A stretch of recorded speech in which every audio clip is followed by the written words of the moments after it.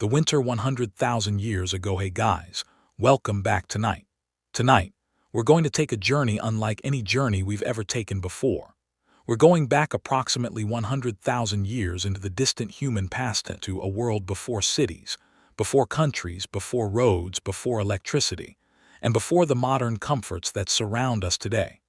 A world where winter could be beautiful, mysterious, and incredibly dangerous. So before we begin, make yourself comfortable. Turn down the lights, get warm beneath your blanket, put your phone somewhere nearby, close your eyes if you'd like, and simply allow yourself to listen. And if you enjoy these peaceful journeys through forgotten moments of human history, don't forget to subscribe to the channel. Your subscription helps us continue creating long, relaxing historical stories for you to listen to at night. Tonight's story is about ordinary human beings who lived in an extraordinary world. We don't know their names. We don't know the exact words they spoke, and we cannot know every thought that passed through their minds. But archaeology, ancient climate evidence, fossils, stone tools, and the remains of long-forgotten landscapes allow us to reconstruct pieces of the world they knew. And tonight, we are going to step carefully into that world. 100,000 years ago, winter had arrived. There were no warm, modern houses waiting at the end of the day, no electric lights to push away the darkness, no stores filled with food, no cars to carry people toward warmer places. There was only the ancient landscape, the cold wind, the distant sound of animals, and the small, precious glow of a fire. So take a slow breath and let it out gently. You don't need to remember every detail. You don't need to concentrate, simply listen. Let the story move slowly through your imagination. And as the modern world becomes quieter around you, imagine that the sounds of today are slowly disappearing. The traffic fades, the lights disappear, the buildings disappear, the roads disappear, and little by little the world begins to change. You are traveling backward through time, 10,000 years, 20,000, 50,000, 80,000, until finally, approximately 100,000 years ago, you arrive beneath a completely different sky. The night is cold, the stars are bright, and somewhere in the darkness, a small group of human beings is gathering around a fire. They do not know that their world will one day become ancient history. They do not know that future generations will wonder how they lived. They do not know that their footprints, tools, bones, and traces of fire may survive long after they are gone. For them, this is simply another winter night. And this is where our journey begins. The fire was burning quietly, not brightly enough to illuminate the entire landscape, but brightly enough to create a small circle of warmth in the darkness. Beyond that circle, the ancient world disappeared. The people could see only a little distance. A few rocks, the uneven ground, the silhouettes of nearby trees or shrubs, perhaps the faint outline of a hill. Everything beyond that was darkness. One of the people leaned closer to the fire. The flames moved gently as the wind passed over them. A piece of wood shifted. There was a soft crack. Then a few glowing embers rolled into the ash. Someone reached forward and carefully pushed them back. It was a small action, almost nothing. But maintaining a fire required thousands of such small actions. Fire was never simply created and forgotten. It needed fuel. It needed protection. It needed attention. And in a cold environment, allowing a useful fire to disappear could be a serious mistake. The people had no matches. There were no metal tools. There was no lighter. Creating fire required knowledge and preparation. We cannot know exactly how every human group produced fire 100,000 years ago, because different populations may have used different techniques, and direct evidence for fire making is often difficult to distinguish from naturally occurring fire. But humans had been using fire for a very long time by this period. The archaeological record contains evidence of ancient fire use stretching far deeper into human history. And by the time our story takes place, fire was already an old companion. Perhaps the people had carried burning material from an earlier fire. Perhaps they had carefully preserved embers. Perhaps they knew how to create a new flame when necessary. Whatever method they used, the result was the same. A small piece of sunlight had been captured and kept alive through the night. The child sleeping beside the warmth moved slightly. An adult pulled a covering closer.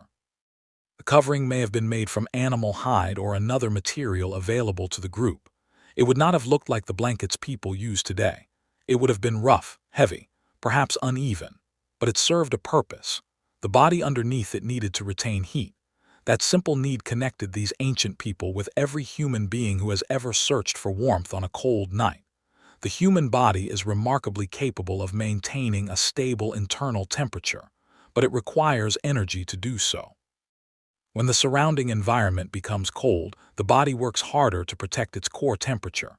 Blood flow to the skin changes. Muscles may begin to shiver. The body spends energy. And if exposure continues for too long, the consequences can become dangerous. The people of the ancient world did not know the biological mechanisms behind this. They simply knew what cold felt like. They knew when someone was becoming weak. They knew that certain shelters were warmer than others. They knew where the wind was strongest.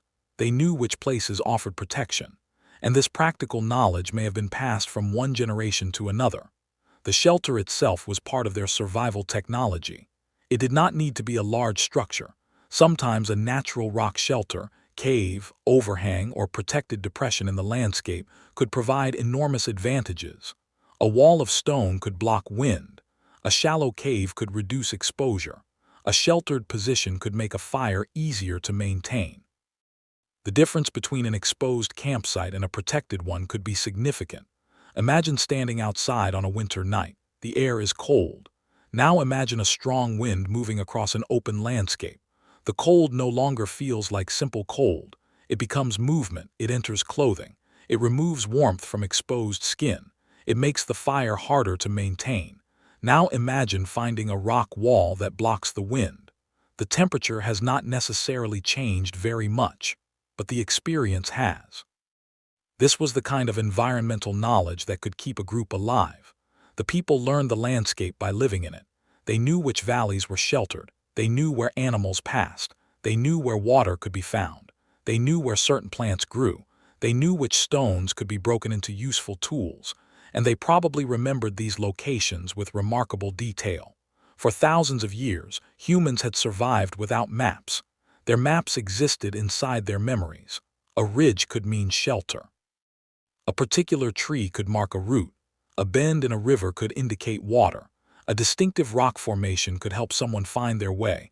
A valley might contain animals. A particular slope might become dangerous after heavy rain. The landscape itself became a kind of memory.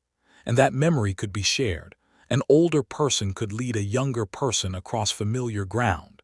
A child could watch, listen, remember. Years later, that child might lead someone else. In this way, information could survive even when individuals did not. The night remained still. The people were quiet. Perhaps there was little conversation. Perhaps they communicated with gestures and sounds. Perhaps they used spoken language more sophisticated than we can reconstruct. The exact form of their communication remains unknown. This is one of the great mysteries of deep human history. We know that humans possessed complex communication abilities long before writing. But we cannot hear the voices of people who lived 100,000 years ago. Their words vanished with them. No ancient recording survives. No written sentence tells us what they called the stars. No surviving message tells us what name they gave the animals. No ancient diary explains what they thought about winter. And yet their behavior tells us something. They were capable of cooperation. They were capable of teaching. They were capable of planning. They made tools. They transported materials. They used fire. They cared for members of their communities. These behaviors require communication. The exact language is lost. The capacity for communication is not. The fire became smaller. One of the adults stood. They moved toward a pile of gathered fuel. The wood had probably been collected earlier. Perhaps some of it had been carried from a nearby area. Perhaps the group had deliberately gathered enough fuel before darkness arrived. This too was part of survival. A fire that lasted through the night required preparation during daylight. The work of winter was rarely limited to the moment when a person needed something. Food had to be found before hunger became severe. Fuel had to be collected before the night became cold. Shelter had to be selected before darkness arrived. Tools had to be prepared before they were needed. This ability to anticipate future needs was enormously important. Human beings were not merely reacting to the present. They were preparing for what had not happened yet. That ability would eventually become one of the defining features of our species. Thousands of generations later, people would build warehouses, refrigerators, calendars, banks, and supply chains around the same basic principle: prepare now for tomorrow. But here, the preparation was simple: wood, stone, food, water, shelter. The person returned to the fire. The new fuel caught slowly. First there was smoke, then a small flame, then another. The fire strengthened. The people moved slightly closer. Warmth returned to the shelter. Outside, the wind continued. Somewhere beyond the darkness, an animal was moving. The ancient landscape was never completely silent. Even during the night, life continued. Small creatures searched for food. Nocturnal predators moved carefully. Herbivores rested or shifted position. Birds remained hidden. Insects survived where the temperature allowed. The people listened. They did not have artificial barriers separating them from the natural world. There was no glass window between them and the night.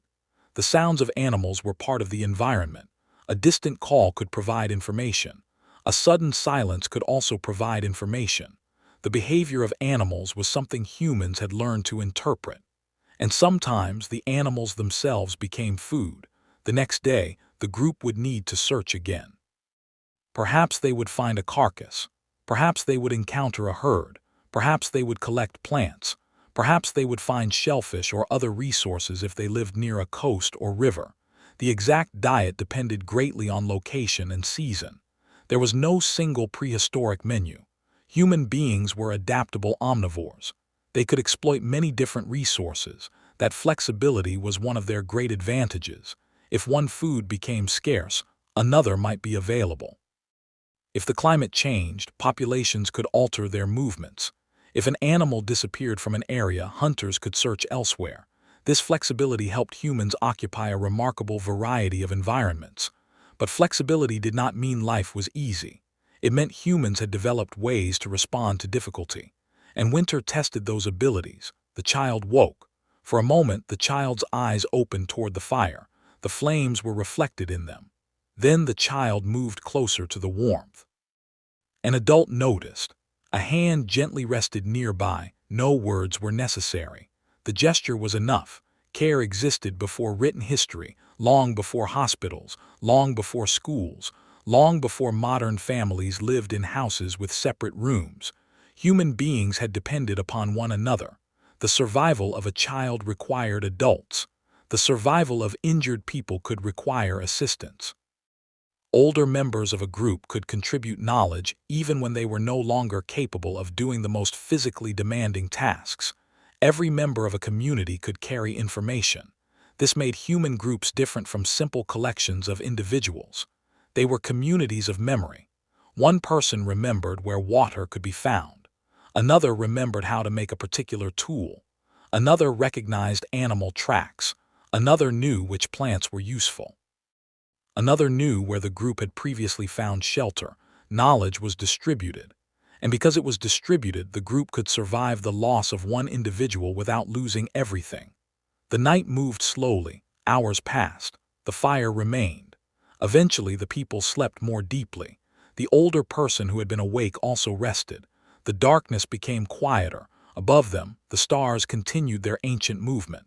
The same fundamental stars that humans see today were already shining in the sky. The constellations, however, would not necessarily have looked exactly the same over such immense periods of time. Stars move. The Earth's orientation changes over long cycles. The appearance of the night sky slowly changes.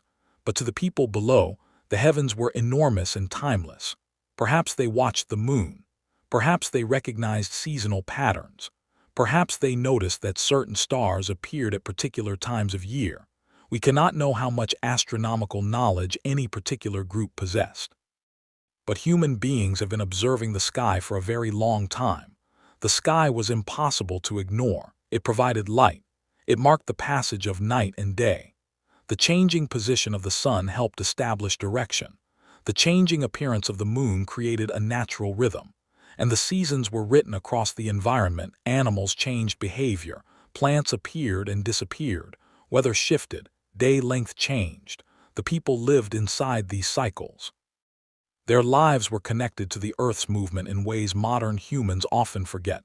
Today, winter can feel like a season on a calendar. For them, winter was not simply a date. It was an environmental reality. The cold changed what they could eat, it changed where they could travel, it changed how much energy they needed, it changed where they slept. It changed the behavior of animals, and it changed the risks they faced. Winter was everywhere. The fire burned, the people slept. The ancient night continued. Then slowly the darkness began to change. The eastern horizon became slightly lighter, morning was approaching. The first birds began to make distant sounds. The temperature remained cold, but the night was ending. One person opened their eyes, they looked toward the fire. Only embers remained. They moved closer and began to revive it. A small flame appeared. Another day had begun. And with it came the oldest question: where will we find food today? The answer was waiting somewhere beyond the shelter. The people would have to go looking. They would step out into the cold, they would follow tracks, they would search the landscape, they would make decisions, they might succeed, they might fail. And whatever happened, the story of their lives would continue, not in written records, not in monuments, but in footprints, broken stones, bones, ashes, and memories passed from one human being to another. For the people themselves, however, none of that mattered. The sun was rising, the fire was warm, the day was beginning. And somewhere beyond the shelter, winter was waiting.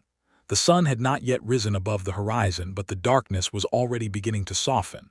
A pale gray light spread slowly across the ancient landscape. The people stirred.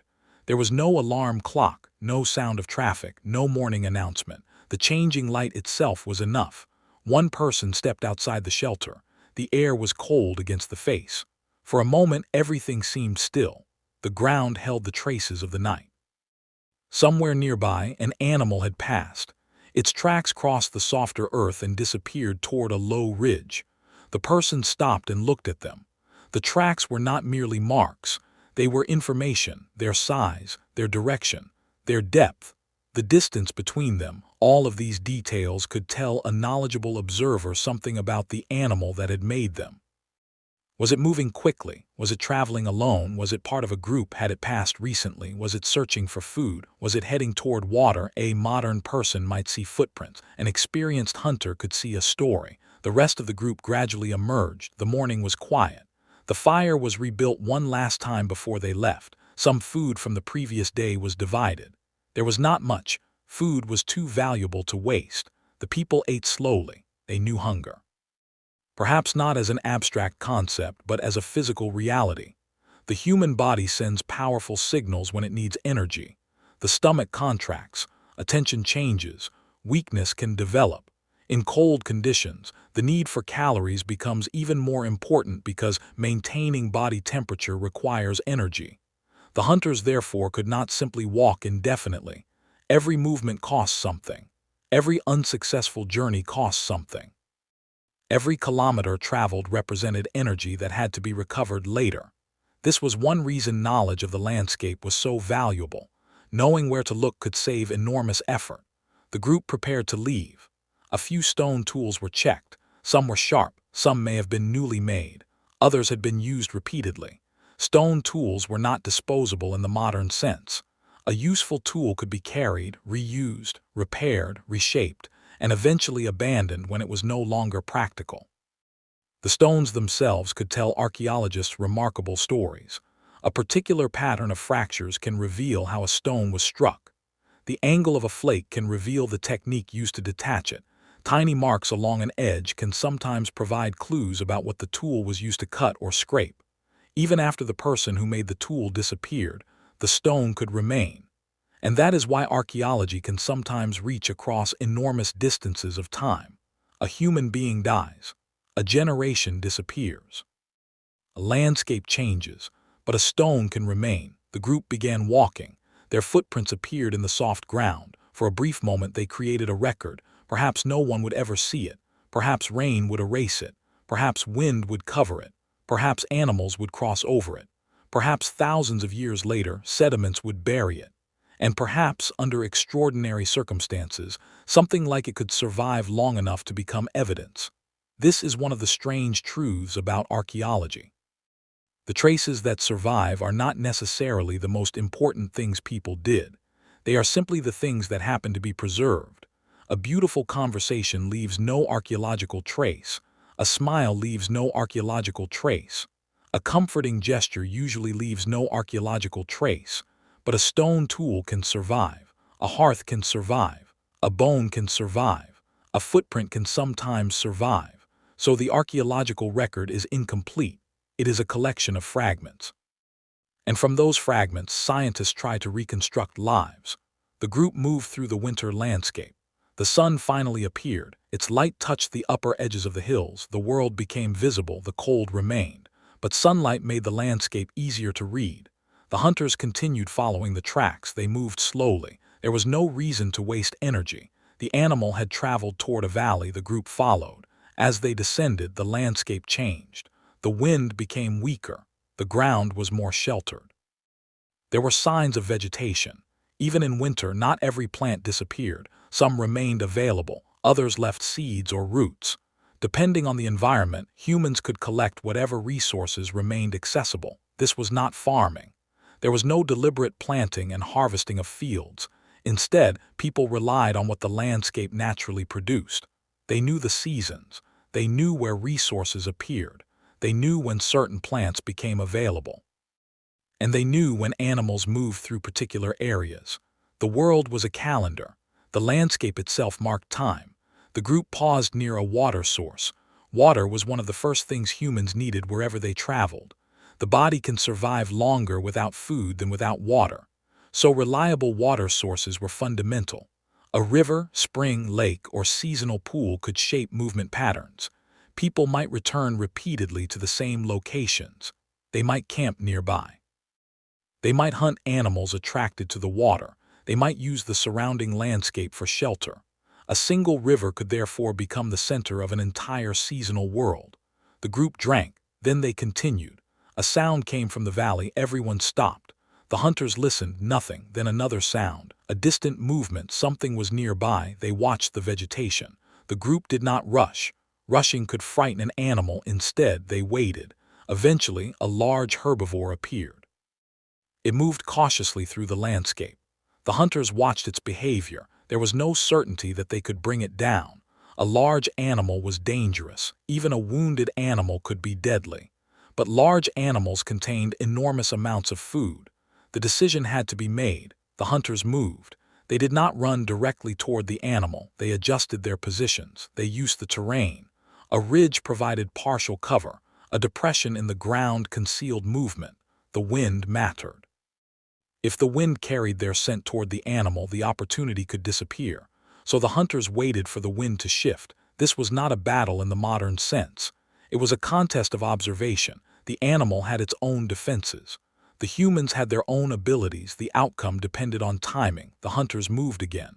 The animal became alert. For several seconds, everything stopped. Then it turned. The opportunity was disappearing. One hunter moved. The others followed. The animal ran.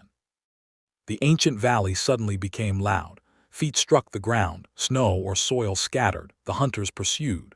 But humans were not the fastest animals. They did not need to be. Human hunting strategies could involve endurance, cooperation, terrain, and persistence. Over time, humans could sometimes pursue animals until they became exhausted. But such techniques depended heavily on climate, terrain, species, and individual circumstances. There was never one universal hunting method. The animal disappeared over a ridge. The hunters stopped. Their breathing was heavy. The chase had cost energy. The group waited. Perhaps the animal had escaped. Perhaps it would reappear. They listened. Nothing. The hunt seemed to have failed. One person looked toward the others. No one spoke. They turned back. The return journey was quieter. But then one hunter noticed something. A disturbed patch of ground. The animal had changed direction. There were fresh marks. The group stopped. They followed. The tracks descended toward a narrow passage. The landscape itself was helping them. The hunters spread out. The animal was somewhere ahead. They could not see it, but they knew it was there. They moved carefully. Then they heard it. A heavy movement. The hunt resumed. This time the group worked together. They used their knowledge of the terrain. They approached from different directions. The animal attempted to escape, but the landscape limited its options. The hunters acted. Stone tools became weapons. The precise technology varied among human populations. and archaeologists continue to debate exactly how different prehistoric groups hunted different animals. But humans had developed increasingly sophisticated ways of exploiting their environments. Their tools were extensions of their hands. Their cooperation extended their physical abilities, and their knowledge of animal behavior extended their reach even further. After the struggle, the valley became quiet again. The animal was down. The hunters stood still, they were exhausted, but now there was food. A successful hunt could provide an enormous amount of nourishment. It could feed several people. Parts of the animal could be used for different purposes: meat for food, hide for coverings, bones for tools, tendons for bindings, fat for energy. Nothing was necessarily worthless. The animal had become part of the human world. The group began processing it. This work required sharp tools. Stone flakes were used to cut. Scrapers could help with hide processing. Heavy stones could help break bones. Different tools served different purposes. The work was physical. Cold air mixed with the smell of blood and earth. The hunters knew they could not remain exposed for too long. The carcass attracted attention. Other predators might arrive. Scavengers could smell it. The group needed to work efficiently. They removed what they could carry. Some parts might be processed immediately. Others could be transported back to the shelter. The work continued. And while they worked, something remarkable was happening. Knowledge was being transmitted. A younger person watched an experienced adult. The angle of the tool, the pressure of the hand, the direction of the cut, the way the hide was separated, the way the useful pieces were identified. None of this required a classroom. The lesson was happening through observation. This was how enormous amounts of human knowledge could survive without writing. One generation showed the next. The next remembered. Later, they taught others. A skill could survive even when the original teacher was gone. The hunters eventually began carrying the food. The journey back would be difficult. They had succeeded, but success created another problem. They now had a heavy load. Transporting food across the landscape required planning. The group could not simply carry everything. They had to decide what was worth taking. This was another form of intelligence. Every resource had a cost. Every kilogram had to be carried. Every journey consumed energy. So the hunters selected valuable parts. They began returning toward the shelter. The sun was already moving lower. Winter days could feel short. Light disappeared quickly. They needed to return before darkness. The group moved steadily. The landscape looked different in the afternoon light. Long shadows stretched across the ground. The cold became sharper. But now they carried food. Their steps felt lighter. The possibility of another warm meal changed everything. When the shelter finally appeared in the distance, the people inside noticed them. The returning hunters were greeted. There may have been excitement. There may have been relief. Perhaps the children moved closer. Perhaps the adults began preparing the fire.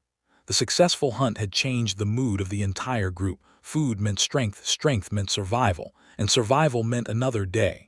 The carcass was brought inside or into a protected processing area. The work continued. The fire was rebuilt. The smell of cooking food slowly filled the shelter. The winter darkness returned. But tonight was different. Tonight there was enough food. The people gathered closer. The day had been difficult. The morning had begun with uncertainty. The hunt had nearly failed. The animal had escaped once. The hunters had followed. And eventually they had succeeded. The group could eat for a few hours. Winter seemed less frightening. The fire burned steadily. The children watched the adults. The older members of the group rested. The hunters cleaned their tools. Stone was placed against stone. A blade was sharpened.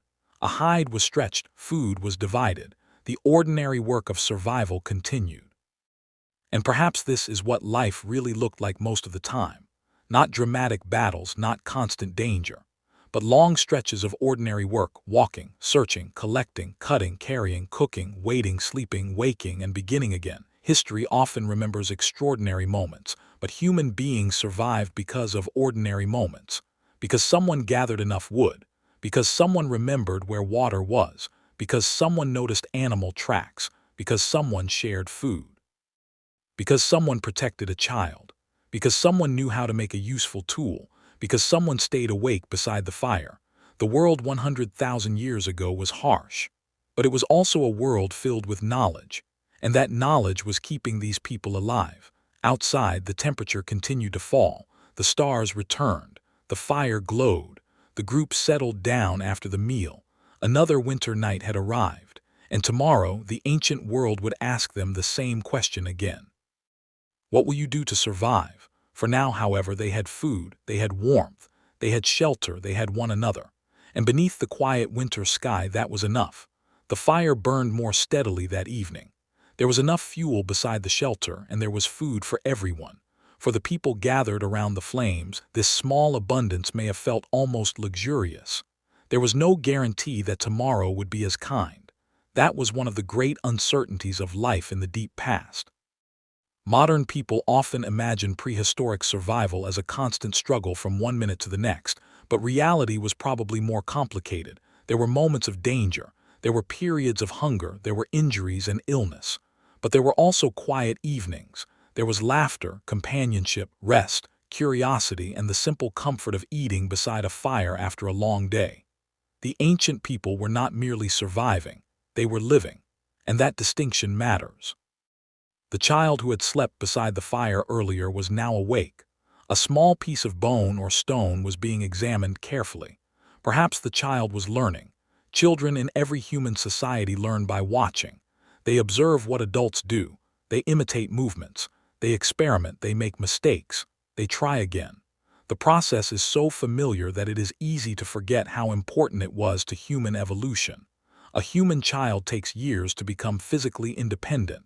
That long childhood is costly. Adults must provide food and protection, but the extended period also creates an enormous opportunity. A child has time to learn, not just how to walk and find food, but how to understand an entire cultural world, which plants are safe, which animals are dangerous, which stones are useful, how to behave around fire, how to recognize tracks, how to communicate, where the group travels, where it rests, and perhaps most importantly, how to become a member of the community. Culture could therefore be passed from generation to generation. The knowledge accumulated over one lifetime did not have to disappear when that person died. It could continue through others. The older members of the group were part of this process. Their value was not necessarily measured by physical strength. Memory itself could be valuable. Imagine an older person who had seen many winters. That person might remember a valley where animals gathered during certain conditions. They might remember a water source. They might remember a dangerous cliff. They might know where certain plants appeared after the snow disappeared. Such knowledge could be invisible to archaeology, but it could have been extremely important. The group sat around the fire. The meal was nearly finished. Bones remained. Some might be broken to reach the nutritious marrow inside. This was another reminder that prehistoric people used animals in many ways. Large bones could contain fat-rich marrow. In environments where food was unpredictable, extracting as much nutrition as possible from a carcass could make sense. The stone tools were used again. A heavy stone struck the bone. Crack. The interior became accessible. The sound echoed softly against the shelter. Then everything became quiet again. The fire continued to burn. The people were tired. The day had demanded a great deal from them. But there was no need to travel now. Night had arrived. They could rest. Outside, the winter landscape was changing. Clouds moved across the sky. The wind strengthened. A faint sound of snow or sleet could be heard against the shelter. The people listened. Weather mattered. A sudden storm could alter plans. A heavy snowfall could make travel difficult. Cold rain could be especially dangerous. A wet person loses heat much faster than a dry person. This meant that shelter was not simply a place to sleep. It was a form of protection against the atmosphere itself. Natural shelters could therefore be extremely valuable. Caves and rock overhangs have preserved some of the most remarkable evidence of prehistoric human activity. But we should be careful. Not every cave was a permanent home. Not every ancient hearth represents a long-term settlement. Humans moved, they followed resources, they returned to useful locations, they used different places for different periods. The archaeological record often captures only a moment. A fire burned here, a tool was discarded there, a bone was left behind. Sediment covered everything. Then thousands of years passed, the landscape changed, more sediment accumulated. Eventually, perhaps someone found the site, and suddenly a tiny moment of ancient life returned. The people around tonight's fire had no idea that this was possible. They could not imagine archaeology. They could not imagine museums. They could not imagine scientists carefully brushing soil away from a stone tool. They could not imagine computers reconstructing ancient climates. They could not imagine geneticists comparing DNA from populations separated by tens of thousands of years. Their world was immediate. The next day mattered. The next meal mattered. The next winter mattered. The future beyond their own lifetime existed mostly through memory and expectation. Yet they were part of a much longer story. Their ancestors had lived before them. Their children would live after them. The tools they used were connected to traditions older than their individual lives. A particular way of striking stone may have been learned from someone who learned it from someone else. The exact chain is impossible to reconstruct, but the principle is clear. Human technology has deep roots. Stone tools were not invented once and then forgotten. They changed gradually. Different populations developed different traditions. Some techniques became widespread. Others remained local. Some disappeared. Others survived for astonishing lengths of time. This is why archaeologists study tiny differences in stone technology. The shape of a tool can reveal more than its function. The way it was made can reveal a cultural tradition. The source of the stone can reveal movement. If a particular type of rock does not occur near a site, researchers may ask where the material came from. Perhaps someone traveled. Perhaps another person carried it. Perhaps the group returned repeatedly to a distant source. A stone, therefore, can become a map, can reveal movement across a landscape. The people around the fire did not think of it that way. For them, a stone was simply useful, but usefulness left traces, and traces became evidence. The wind became stronger, the fire moved. One person added more fuel, the flames rose. The shelter became warmer, the group settled down. Some slept, others remained awake. The rhythm of the night continued. Hours passed. The fire gradually became a bed of glowing embers. A person reached toward it and adjusted the fuel. Another person stirred. Then everything became quiet again. Outside, the animals continued their own lives. Predators moved through the darkness. Some searched for prey, others rested after feeding. Herbivores stayed alert. The relationship between humans and animals was complex. Humans hunted animals. Animals sometimes hunted humans. Humans competed with other predators for food. Humans also learned from animals. They watched their movements. They followed their tracks. They depended upon their migrations. Their lives were interconnected. A human group could not understand its environment without understanding the animals within it. The next morning would begin another search. But tonight the people rested. The child slept. The older members rested. The hunters recovered. The fire survived, and the cold remained outside. This cycle repeated day after day, night after night, winter after winter. The repetition itself was important. Survival depended on routines. The same shelter could be used again. The same water source could be visited. The same hunting ground could be remembered. The same tool-making technique could be repeated. The same fire could be maintained. Humans are creatures of pattern. We recognize patterns. We remember them. We teach them. And in the deep past, pattern recognition could mean survival. A person who noticed that animals often appeared in a particular valley at a certain time of year had discovered a valuable pattern. A person who realized that a particular stone produced sharper edges had discovered another. A person who noticed that a certain location stayed warmer during strong winds had discovered another. Thousands of such observations could accumulate across generations. Eventually, they became tradition. The winter night continued, but beyond the shelter something else was happening. The climate of Earth was not fixed. It never had been. The planet moved through natural cycles of warming and cooling. Glacial and interglacial periods shaped landscapes. Ice expanded and retreated. Sea levels changed. Animals moved. Vegetation shifted. Human populations responded. The world 100,000 years ago was part of a much larger climatic story. The exact environmental conditions varied greatly by region. Some areas may have been cold and dry.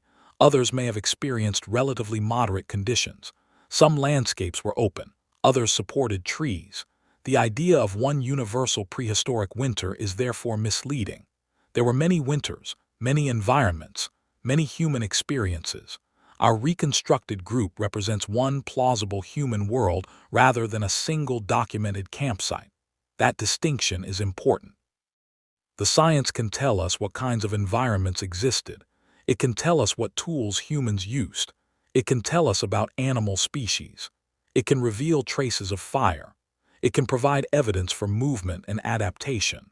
But it cannot tell us exactly what one unnamed individual thought on one particular winter night. That part belongs to imagination. And perhaps imagination is useful here, as long as we do not confuse it with evidence. Because the archaeological record gives us the skeleton of the story, the human imagination allows us to understand its scale. 100,000 years is an almost impossible amount of time to picture. If 1 year were represented by a single step, 100,000 years would be a journey stretching far beyond any ordinary human scale. Entire civilizations have risen and disappeared within a tiny fraction of that period. Languages have changed. Borders have changed. Cities have been built and abandoned. But 100,000 years ago, the people around the fire were already recognizably human in many important ways. They needed warmth. They needed food. They cared for children. They worked together. They learned. They remembered. They adapted. And they watched the darkness. That continuity is perhaps the most beautiful part of the story. The modern person listening tonight may be lying beneath a warm blanket. There may be a heater nearby. There may be a soft light in the room. There may be a phone beside the bed. The ancient person had none of those things. And yet both people know the feeling of becoming tired at night. Both know the comfort of warmth. Both know the relief of eating after hunger. Both know the importance of companionship. Both know the quiet that arrives when the world outside becomes dark. The technologies are different. The human experience is not entirely different. The fire burned lower. One last piece of wood was placed on it. The flames rose briefly. The people watched. Then the fire settled again. Outside, the wind moved over the ancient ground. The stars remained above. And beneath those stars, another night passed. No monument was built. No name was recorded. No historian wrote down what happened, but the people survived. And because they survived, their descendants would eventually inherit the world. Their story would continue through countless generations.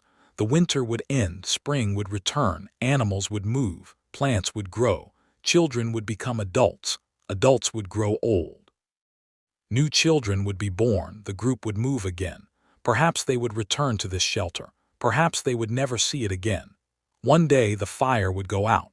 The shelter would become empty. Wind would pass through. Rain would fall. Sediment would slowly cover the remains. The stone tools would remain beneath the ground. And the ancient people would become invisible, but not completely. Because 100,000 years later, we can still find pieces of them. And if we listen carefully enough to those pieces, we can almost hear the quiet rhythm of their lives, stone against stone, footsteps across cold ground, the crackle of fire, the distant call of an animal, the breathing of sleeping people, and the wind moving through the darkness. The ancient winter continued, but so did humanity. Morning arrived slowly. The fire had survived the night, but only barely.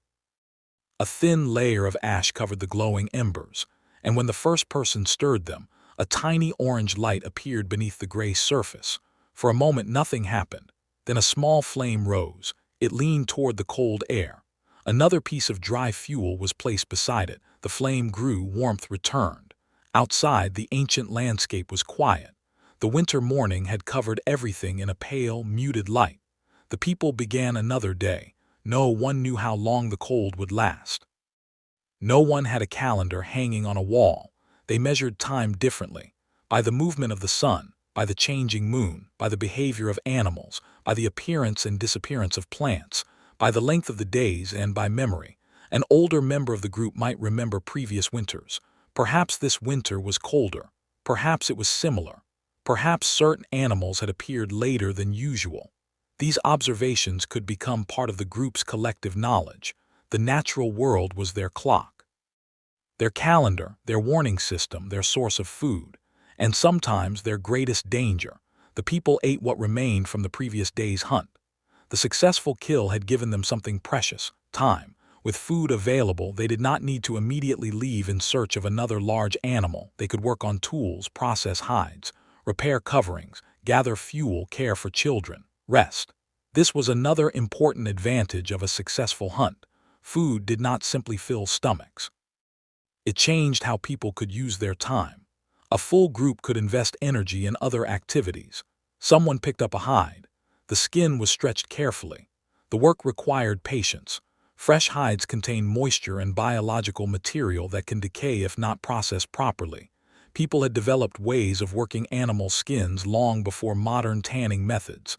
Scraping away unwanted tissue was one part of the process.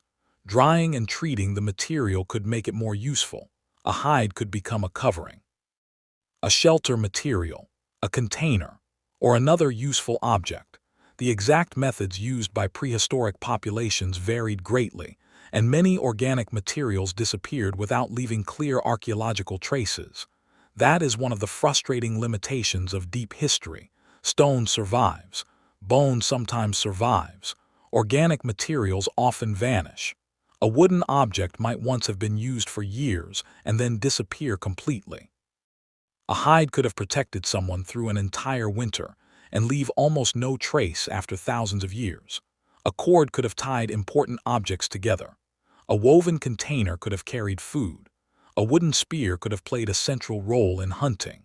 And yet none of these things necessarily survive. This means the archaeological record may dramatically underestimate how sophisticated prehistoric technology really was. The people living here were not surrounded by stone alone. They lived in a world of wood, fiber, skin, bone, plant materials, and stone. Stone simply happens to be one of the materials most likely to survive. The hide was stretched.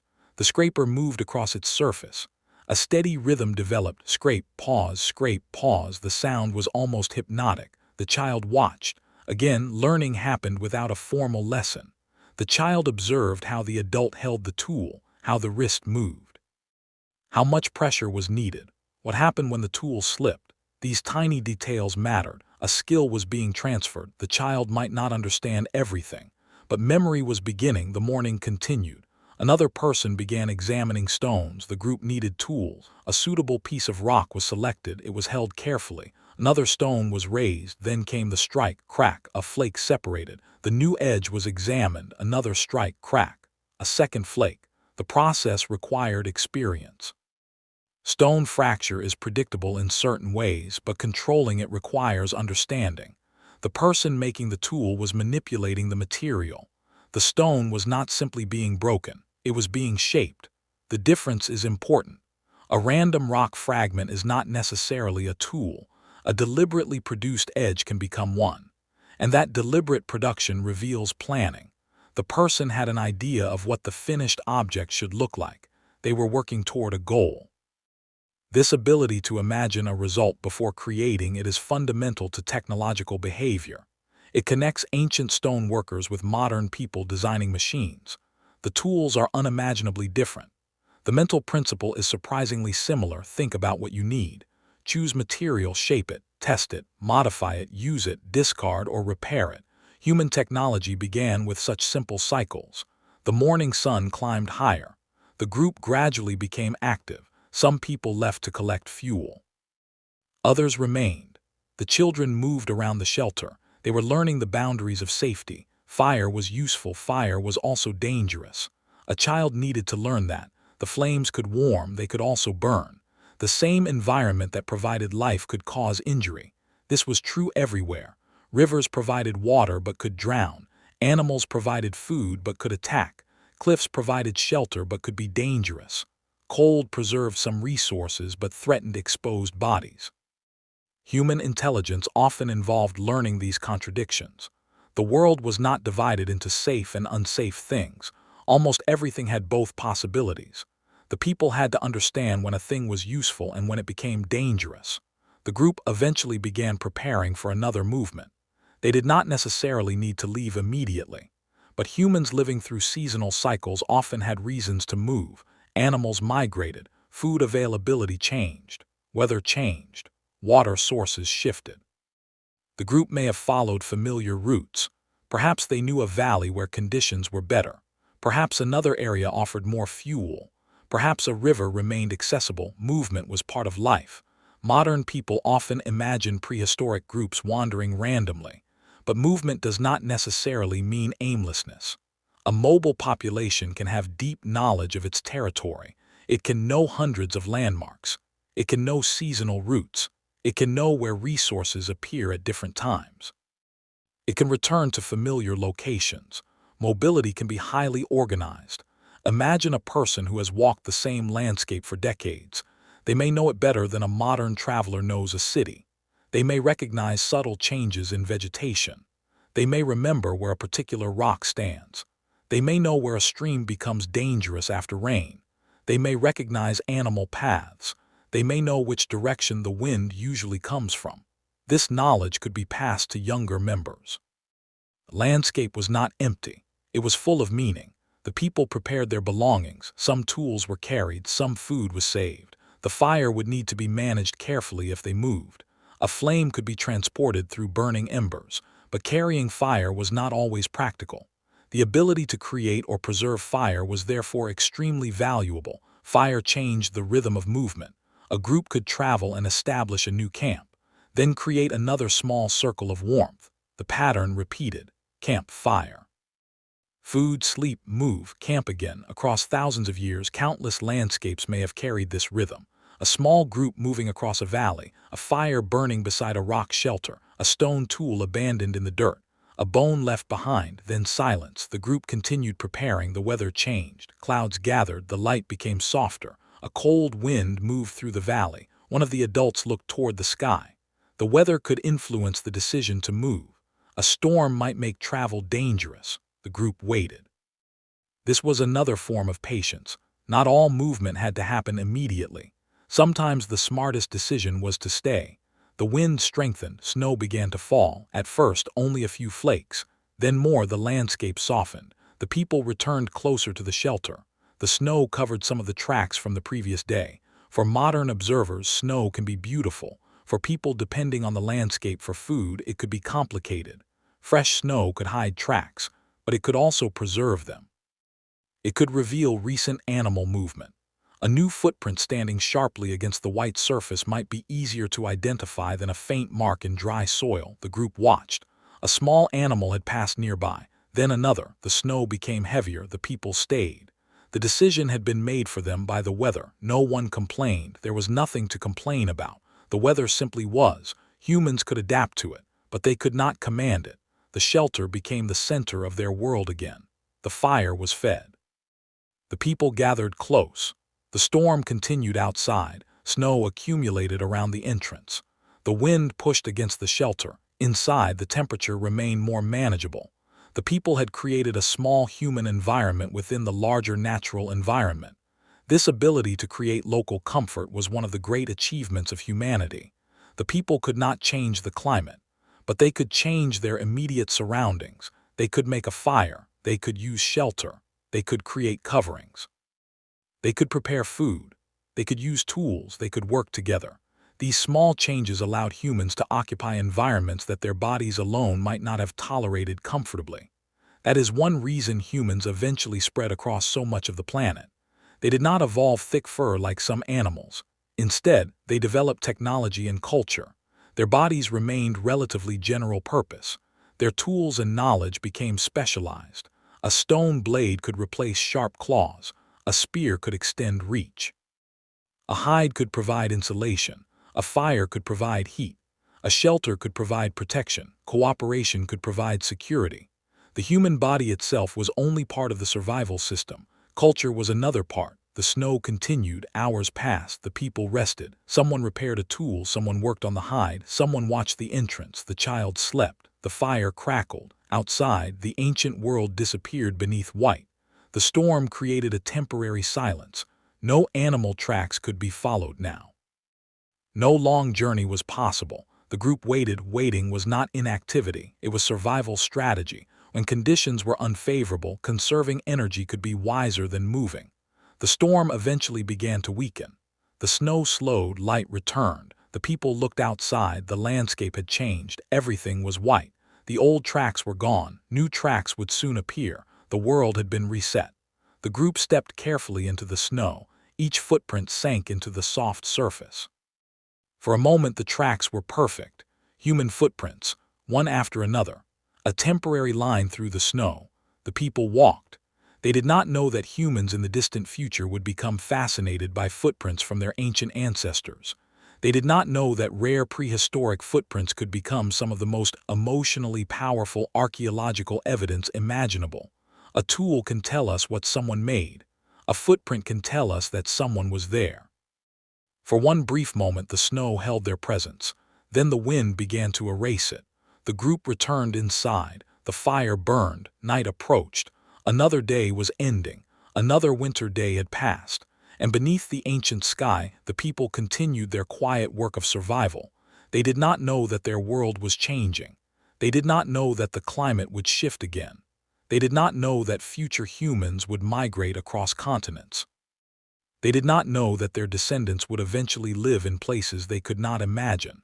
They knew only this shelter, this fire, this winter, this family, this moment. And for tonight that was enough. The snow had stopped. For a while the ancient landscape remained unusually quiet. The trees and rocks were covered with a thin white layer, and the tracks of animals appeared like dark lines across the ground. The people stepped outside carefully. The cold was sharper than before. But the fresh snow had also changed the landscape in another way. It had made movement visible. Every creature that had crossed the ground during the night had left a record behind. A small animal had moved toward the shelter. A larger animal had traveled toward the valley. Several birds had landed near a patch of exposed ground. The people could read these marks. The world had become a page. The snow had written upon it. One of the hunters crouched beside a set of tracks. The footprints were fresh, very fresh. The edges were still sharp. The animal had not passed long ago. The hunter followed the direction. Others watched. The group had not planned another major hunt so soon. But opportunities could not always be scheduled. Food could appear unexpectedly. A track could become a possibility. The people followed.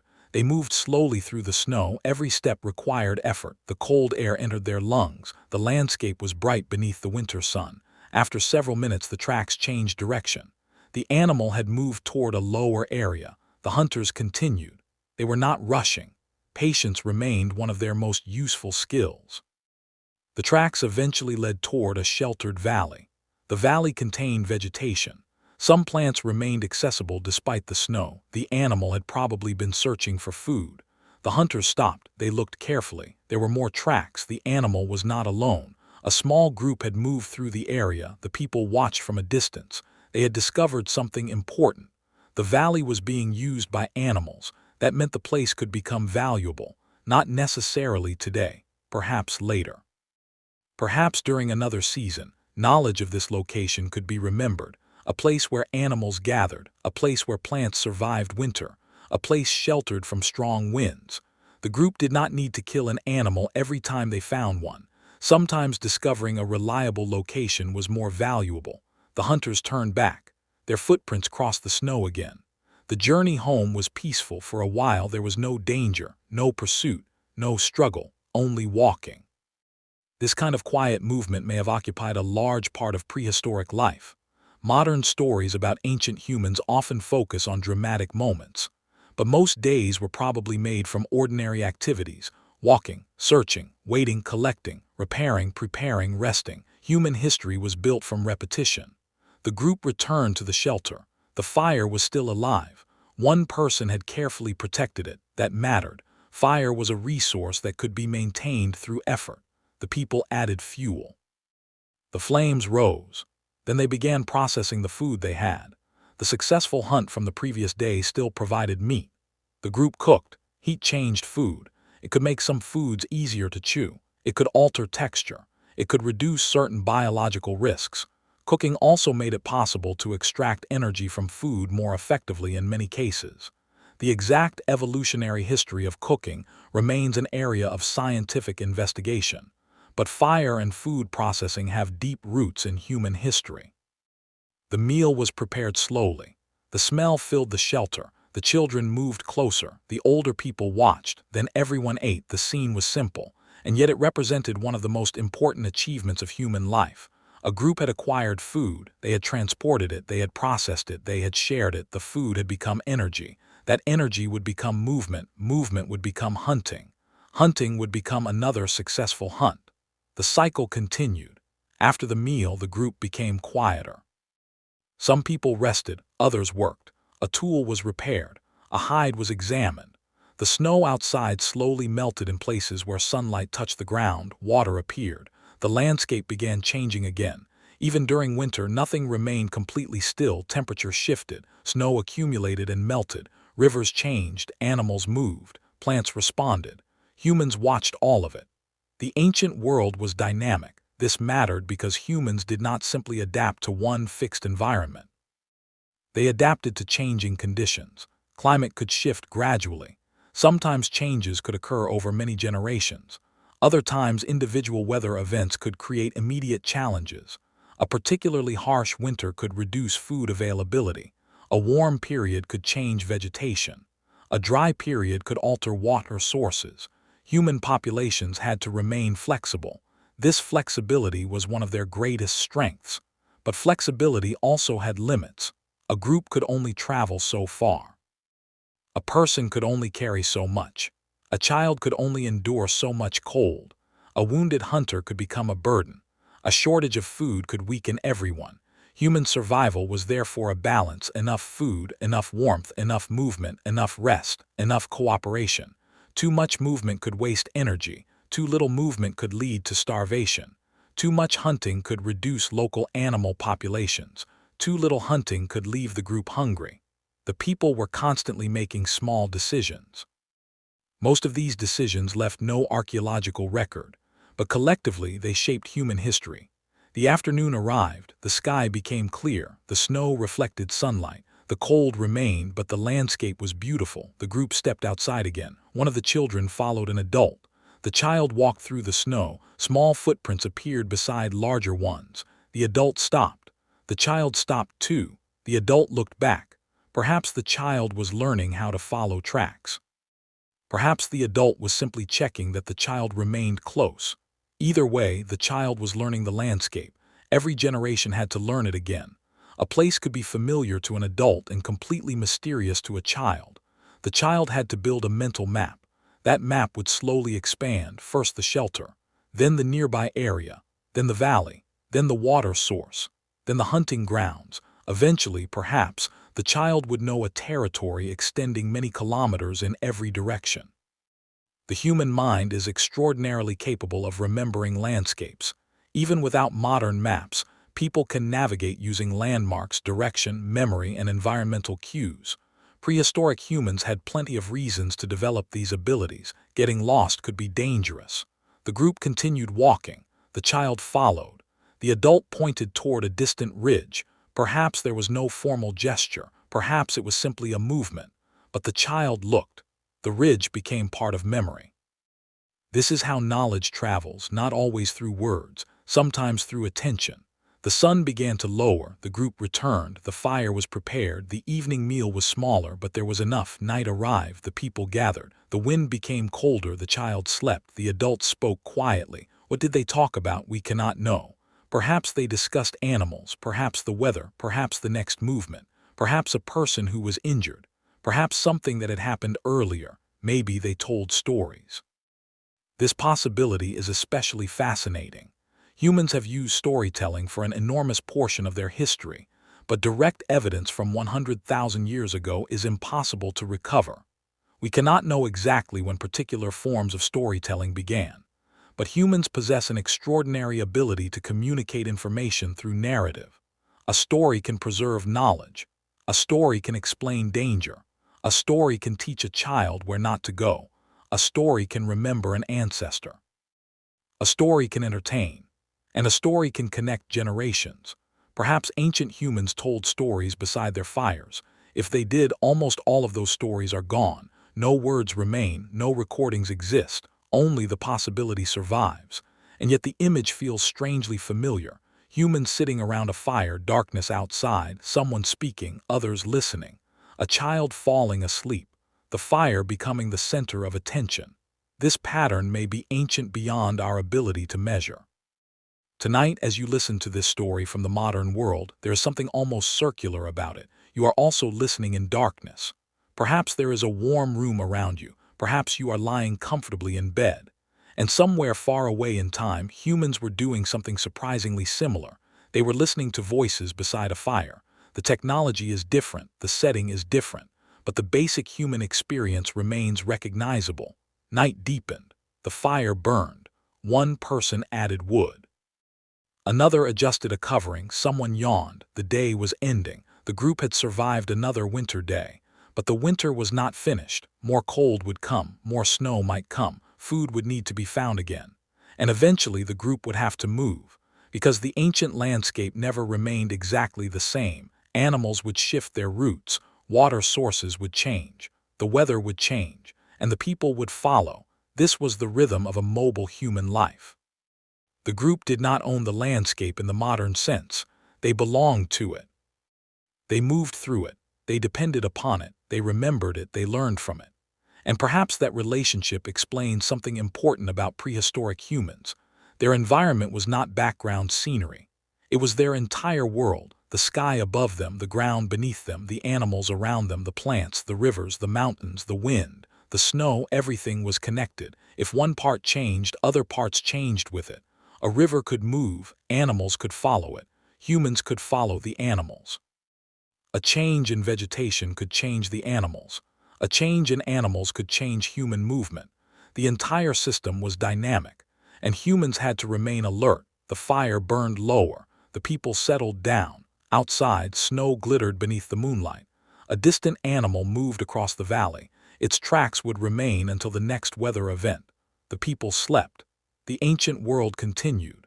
And somewhere beneath the ground, the first pieces of a future archaeological story were being created.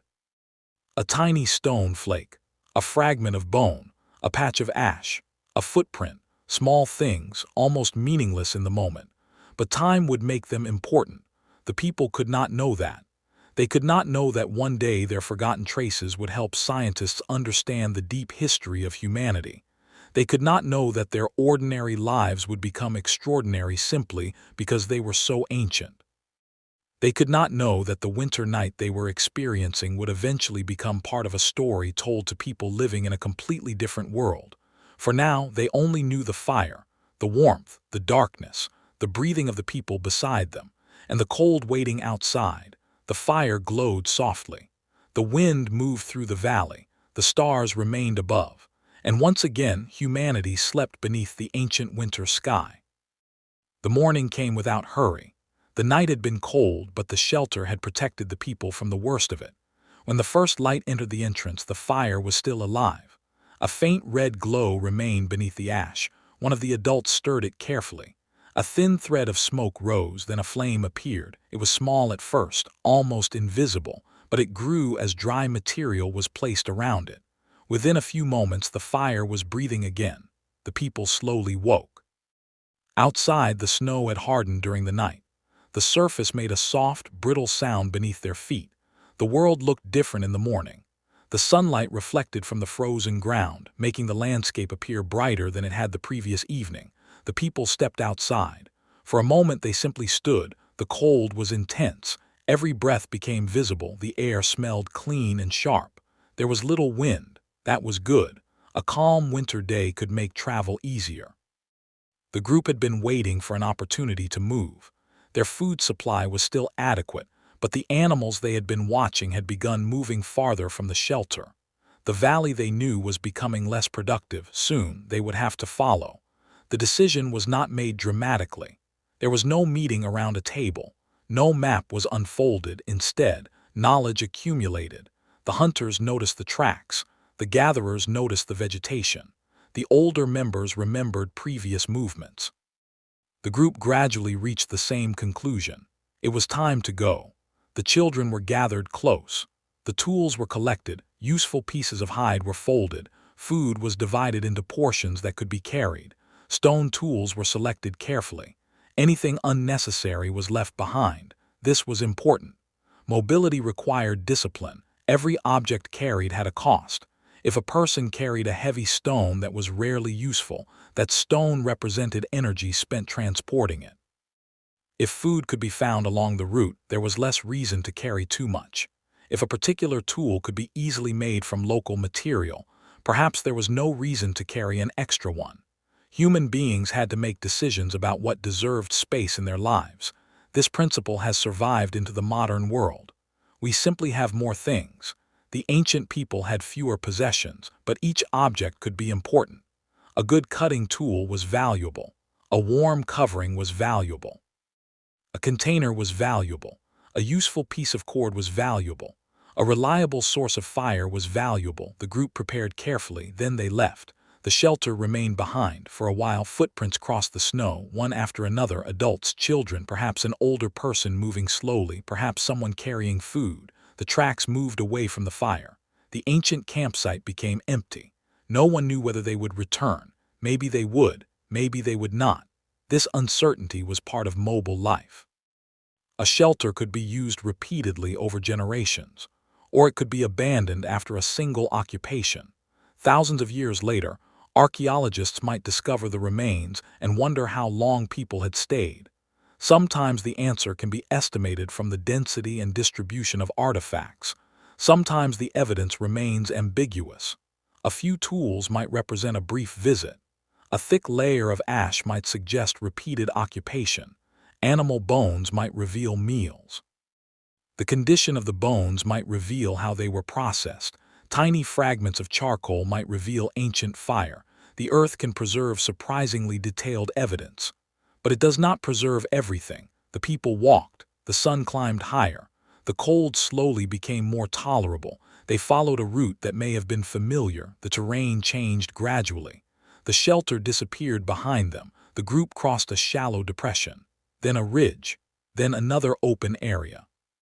At the top of the ridge, the landscape expanded before them. Far in the distance, another valley was visible. The adults stopped. They looked. The valley contained trees. A stream appeared to run through it. There were signs of animals. This could be their next destination. The group began descending. The journey was slow. Children could not move as quickly as adults. The adults adjusted their pace. This was another example of cooperation. A group does not move at the speed of its strongest individual. It moves at the speed that allows everyone to remain together. That principle may have been important throughout human history. A child who could not keep up was vulnerable. An injured person who could not walk alone needed assistance. An older person might know the route but require more time. The group had to balance speed with cohesion. This was not simply kindness. It was practical. A community that stayed together could share information and resources. A person separated from the group could become much more vulnerable. The valley became closer. The stream was real. The people reached it by midday. The water was partially frozen. The group examined the surface. One person broke through the ice. Clear water appeared underneath. They drank. The water was extremely cold, but it was valuable nearby. Animals had also visited. Their tracks crossed the bank. Some were old, some were fresh. The hunters noticed immediately. This place was active. A water source was never only a place to drink. It could also be a meeting point for animals. That made it a useful location for observation. The people decided to remain nearby for a while. They found a protected area close to the stream. It was not a cave. It was not a permanent house. It was simply a place where the wind was weaker and the ground was relatively dry. The group began establishing a temporary camp. This was a familiar process. Fuel was collected. The fire was prepared. Food was arranged. Tools were placed where they could be reached. The camp became a small human center. The surrounding wilderness remained enormous. But within this small space, the people created order: fire in one place, tools in another, food in another, sleeping areas, working areas, movement through the camp. Even a temporary camp required organization. The afternoon passed. One hunter followed tracks near the stream. Another searched for smaller food sources. Others collected wood. The children explored close to the adults. The group was learning the new landscape. This was important. A new environment had to become familiar. The first day was about observation. Where is the water? Where are the animals? Where is the shelter? Where is the fuel? Where is the safest route? Where does the wind come from? Where can the group find food? These questions were not written down. They were remembered. By evening, the new camp was functioning. The fire burned. The people sat close. The old shelter was now far behind them. A new chapter of their winter journey had begun. But there was something unusual about the valley. The animal tracks were more numerous than expected. Large herbivores had passed through repeatedly. The hunters noticed that many tracks followed the same route. The animals were using a natural corridor. The valley was becoming a promising hunting ground. The group would wait. There was no need to act immediately. The people knew that hunting required patience. The next morning they might observe the animals. They might wait for the right opportunity. They might discover that the animals were too difficult to approach. Nothing was guaranteed. The evening meal was modest. The successful hunt from earlier days had provided food, but supplies were not endless. The people ate quietly. The fire reflected against their faces. The child who had followed the adults during the journey now slept beside the warmth. An older person watched the flames. Perhaps this person remembered another valley. Another winter, another journey. Human memory could hold landscapes that no longer existed. A valley might change. A river could alter its course. A forest could disappear, but memories could preserve them. The person might remember a place where the group had stayed years earlier. Perhaps that place was warmer. Perhaps animals had been plentiful.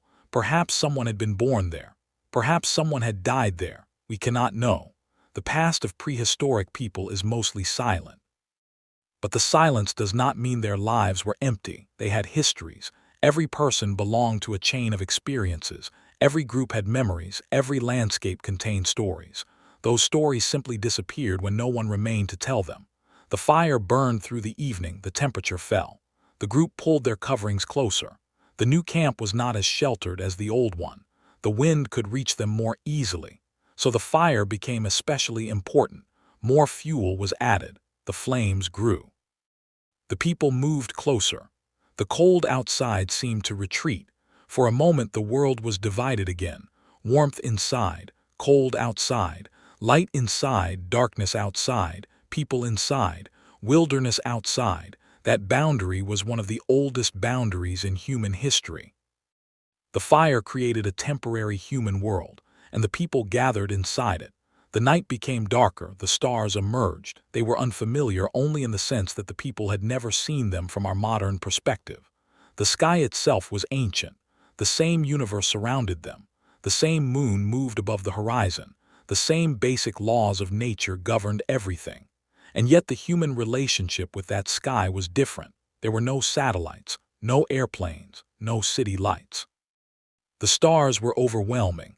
A clear night would have revealed a darkness filled with countless points of light. Perhaps the people watched them. Perhaps they ignored them. Perhaps they used them for orientation. Perhaps they created stories about them. We cannot know. But the sky was impossible to escape. It was part of everyday life. Eventually, the group became quiet. One by one, the people slept. The fire continued burning. A person remained awake for a while. The responsibility of watching the fire and listening to the darkness did not necessarily belong to one permanent guard. People could wake naturally. Someone might hear an unusual sound. Someone might notice the fire weakening. Someone might add fuel. The night passed through these small acts of attention. Hours moved. The fire became embers. Then morning approached. The first light appeared. The new valley was waiting. And somewhere beyond the trees, the animals that had left their tracks were beginning to move again. Hunters would soon follow. They did not know whether the valley would provide food. They did not know whether the winter would become harsher. They did not know how long they would stay, but they had arrived. They had fire, they had tools, they had knowledge, they had one another. And for a human group living 100,000 years ago, those things could mean the difference between an empty day and a successful one. The sun rose over the ancient valley. The frost began to shine. The people woke, and another winter morning began. The first light touched the valley. Mist hovered above the stream. The surface of the water reflected the pale morning sky, and thin sheets of ice floated along the edges. The people woke slowly. The new camp had survived its first night. That alone was useful information. The shelter was not perfect, but it worked. The fire had remained alive. The wind had not been strong enough to drive the cold completely through the camp. The water source had remained accessible, and the animal tracks were still there. The hunters stepped toward the stream. Fresh tracks had appeared during the night. Several animals had passed close to the water. Their footprints crossed the frozen ground and disappeared into the trees. The hunters studied them. They did not immediately follow. Instead, they watched the valley. This was one of the most important differences between simply walking and hunting. A hunter needed to understand the environment before acting. Animals did not move randomly. They responded to water, food, weather, predators, other animals, terrain, and human activity. If the hunters understood those patterns, they could predict where animals might go. Prediction was powerful. A person who could anticipate movement had an advantage over someone who merely reacted. The hunters waited. A bird called from somewhere in the trees, another answered. The valley slowly became active. Small animals moved first, then larger ones. The people remained quiet. Eventually, something moved among the trees, a herd, not enormous, but large enough to matter. The hunters watched from a distance. The animals approached the water, they drank, then they began feeding. The people did not attack, not yet. They studied the herd. Which animal was strongest, which was youngest, which was separated, which direction would the herd move afterward. These details mattered. A successful hunt was not simply about throwing a weapon. It was about choosing the right moment. The hunters moved slowly. They used the terrain. A low ridge concealed them. Trees broke up their outline. The wind was favorable. Everything was working in their favor. But the animals remained alert. One lifted its head. It listened. The hunters froze. The animal looked toward the ridge. Nothing moved. The herd returned to feeding. The hunters waited again. Time passed. The sun rose higher. The cold began to weaken slightly. The hunters moved closer. The animals became alert again. This time the group was ready. The first movement was quick. The animals scattered. The valley erupted. Snow and dirt flew into the air. The hunters pursued. But the herd had an advantage. There were many animals. They could move in different directions. The hunters had to choose. They selected one. The chase continued. The animal ran toward the open ground. The hunters followed. Their breathing became heavier. The cold air entered their lungs. The distance between them changed. Sometimes the animal gained ground. Sometimes the hunters closed it. This was not a simple race. It was endurance. Terrain mattered. Weather mattered. The animal's condition mattered. The hunter's condition mattered. The chase continued for a long time. Eventually, the animal began to slow. The hunters recognized the change. They had seen it before. The animal was tiring. Now the final stage began. The hunters approached carefully. The animal still had strength. A wounded animal could become extremely dangerous. The hunters used distance whenever possible. They waited, then acted. The hunt ended. The valley became quiet again. The hunters stood over their catch. They were exhausted, but they had succeeded. The food would change the next several days. The hunters began processing the animal. Again, the work was methodical. Stone blades were used.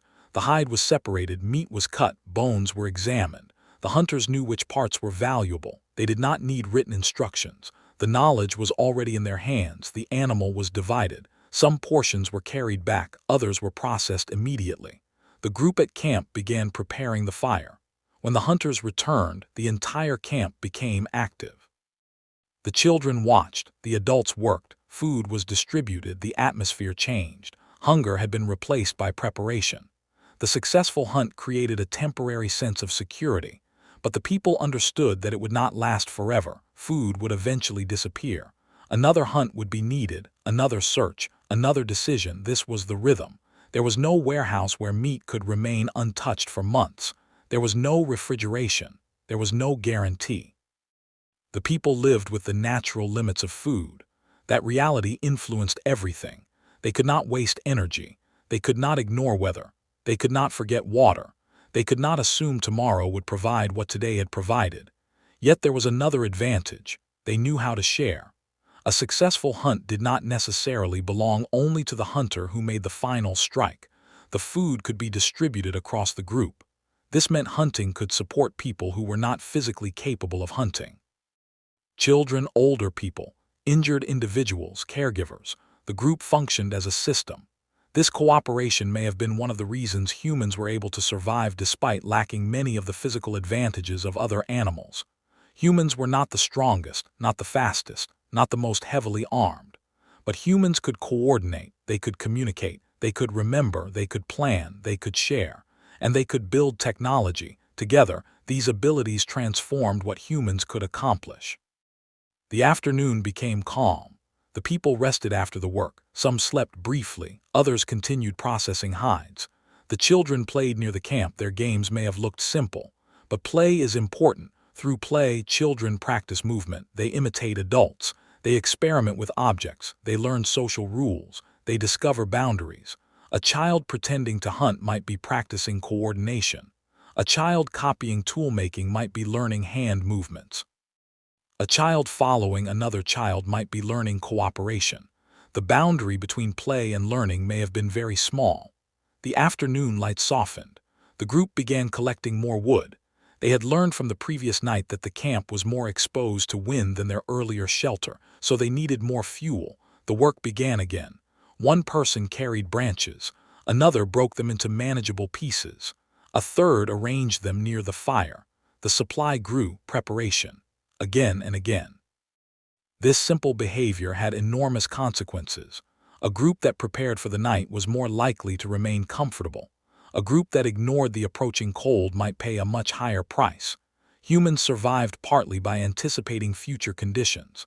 The sky began changing, clouds gathered, the wind shifted, the people noticed. Winter weather was returning. They moved closer to the fire.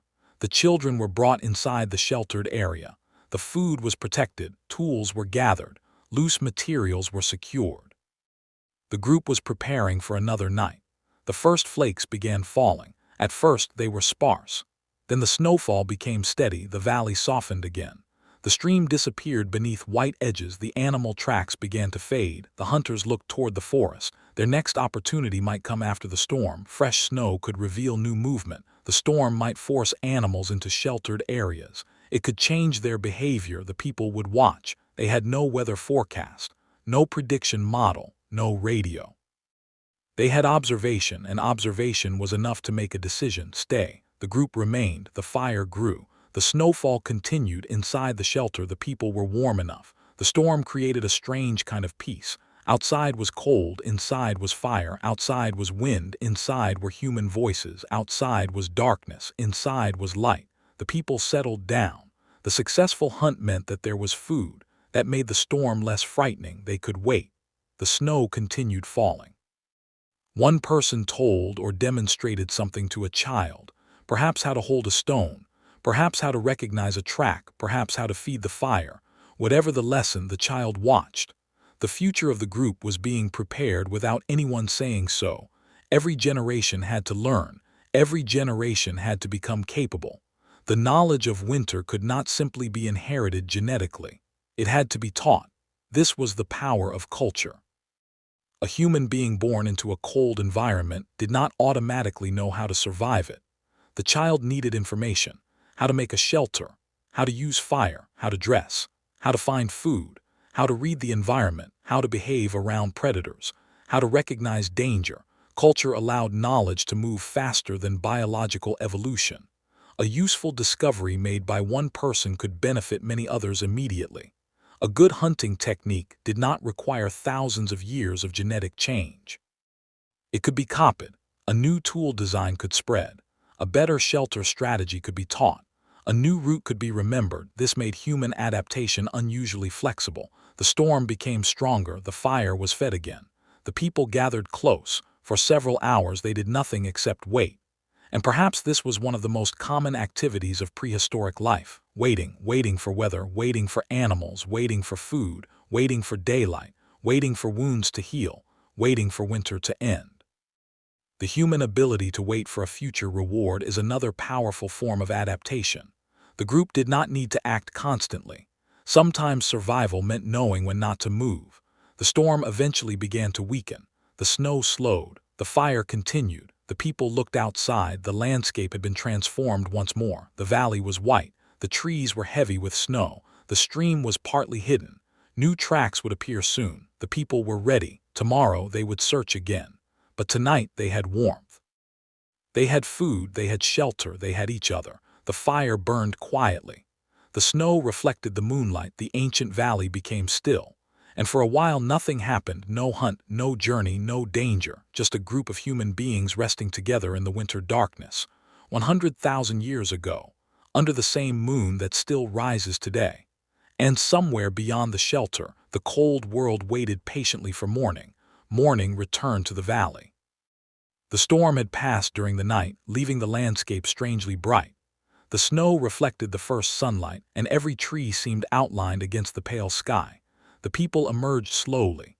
The air was still. For a few moments there was almost no wind. The valley seemed peaceful. But the hunters knew that winter landscapes could change quickly. They looked toward the stream. The water remained accessible. They looked toward the forest. Fresh tracks crossed the snow. The animals had moved during the night. This was useful information. The storm had forced movement. The hunters began reading the new tracks. There were several kinds, small animals, birds, larger herbivores, perhaps a predator. The tracks crossed and overlapped. The snow had become a record of the night's activity. One hunter followed a set of larger tracks. Another remained near the stream. The group did not all move in one direction. They divided their attention. This was another advantage of cooperation. One person could watch the water. Another could examine tracks. Another could search for food. Another could remain with the children. Information could be gathered from several places at once. The hunter followed the larger tracks toward the forest. The path became steeper. Snow covered fallen branches. The animal had moved carefully. Its tracks were deep. It was heavy. The hunter stopped. The tracks disappeared beneath a cluster of trees. For a moment there was nothing, then a faint movement. The animal was nearby. The hunter did not approach. Instead, the person returned to the others. The information was more valuable than a risky attempt. The group now knew that large animals were using this part of the valley. That meant they could return later. The discovery could influence where they camped, where they watched, where they hunted. Knowledge accumulated. A single observation could change the group's understanding of the landscape. The people returned to camp. The fire was rebuilt. Breakfast was prepared. The food supply remained strong after the recent hunt. This allowed the group to focus on other tasks. One person worked on a stone tool, another processed hide, another gathered fuel. Children watched. An older member remained close to the fire. The morning passed peacefully. There was no urgency. The people were not always running from danger. This is important to remember. Prehistoric life was not a movie. There were long periods of ordinary activity. The same activities repeated. The same tools were used. The same people worked beside one another. The same landscape became familiar. The same fire warmed them. In this repetition, culture grew. A technique practiced many times became easier. A route traveled repeatedly became familiar. A child watching adults eventually became an adult who could teach another child. Knowledge accumulated slowly, generation after generation. Winter after winter, the group began preparing some of the meat for later use. They could not preserve it indefinitely, but they could make decisions about what to consume first. Fatty portions were valuable. Some bones were saved. The hide required further processing. The work continued. The people understood that an animal was more than meat. It was a collection of useful materials. The body could provide food, clothing, tools, bindings, and other resources. This efficiency was important. A successful hunt represented a large investment of energy. Using as much of the animal as possible made that investment worthwhile. The people knew this through experience. They did not need theories about resource efficiency. They lived the consequences. The sun rose higher. The snow began melting on exposed surfaces. Tiny streams of water formed. The temperature remained cold, but the sunlight was strong enough to change the surface. The children watched the water. One reached toward it. An adult stopped the child. The ice could be dangerous. This was another lesson. The environment was full of hidden risks. A frozen stream might appear solid, but thin ice could break. A steep slope might look safe. But loose snow could give way. A peaceful animal might become dangerous when threatened. A fire might warm a person, but it could burn them. Every useful thing required understanding. The child learned. The adult continued working. The day moved forward. The group had become comfortable in the new valley. They now knew the water. They knew the firewood. They knew the animal routes. They knew where the wind was strongest. They knew where the ground was sheltered. The valley was becoming part of their mental map. This was how human territories were built, not through fences, not through signs, through memory. A place became familiar because people had used it. A route became meaningful because someone had traveled it. A hill became a landmark because people recognized it. A river became part of the group's knowledge because it provided water. A valley became important because animals passed through it. The landscape was gradually transformed into a world of remembered places. The afternoon approached. The hunters went back toward the forest. This time they did not hunt, they observed. The herd was there. Several animals moved through the trees. The hunters stayed at a distance. They were learning. Which direction did the herd travel? Where did it stop? Where did it feed? How did it react to wind? Did the animals return to the stream?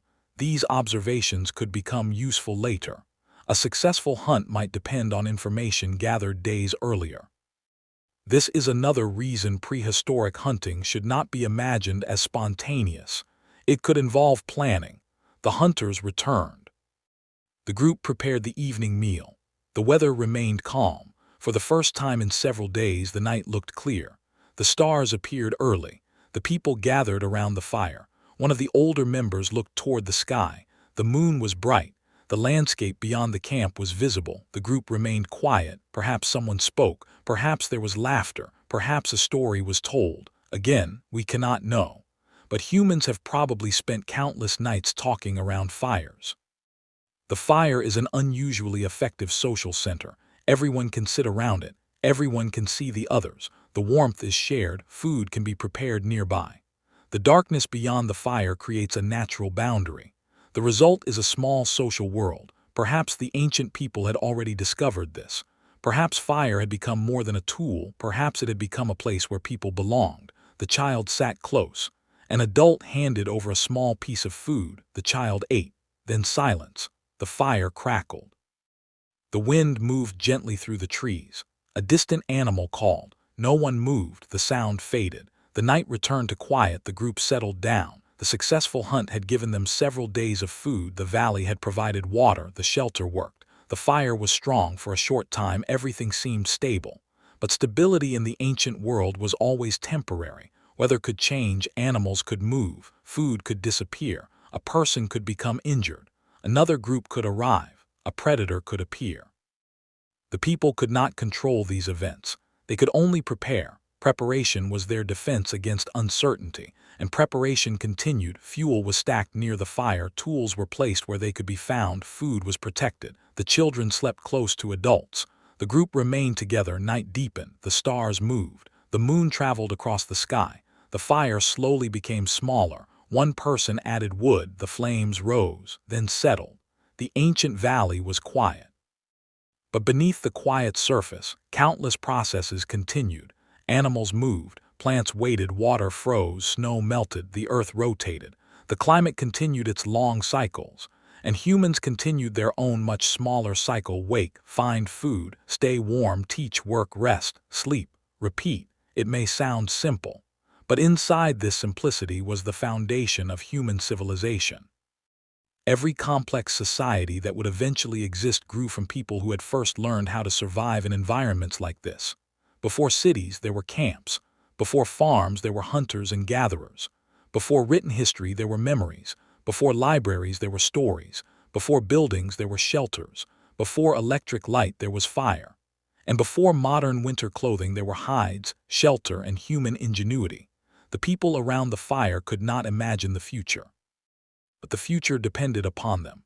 Every child who survived would become part of another generation. Every lesson learned could be passed on. Every useful tool could inspire another. Every successful adaptation could increase the chances of survival.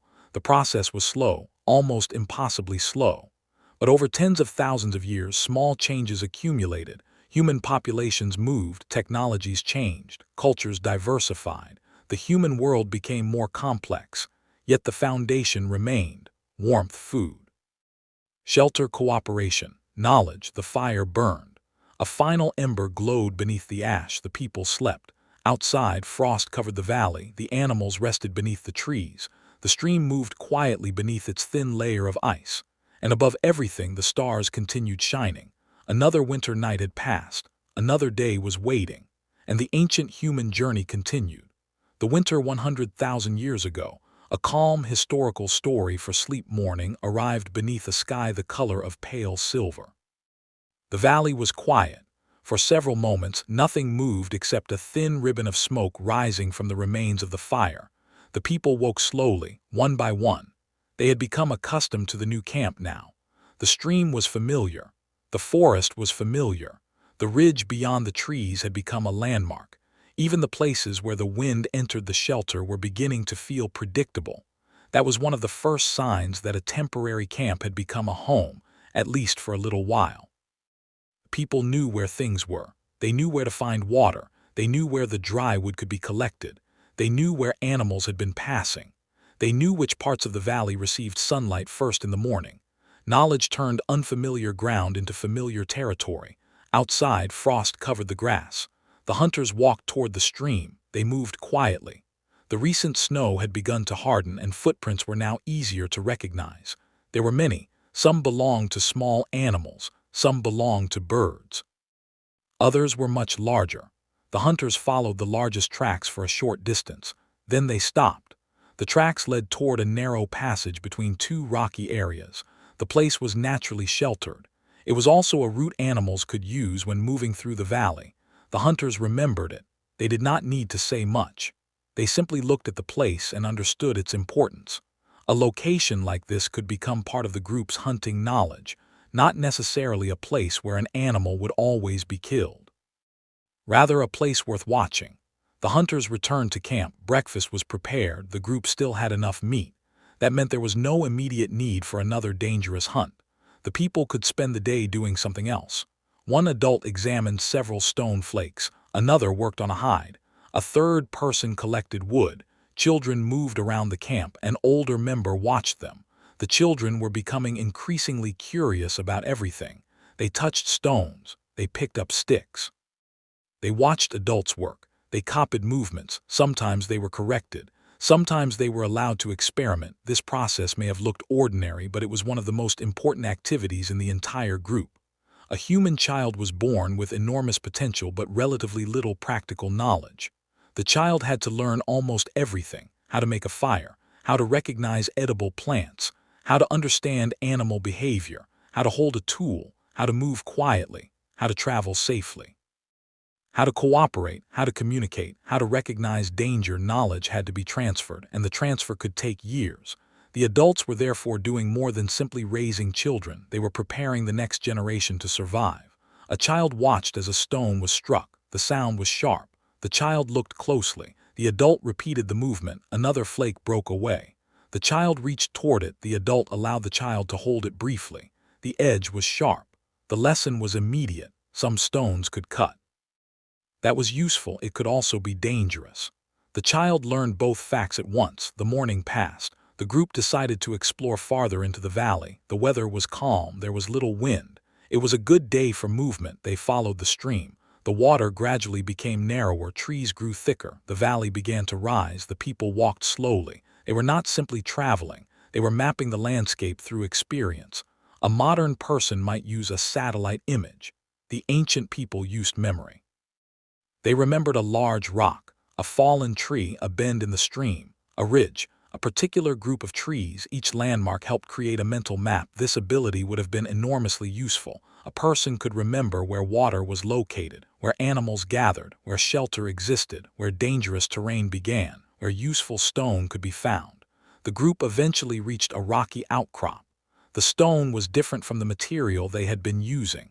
One of the adults examined it. A piece was broken off. The fracture was clean.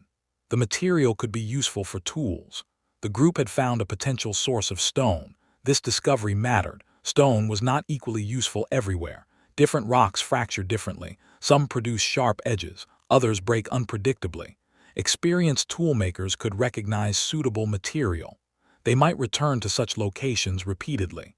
A quarry, in the broadest sense, did not need to resemble a modern mine. It could simply be a place where people collected useful stone. The group examined the outcrop. Some pieces were carried away, others were tested. The children watched. The adults began working. Soon the sound of stone striking stone filled the valley. Crack, pause, crack. Another fragment fell. The sound may have been common across prehistoric landscapes. A simple sound, but repeated for hundreds of thousands of years. Stone against stone. Human hands shaping the world. The people continued. Some flakes were useful immediately, others were discarded. The ground began collecting small fragments.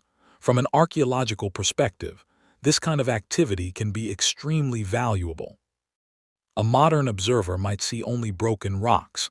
An archaeologist might see evidence of a technological process. The pattern of flakes can reveal how the tool was made. The type of stone can reveal where it came from. The distribution of artifacts can reveal where people stood or worked. Even tiny fragments can preserve information. The people themselves had no idea. To them, the stones were simply materials, but their choices were creating an archaeological record. After some time, the group moved on. They followed the stream farther. The valley opened again. A broad area appeared ahead. There were signs of animals, dung, broken vegetation, tracks. The place had clearly been used repeatedly.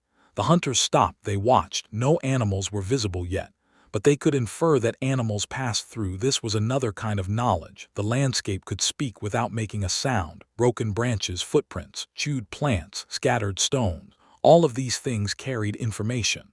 The hunters returned toward camp. The group had learned enough for one day. They had found useful stone. They had found an animal corridor. They had learned the shape of the valley. The journey had been successful even without bringing food home. Not every successful day had to end with a kill. Sometimes information was the reward. As the sun began to lower, the people returned to the fire. The evening meal was simple meat, perhaps plants, perhaps something collected nearby, water, warmth. The group sat close. The children were tired from walking. The adults were tired from work. The older people rested. The fire became brighter as darkness arrived. The valley disappeared. Only the nearest trees could be seen. Beyond them was darkness. The people listened.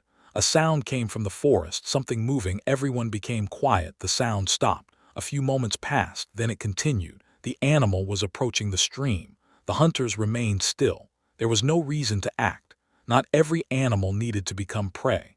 Sometimes simply knowing what lived nearby was enough. The sound gradually faded. The group relaxed. This small event revealed something important. Humans were not alone.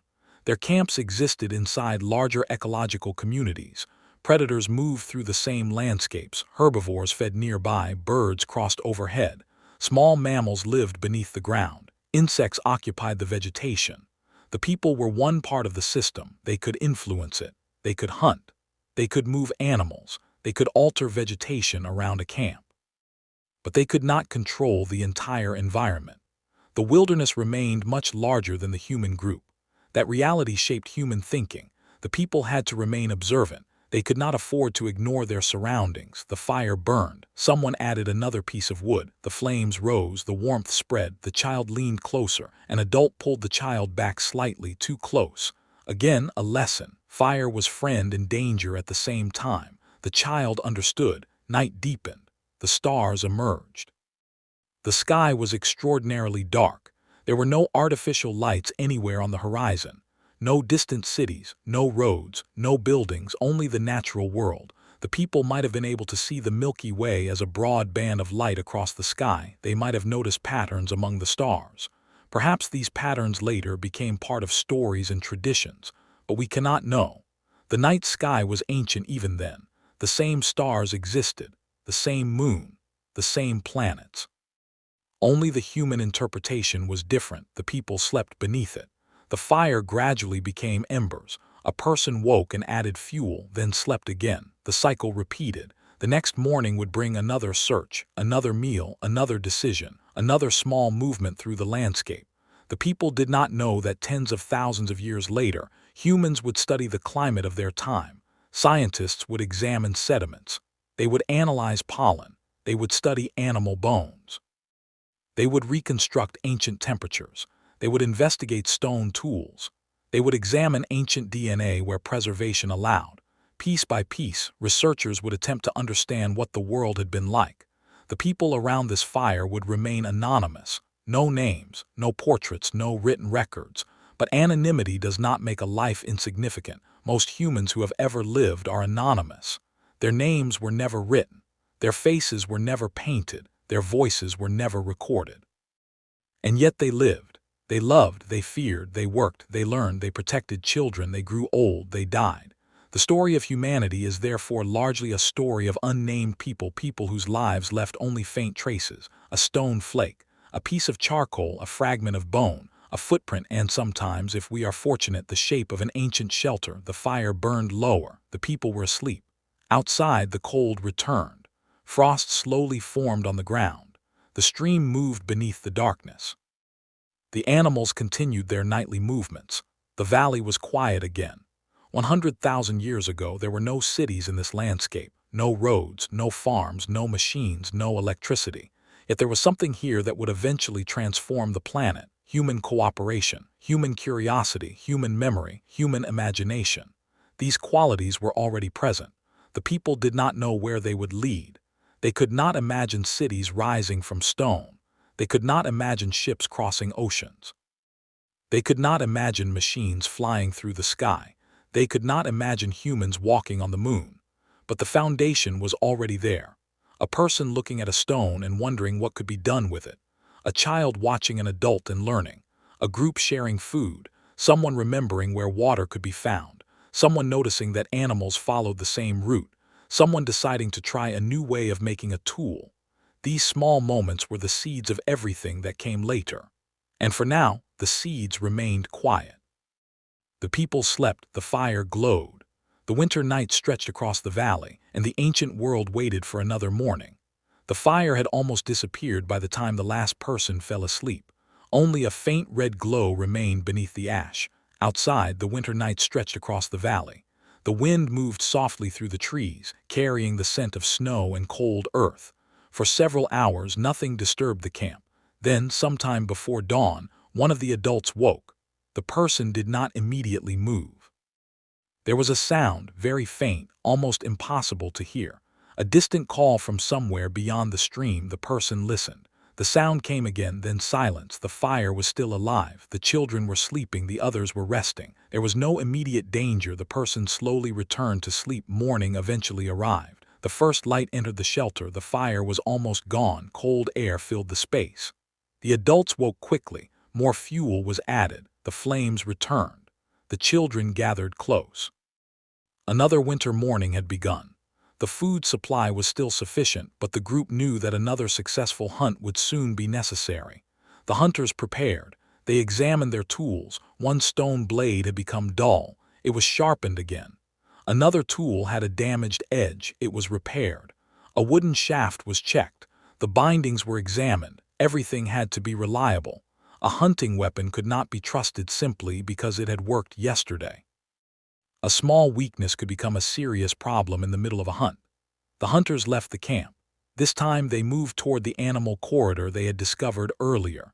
The snow had begun melting in places. Tracks were less clear than before. But the hunters knew what to look for. They followed the valley. The first signs appeared near the stream, fresh footprints, several animals. The hunters crouched. They followed. The trail led toward the same rocky passage.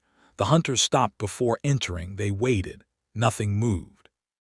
They listened. A bird called from the trees. The sound was followed by another.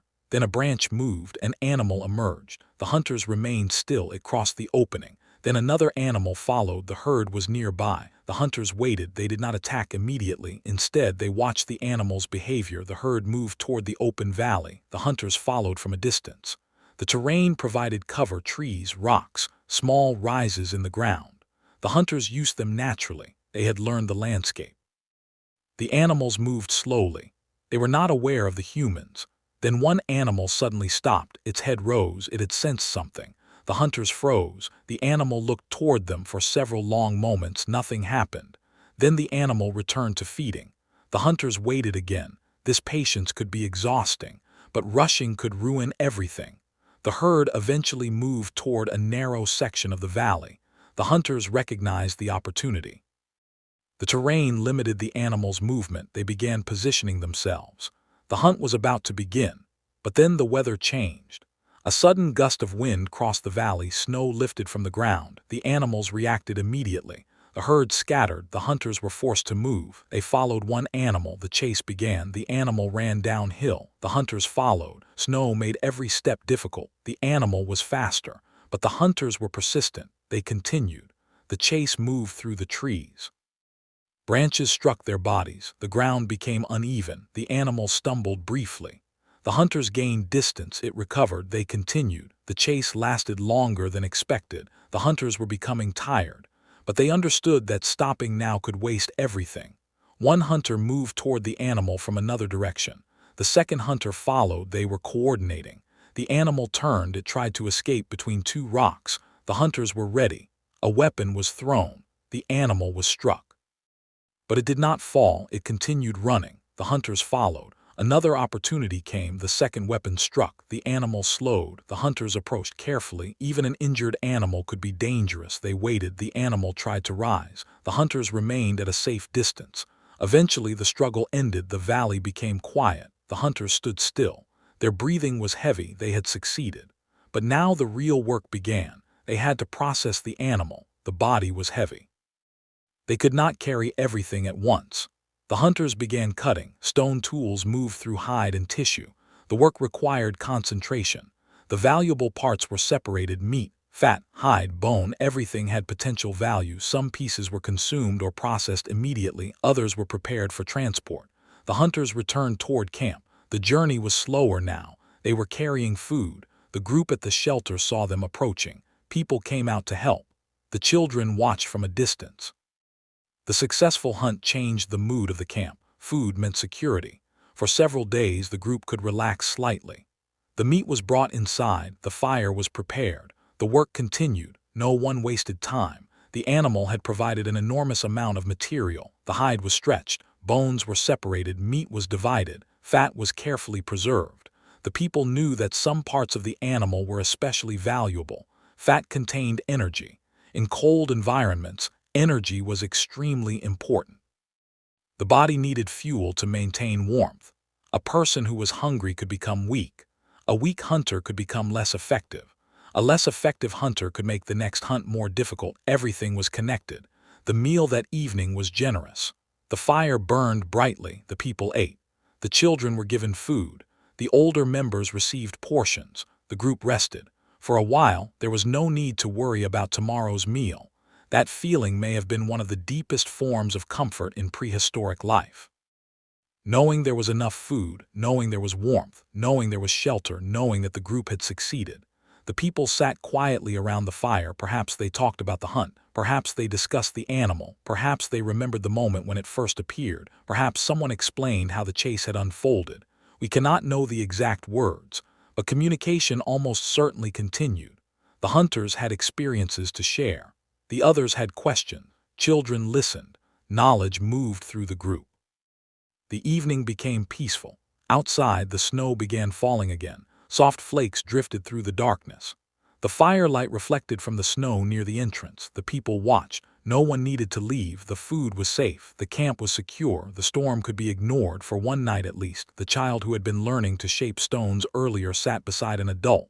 A small stone was placed in the child's hand. The adult demonstrated again. A controlled strike, a sharp edge. The child tried. The first attempt failed. Stone broke incorrectly. The adult did not become angry. Another piece was selected. The child tried again.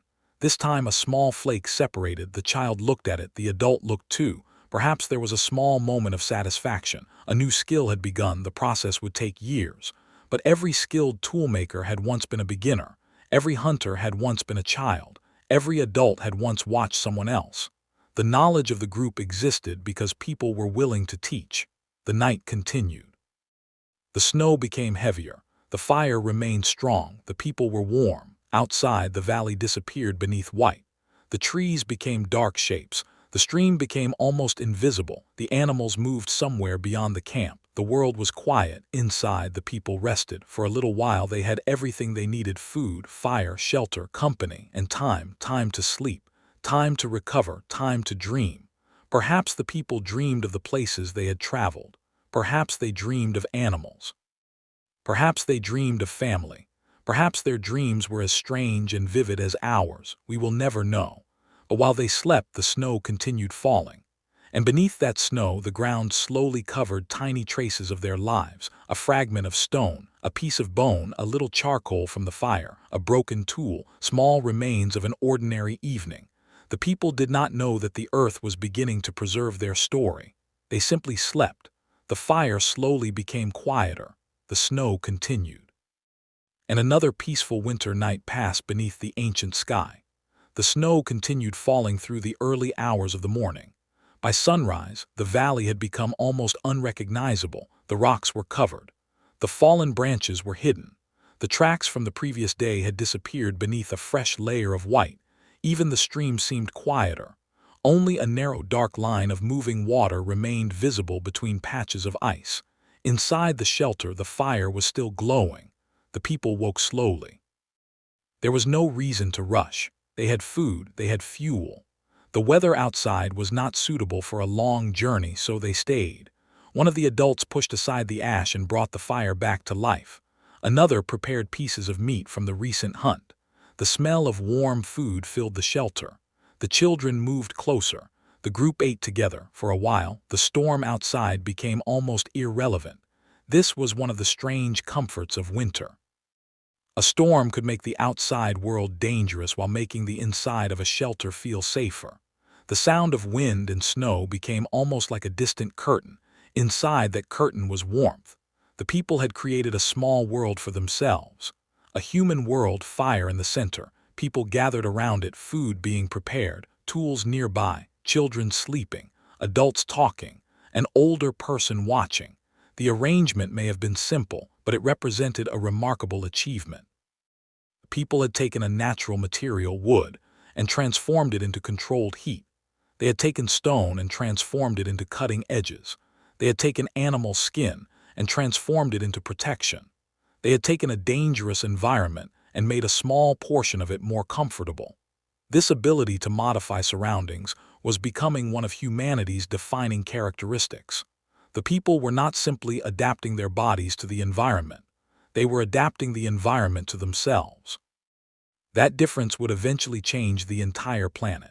But 100,000 years ago, the changes were small: a fire, a shelter, a tool, a covering, a carefully chosen campsite. Small changes, yet each one mattered. The storm continued. The adults worked indoors. One person processed the hide from the recent hunt.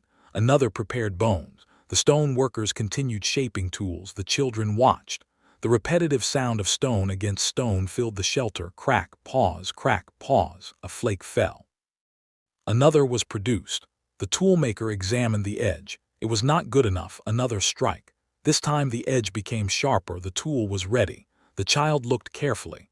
Perhaps the child was beginning to understand that not every strike produced the same result. Too hard and the stone could break. Too weak and nothing useful happened. The angle mattered. The position mattered. The material mattered. The person making the tool had to understand all of these things. This was practical knowledge. It did not exist in written instructions. It existed in hands, in memory, in observation, in repeated practice. That kind of knowledge is sometimes called embodied knowledge. A skilled person may not be able to explain every movement in words. They simply know how to do it. The same principle exists today. An experienced carpenter may feel when wood is about to split. A skilled musician may know exactly how much pressure to apply. A hunter may recognize a track without consciously describing every feature. A prehistoric toolmaker could have possessed similar forms of intuitive expertise. The child continued watching. The storm weakened slightly. Light entered the shelter. The people looked outside. The snow had stopped. For the first time that day, the valley was visible again. Everything had been transformed. The group stepped outside. The snow was deep in some places. Walking required more effort. The people moved carefully. The hunters immediately noticed something interesting: fresh tracks. The storm had stopped recently. Any tracks on top of the new snow had been made after the snowfall. That meant they were very recent. The hunters crouched. There were several small animals had moved close to the shelter. A larger animal had crossed the valley and something else had moved near the stream. The hunters followed the largest trail for a short distance. The tracks were deep. The animal was heavy. It had moved slowly. The trail led toward a wooded area. The hunters followed. The others remained at camp. There was no need for everyone to leave. Hunters disappeared among the trees. The snow made the world unusually quiet. Every footstep sounded clear. The hunters stopped frequently. They listened. The forest seemed empty, but they knew better. An empty forest was rarely empty. Animals could remain hidden, birds could watch from above, predators could wait. The hunters moved deeper, then they saw signs. A branch had been broken, bark had been scraped, snow had been pushed aside. The animal had stopped here. The hunters looked around, they waited. Nothing. They followed again. The trail continued toward a slope. The animal had climbed. The hunters climbed too. At the top, the landscape opened. A wide valley stretched beyond. And there, far away, was the animal. It was alone. The hunters watched. It was too far to attack. They waited. The animal moved slowly. It appeared to be searching for food. The hunters remained hidden. They did not rush. Instead, they memorized the location. The animal was alone. That information could be useful later. They eventually returned to camp. The group was curious. The hunters communicated what they had seen. No immediate hunt was necessary. They already had food. That was important. When food is available, people can afford to wait for better opportunities. This is one reason successful hunting could change behavior. A hungry group might take greater risks. A well-fed group could be more selective. The evening came. The storm had cleared completely. The sky was dark and full of stars. The snow reflected the moonlight. The valley looked almost blue beneath the night. People gathered around the fire. The food supply was secure. The mood was calm. Perhaps someone laughed, perhaps a child played, perhaps an older person told a story. The exact content of ancient stories is lost, but stories would have been useful. A story could preserve a memory. It could explain a dangerous place. It could remember an ancestor. It could teach a child. It could make people laugh. It could make a long winter evening feel shorter. Human beings have always used stories to organize experience. Even modern people do it. We tell stories about our childhood, about journeys, about mistakes, about people we remember, about places we have visited. The ancient people may have done something similar. Their stories simply disappeared with the voices that created them. No written record survived, but the possibility remains. The people sat around the fire. The flames moved gently. Someone picked up a piece of bone. It was examined. Perhaps it would become a tool. Perhaps it would become something else. The material was turned over in the hand. The person considered it. Again, planning. Again, imagination. The ability to look at an object and imagine what it could become is deeply human. A stone is not just a stone. It can become a blade. A branch can become a spear.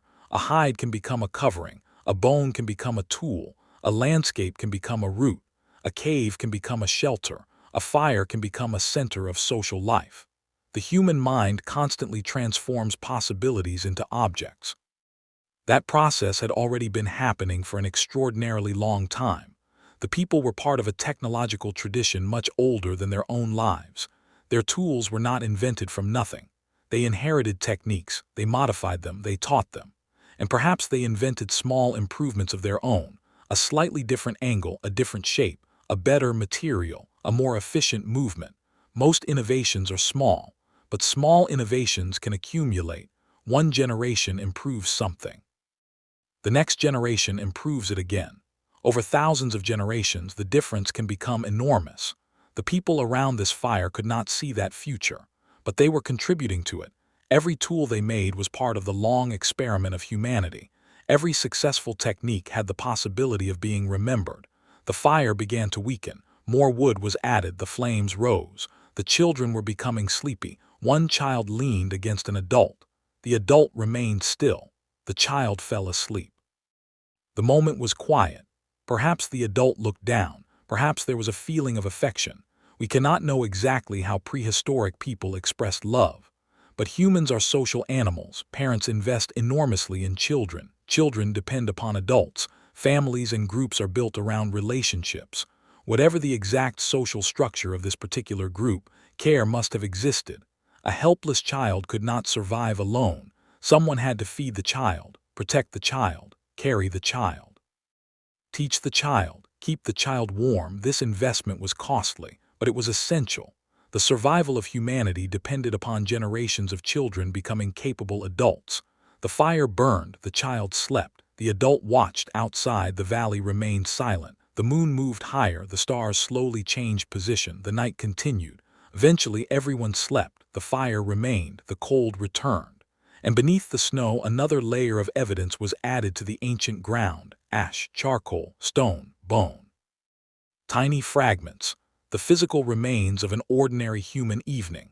No one present knew that ordinary moments could become important simply because they survived. That is one of the strange gifts of archaeology. The ordinary can become extraordinary when enough time passes. A discarded tool can become evidence. A broken bone can become a clue. A layer of ash can reveal a fire. A footprint can reveal movement. And sometimes, a handful of tiny objects can reconstruct an entire world. But for now, the people knew none of this. They slept. The fire glowed. The snow remained bright beneath the moon, and the ancient winter continued quietly around them. Morning came gently. The moon had disappeared beyond the western horizon, and a faint gray light began spreading across the eastern sky. The fire had survived the night.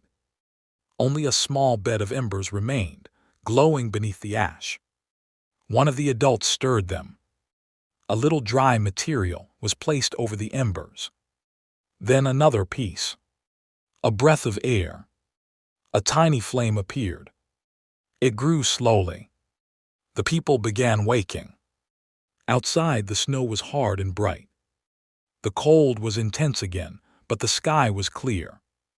For the first time in several days, there was no immediate sign of another storm. The group had food. They had fuel. They had a secure place to rest. That meant the morning could begin without urgency. The adults prepared the first meal. The children gathered close to the fire. Some were still sleepy. Others were already curious about the world outside. One child stepped toward the entrance. An adult followed. The child looked across the valley. Everything was white. The trees stood beneath heavy snow. The stream reflected the pale morning light. A thin column of mist rose from the warmer water. The child stared. The adult pointed toward the forest. Tracks. The child looked carefully. There were several different patterns in the snow. Some belonged to animals the child already recognized. Others were unfamiliar. The adult explained through gestures and sounds. Not every track belonged to something dangerous. Some belonged to small animals. Some belonged to birds. Some were old. Some were fresh. The child was learning to read the ground. This kind of education began very early. A child who could recognize tracks would eventually become more useful to the group. A child who could identify edible plants could help gather food. A child who understood weather could help choose a safe campsite. A child who knew how to maintain a fire could help protect everyone during the night. Knowledge was not separate from survival. Knowledge was survival.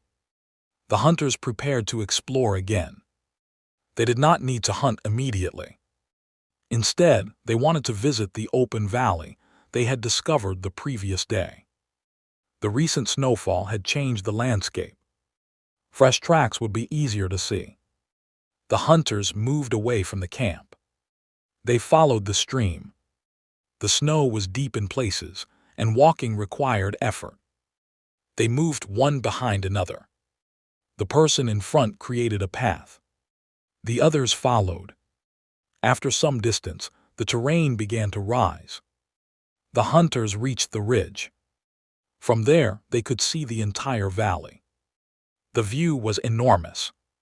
A river or stream wound through the landscape. Woodlands covered much of the lower ground. Beyond them were open areas. Farther still, low hills disappeared into the winter haze. The hunters stood quietly. This was their map. Not a map drawn on paper. A map stored in memory. They could remember the location of the water, the animal routes, the rocky outcrop, the sheltered places, the open ground, the places where the wind was strongest, the places where the snow remained longest. Each journey added another detail. The landscape was becoming understandable. Then one hunter noticed movement. Far below, A group of animals had entered the open area. The hunters crouched. They watched. The animals moved slowly. They were feeding on vegetation exposed above the snow. The hunters did not pursue. Instead, they watched the herd's route. The animals moved toward the same valley corridor they had used before. This confirmed what the hunters suspected. The route was regular. Animals repeatedly followed it. That could become important. The hunters returned to camp. They brought no meat, but they carried something equally valuable: information. The group listened. The hunters described the herd's movement through gestures, sounds, and perhaps words. Everyone understood that the animals were still nearby. For the rest of the day, the camp remained relatively peaceful. The people worked with the materials from the previous hunt. The hide had begun drying. It needed to be treated carefully. A hide could be extremely useful in winter. It could become clothing, a blanket, a covering, a shelter material, or something used to carry objects. The process of preparing hide required time. It had to be cleaned, stretched, dried, worked. The people understood this through experience. Nothing about the process was instantaneous. Useful materials required labor. The same was true of stone. The same was true of wood. The same was true of food. Almost everything required energy before it became useful. This may have shaped the way prehistoric people thought about possessions. When every object required effort to make, repair, or carry, unnecessary objects became burdens. A stone tool had to justify its weight. A hide had to justify the effort required to prepare it. A bundle of wood had to justify the energy spent collecting it. Mobility encouraged practicality. The people could not simply fill a shelter with endless possessions. Their world was small, but it was highly functional. The afternoon became warmer. Snow began melting on the sunlit side of the shelter. Drops of water fell from the edges. The children watched. One child placed a finger beneath a drop. It fell onto the hand. The child laughed. The adult smiled. Small moments, ordinary moments. But life was made from such moments. Not every day contained a hunt. Not every day contained danger. Most days were probably filled with small tasks: collecting, preparing, repairing, teaching, eating, resting, talking, watching, sleeping. The human story was built from ordinary days. The afternoon passed. The hunters began examining their weapons again. One shaft was slightly damaged. It was repaired. The binding was tightened. The stone point was checked. A weapon was more than a sharp stone. It was a system. Stone, wood, binding, balance, the person using it. Every part mattered. The people had learned through experience. A poorly made weapon could fail. A properly maintained one could remain useful. The children watched the repair. Again learning. Again knowledge. The group had become deeply familiar with its surroundings. But the valley still contained mysteries. There were places they had not explored. Animals they had not identified. Plants they had not tested. Ridges they had not crossed. A new environment could never be understood in a single day. It required repeated visits, repeated observation, repeated memory. That process could continue for generations. A child might grow up knowing the valley, then become an adult, then teach another child. The same river could be remembered across many lifetimes. The same mountain could become a permanent landmark. The same dangerous cave could be remembered as a place to avoid. Human memory could transform geography into culture. As evening approached, the people returned to their familiar routine. Fuel was collected. The fire was strengthened. Food was prepared. The children were brought closer to the shelter. The temperature began falling again. The sky became orange, then gray, then dark.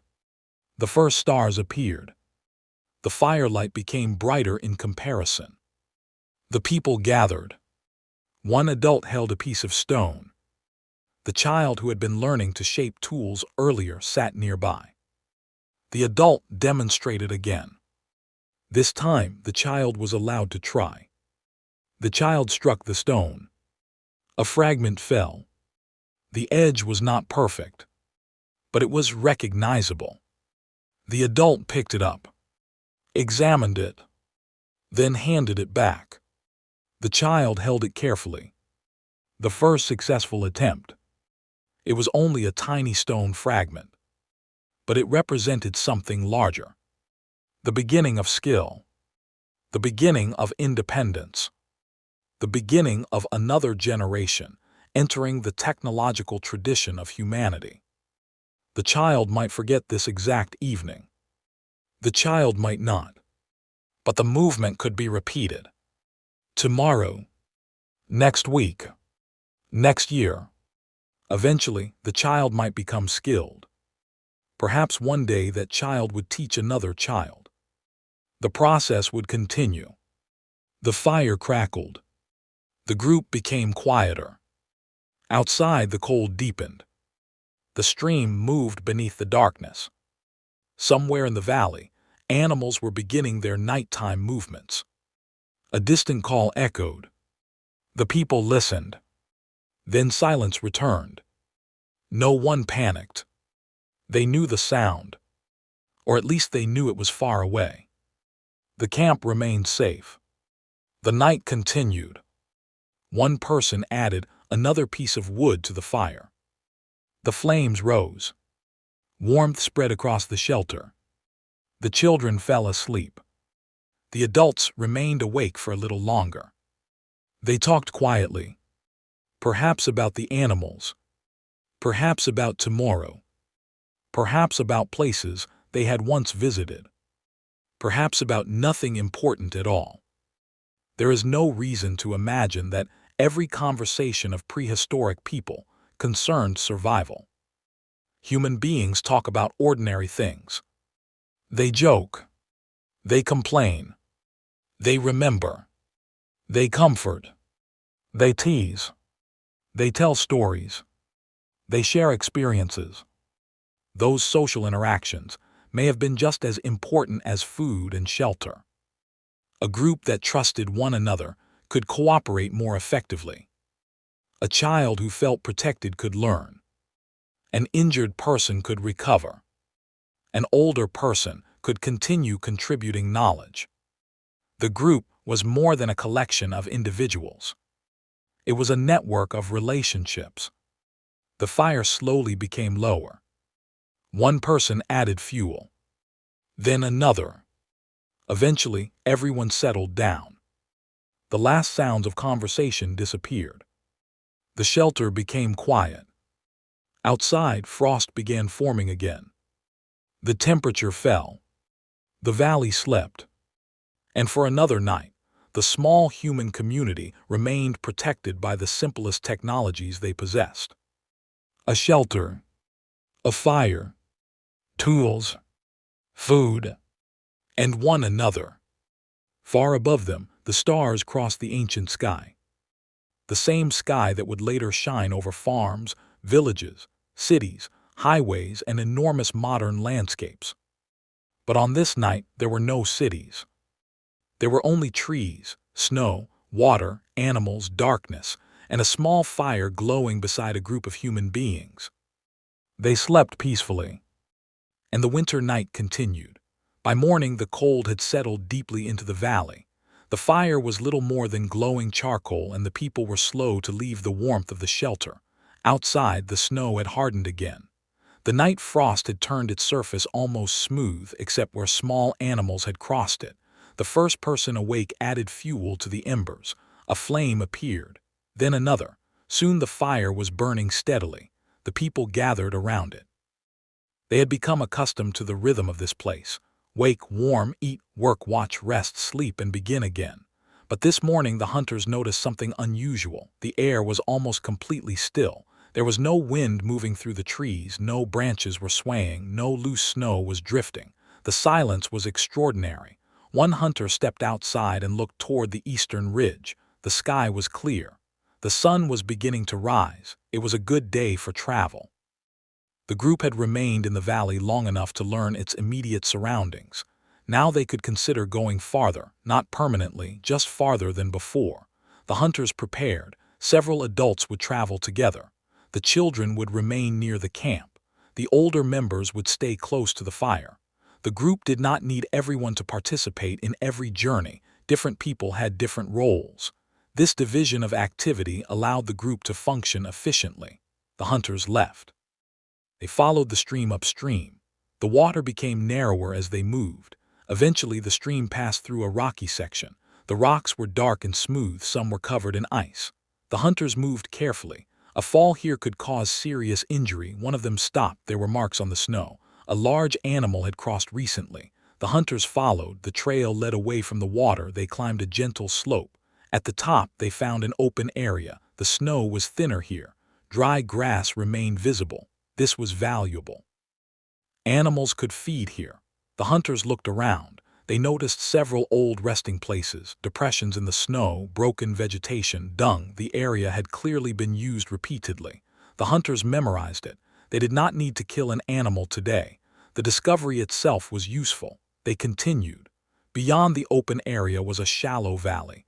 The terrain was protected from the strongest winds. A small rocky overhang appeared along one side. It was not deep enough to be a true cave, but it could provide temporary shelter. The hunters examined it. The ground was relatively dry. The ceiling protected part of the space from snow. The location had another advantage. It overlooked the valley from here. A person could see animals approaching from a considerable distance. The hunters understood immediately. This was a useful place, not necessarily for permanent occupation, perhaps simply for observation, perhaps for a short stop during hunting, perhaps for emergency shelter. They remembered it, then they returned. The journey back to camp was easier. They knew the route now. The sun was higher. The cold was becoming less severe. When they reached the camp, the others were working. The children were collecting small pieces of wood. They were supervised closely. An adult showed them which pieces were dry. The children touched the wood. Some pieces were damp, others were light and brittle. They began learning the difference again, a small lesson. The group gathered around the hunters when they returned. The newly discovered overhang was described. The open feeding area was explained. The animal tracks were discussed. The information became part of the group's shared knowledge. A mental map grew. The valley was no longer simply a place where they were staying. It was becoming a landscape they understood. The people could now imagine routes through it. If animals were near the stream, they knew where to look. If the weather became dangerous, they knew where shelter might be found. If fuel became scarce near camp, they knew where another source might exist. This was the beginning of something very important: environmental familiarity. Humans are unusually good at building detailed mental models of places. Modern people often do it with maps, signs, phones, and navigation systems. Ancient people had memory. A person could remember a route traveled many times. They could recognize landmarks. They could estimate distance. They could remember where water was available. They could recognize seasonal changes. Over time, an entire landscape could exist inside the mind. The afternoon remained calm. The people worked on the hide. It had dried enough to become more flexible. The hide was scraped and stretched. The work required strength. The material resisted. The person continued. Eventually, it became softer. This material could become extremely valuable during the coldest nights. The people had no woven fabric, no synthetic insulation, no manufactured winter coats. Animal skins and natural materials were among the resources available to them. Their clothing would have varied depending on climate, technology, available animals, and local traditions. In cold environments, however, insulation was essential. The body produced heat. Clothing and shelter helped prevent that heat from escaping too quickly. The people did not need to understand thermodynamics. They simply knew that certain coverings kept them warmer. Experience had taught them. The evening arrived. The temperature dropped. The group gathered around the fire. A portion of meat was placed near the flames. The smell filled the shelter. The children watched. The food was divided. Everyone received a portion. The meal was quiet. The successful hunt from several days earlier had provided stability. But the hunters knew the supply would eventually decline. Nothing lasted forever. Even a large animal could be consumed surprisingly quickly by a group. That was why the landscape mattered. The group needed more than one successful hunt.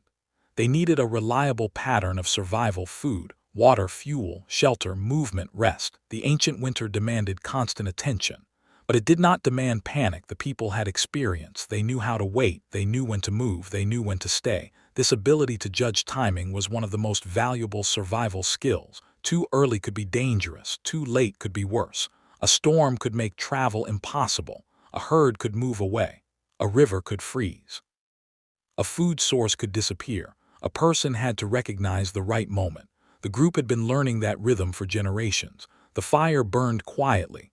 A child picked up a small stone. The child examined it, then looked toward the adult toolmaker. The adult smiled. The child attempted another strike. The stone broke badly. The child looked disappointed. The adult selected another piece. Again, the child tried. This time a small sharp flake appeared. The child held it up. The adults watched. The achievement was tiny, but the meaning was large.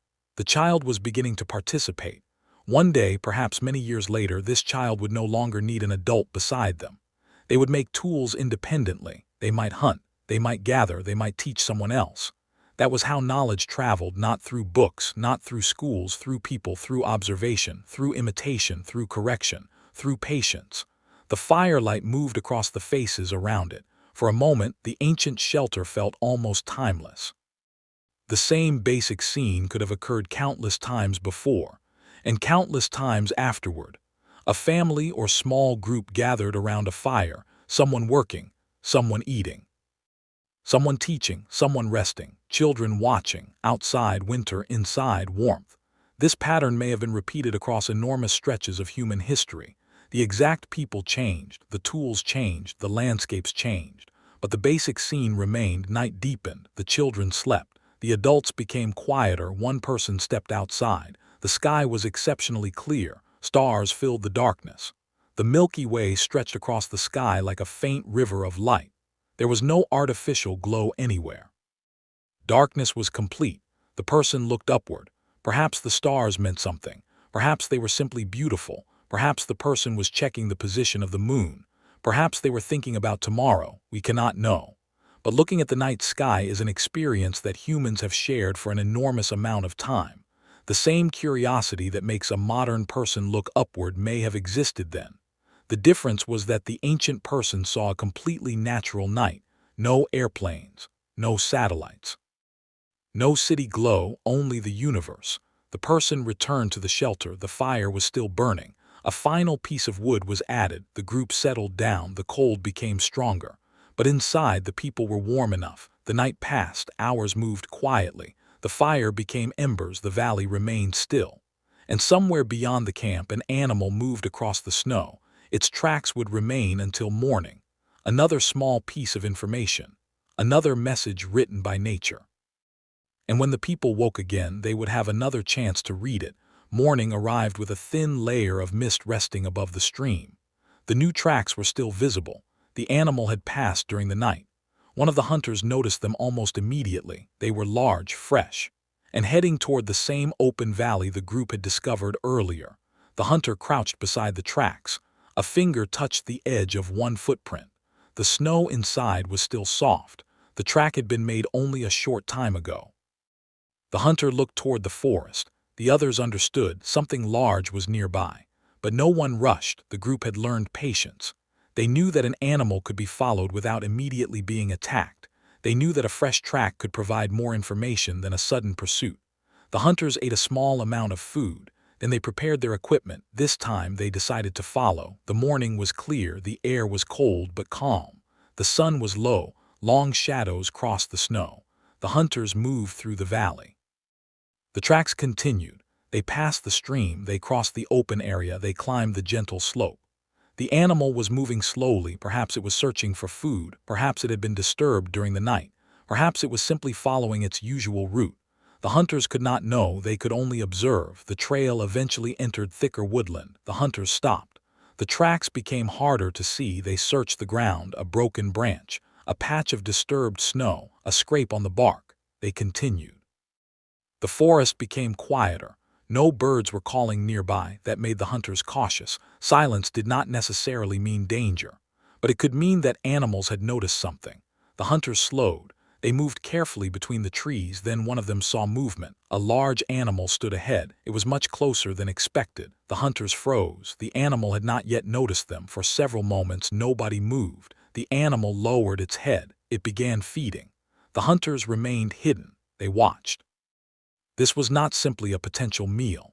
It was an opportunity to understand the animal. How did it move? How quickly could it react? Where did it look? How did it respond to sound? How far was it from the herd? The hunters watched everything. One hunter noticed that the animal frequently raised its head toward the wind. That was important. The wind carried scent. The hunters needed to remain downwind. A small change in position could reveal them. They moved slowly. The animal continued feeding. The hunters eventually decided not to attack. The opportunity was not perfect. They had food. The animal was large. A failed attack could result in injury. The hunters backed away. They returned toward the camp. It may seem strange that a hunter would deliberately walk away from an animal that could provide food, but restraint can be a form of skill. Survival was not about taking every possible opportunity. It was about recognizing which opportunities were worth the risk. Back at camp, the hunters described what they had seen. The group listened. The animal was now part of their mental map. They knew where it had been. They knew where it fed. They knew how it reacted to wind. They might return later, perhaps the next day, perhaps after another storm, perhaps when the animal was closer to the herd. Information was accumulating. The group was slowly building a detailed understanding of the valley. The morning became afternoon. The children played near the shelter. Their games were energetic. They chased one another, they carried sticks, they imitated adults. One child pretended to hunt, another pretended to be an animal. They ran through the snow, an adult watched carefully. Play had to remain close to camp. The winter environment was beautiful but dangerous. A child could fall into thin ice. A child could become separated. A child could become too cold. The adults kept them within sight. Eventually, the children returned to the fire. Their faces were cold. Their hands were warmed near the flames. An adult rubbed snow from a child's clothing. The child moved closer to the heat. These small acts of care were probably constant. Human childhood is unusually long compared with many animals. That long childhood creates a burden, but it also creates an opportunity. Children have many years to learn. They can absorb enormous amounts of information. They can learn language, social behavior, technology, landscape, animals, plants, stories, customs. The child was not simply being protected.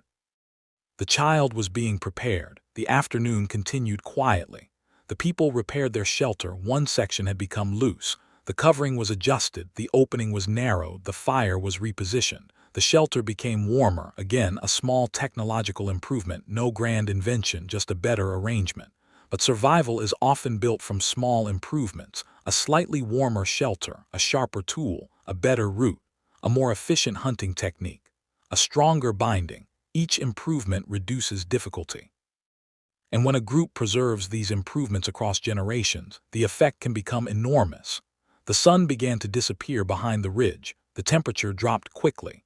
The group prepared for the night. More wood was collected. Food was placed near the fire. The children were brought inside. The hunters checked their tools one final time. Everything was ready. Darkness arrived. The stars appeared. The valley became silent. The fire became the brightest thing for a considerable distance. Its glow reached the nearest snow.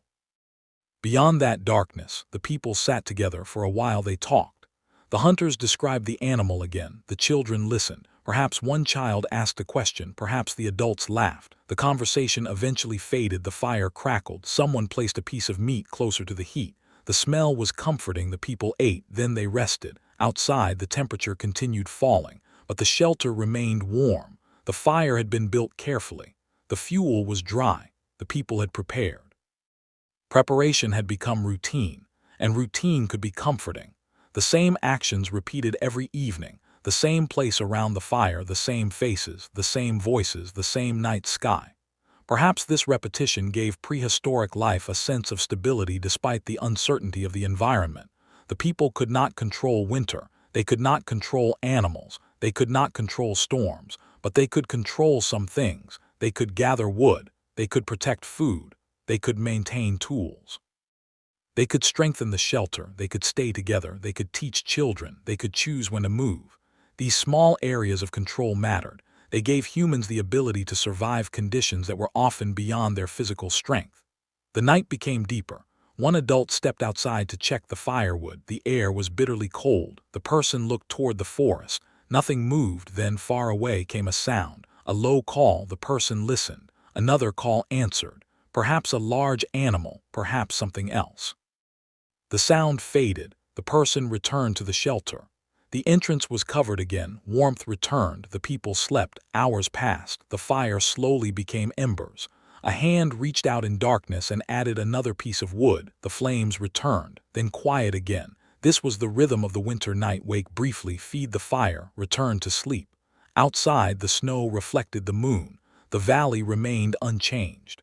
But somewhere beneath the surface, time was passing. The Earth's seasons were moving. The climate was changing slowly. Ice and snow would eventually retreat. Forests would expand or shrink. Animals would move. Rivers would change. Generations would come and go. The people around this fire would eventually disappear, but the valley would remain. And some of the things they left behind would remain too. A stone tool, a piece of charcoal, a broken bone, a few fragments of a shelter, tiny traces, the physical evidence of lives that had once been completely real. The night continued. The fire glowed. The people slept. And far beyond their shelter, the ancient winter landscape waited quietly for another dawn. The next morning began with rain. It was not heavy. Only a fine, cold drizzle fell from the low clouds, touching the snow and darkening the exposed ground. The people noticed the change immediately. Winter did not always arrive as endless snow. Sometimes it softened. Sometimes the temperature rose enough for snow to melt. Sometimes rain fell onto frozen ground, creating a slippery and dangerous surface. The hunters stepped outside carefully. Their footprints sank into wet snow. Water moved along the edges of the stream. The valley smelled different: wet earth, cold stone, wood, animal tracks. The rain had erased some of the older signs, but it had also revealed others. Where the snow had softened, tracks became clearer. The hunters examined them. Several small animals had moved during the night. Birds had crossed the open ground. And near the stream, a large animal had passed recently. The hunters followed the trail for a short distance. The rain continued. It was not a good day for a long hunt. The group decided to remain close to camp. There was no need to risk unnecessary exposure. Instead, the people concentrated on work. The shelter required attention. The wet weather had weakened one of its coverings. An adult pulled it tighter. Another person added branches. The opening was adjusted to keep rain from entering. The fire was moved slightly deeper inside. The shelter became more comfortable. The work was simple, but it demonstrated something important. A shelter was never finished. It required maintenance. Snow, rain, wind, animals, people, all of these could damage it. A shelter that was useful yesterday could become uncomfortable today. The people understood that. They repaired it before the problem became serious. The children stayed close. They watched the adults. One child reached toward the wet ground. An adult pointed toward the stream. The water level had risen slightly. The current was stronger. The child was kept away. Another lesson: water could be calm one day and dangerous the next. The group had no written safety rules, but they had experience. And experience became behavior. The rain continued for several hours. The people remained mostly inside. This created an opportunity for tool making. Several pieces of stone were brought close to the fire. The toolmaker selected one. it was held carefully. The first strike came. A flake separated, another strike, another fragment. The tool slowly took shape. The child watched from nearby. This time the child was allowed to hold a discarded piece. The sharp edge was examined. The adult demonstrated how to use it safely. The child copied the movement slowly, carefully. The lesson continued. This was how technology could survive across generations. Not because an object itself could teach, because people could teach people. The toolmaker could die someday. The knowledge did not have to die with them. If another person had learned the technique, the skill could continue. That ability to preserve information through social learning was extraordinarily powerful. It meant that useful behavior did not need to be rediscovered by every generation. A group could inherit knowledge, improve it, and pass it onward. The rain became lighter. By afternoon, the clouds began breaking apart. A pale beam of sunlight appeared across the valley. Steam rose from wet surfaces. The snow had become heavy and soft. Walking would be difficult. But the hunters stepped outside anyway. They wanted to examine the fresh tracks. The rain had changed them. Some were almost gone, others remained. One set led toward the open valley. The hunters followed. The ground was slippery. They moved slowly. Eventually, they reached the open area. There were signs everywhere. Animals had been moving during the rain. Some had searched for food. Others had crossed the valley. The hunters stood quietly. They began recognizing patterns. The herd was using the valley regularly. That meant the location was important. Perhaps the animals were following seasonal vegetation.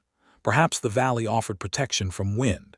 Perhaps water remained available even when other sources became frozen. Whatever the reason, the pattern was becoming clear.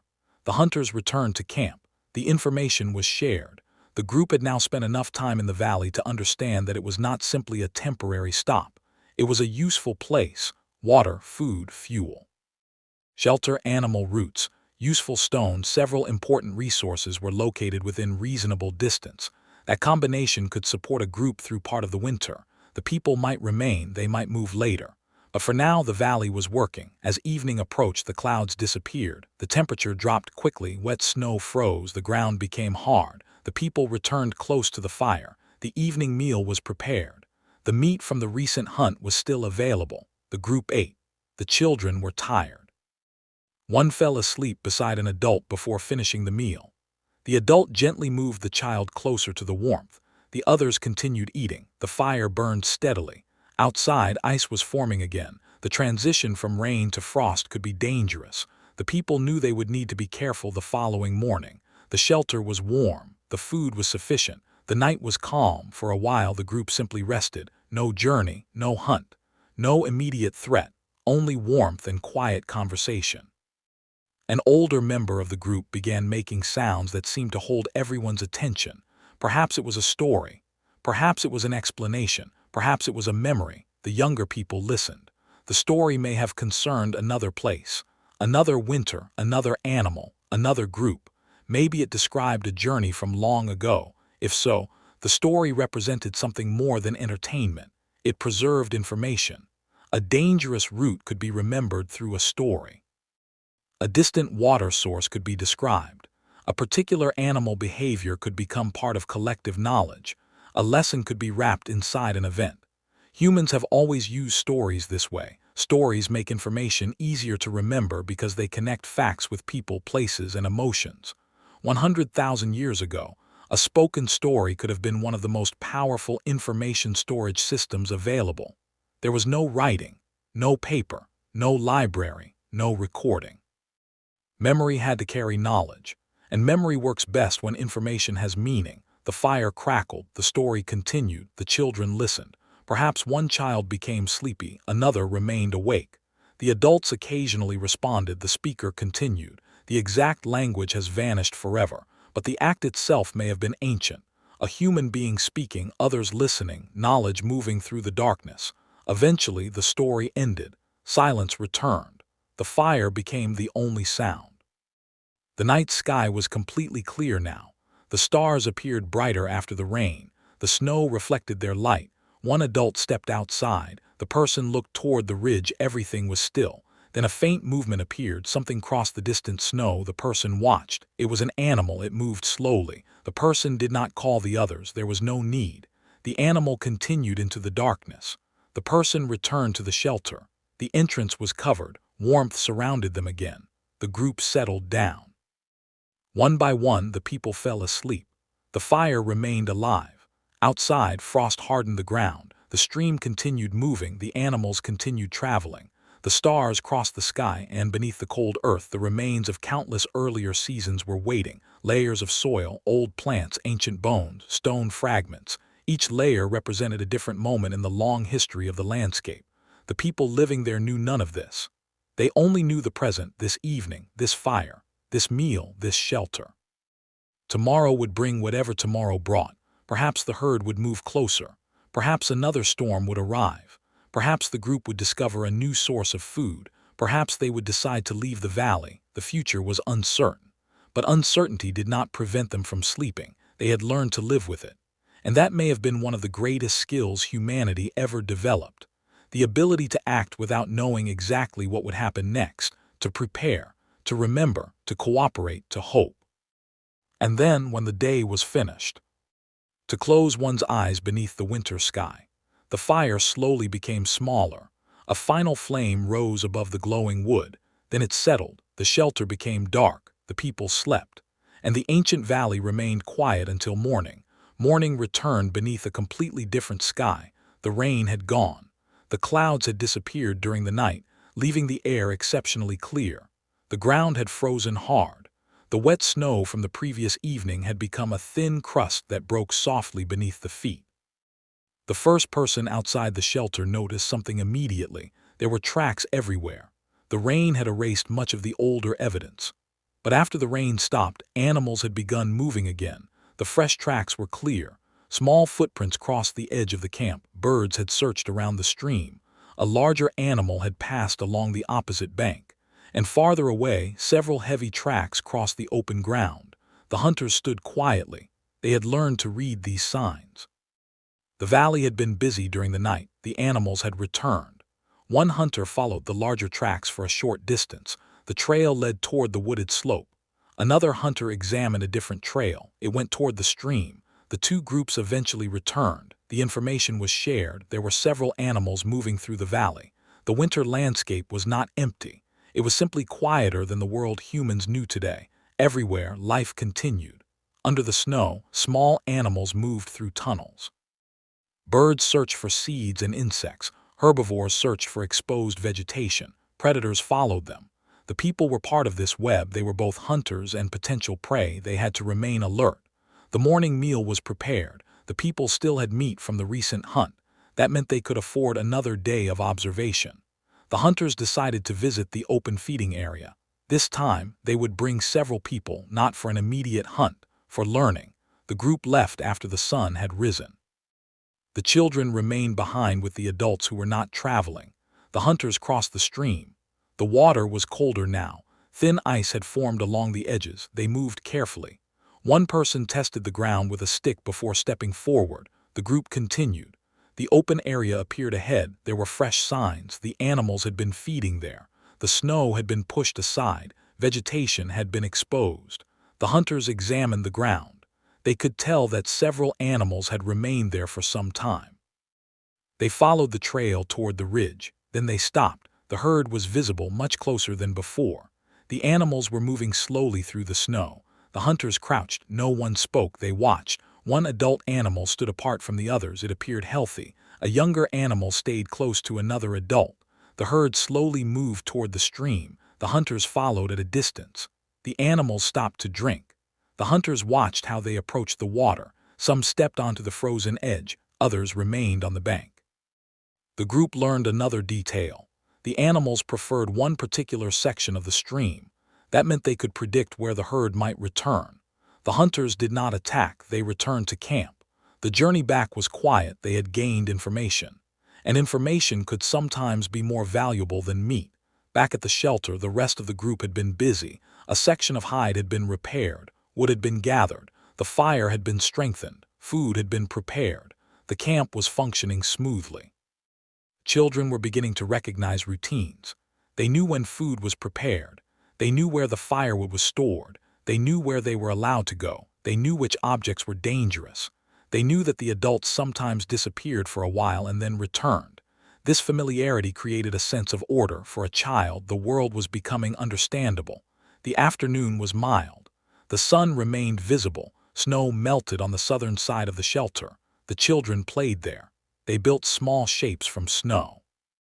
They carried sticks. They imitated the adults.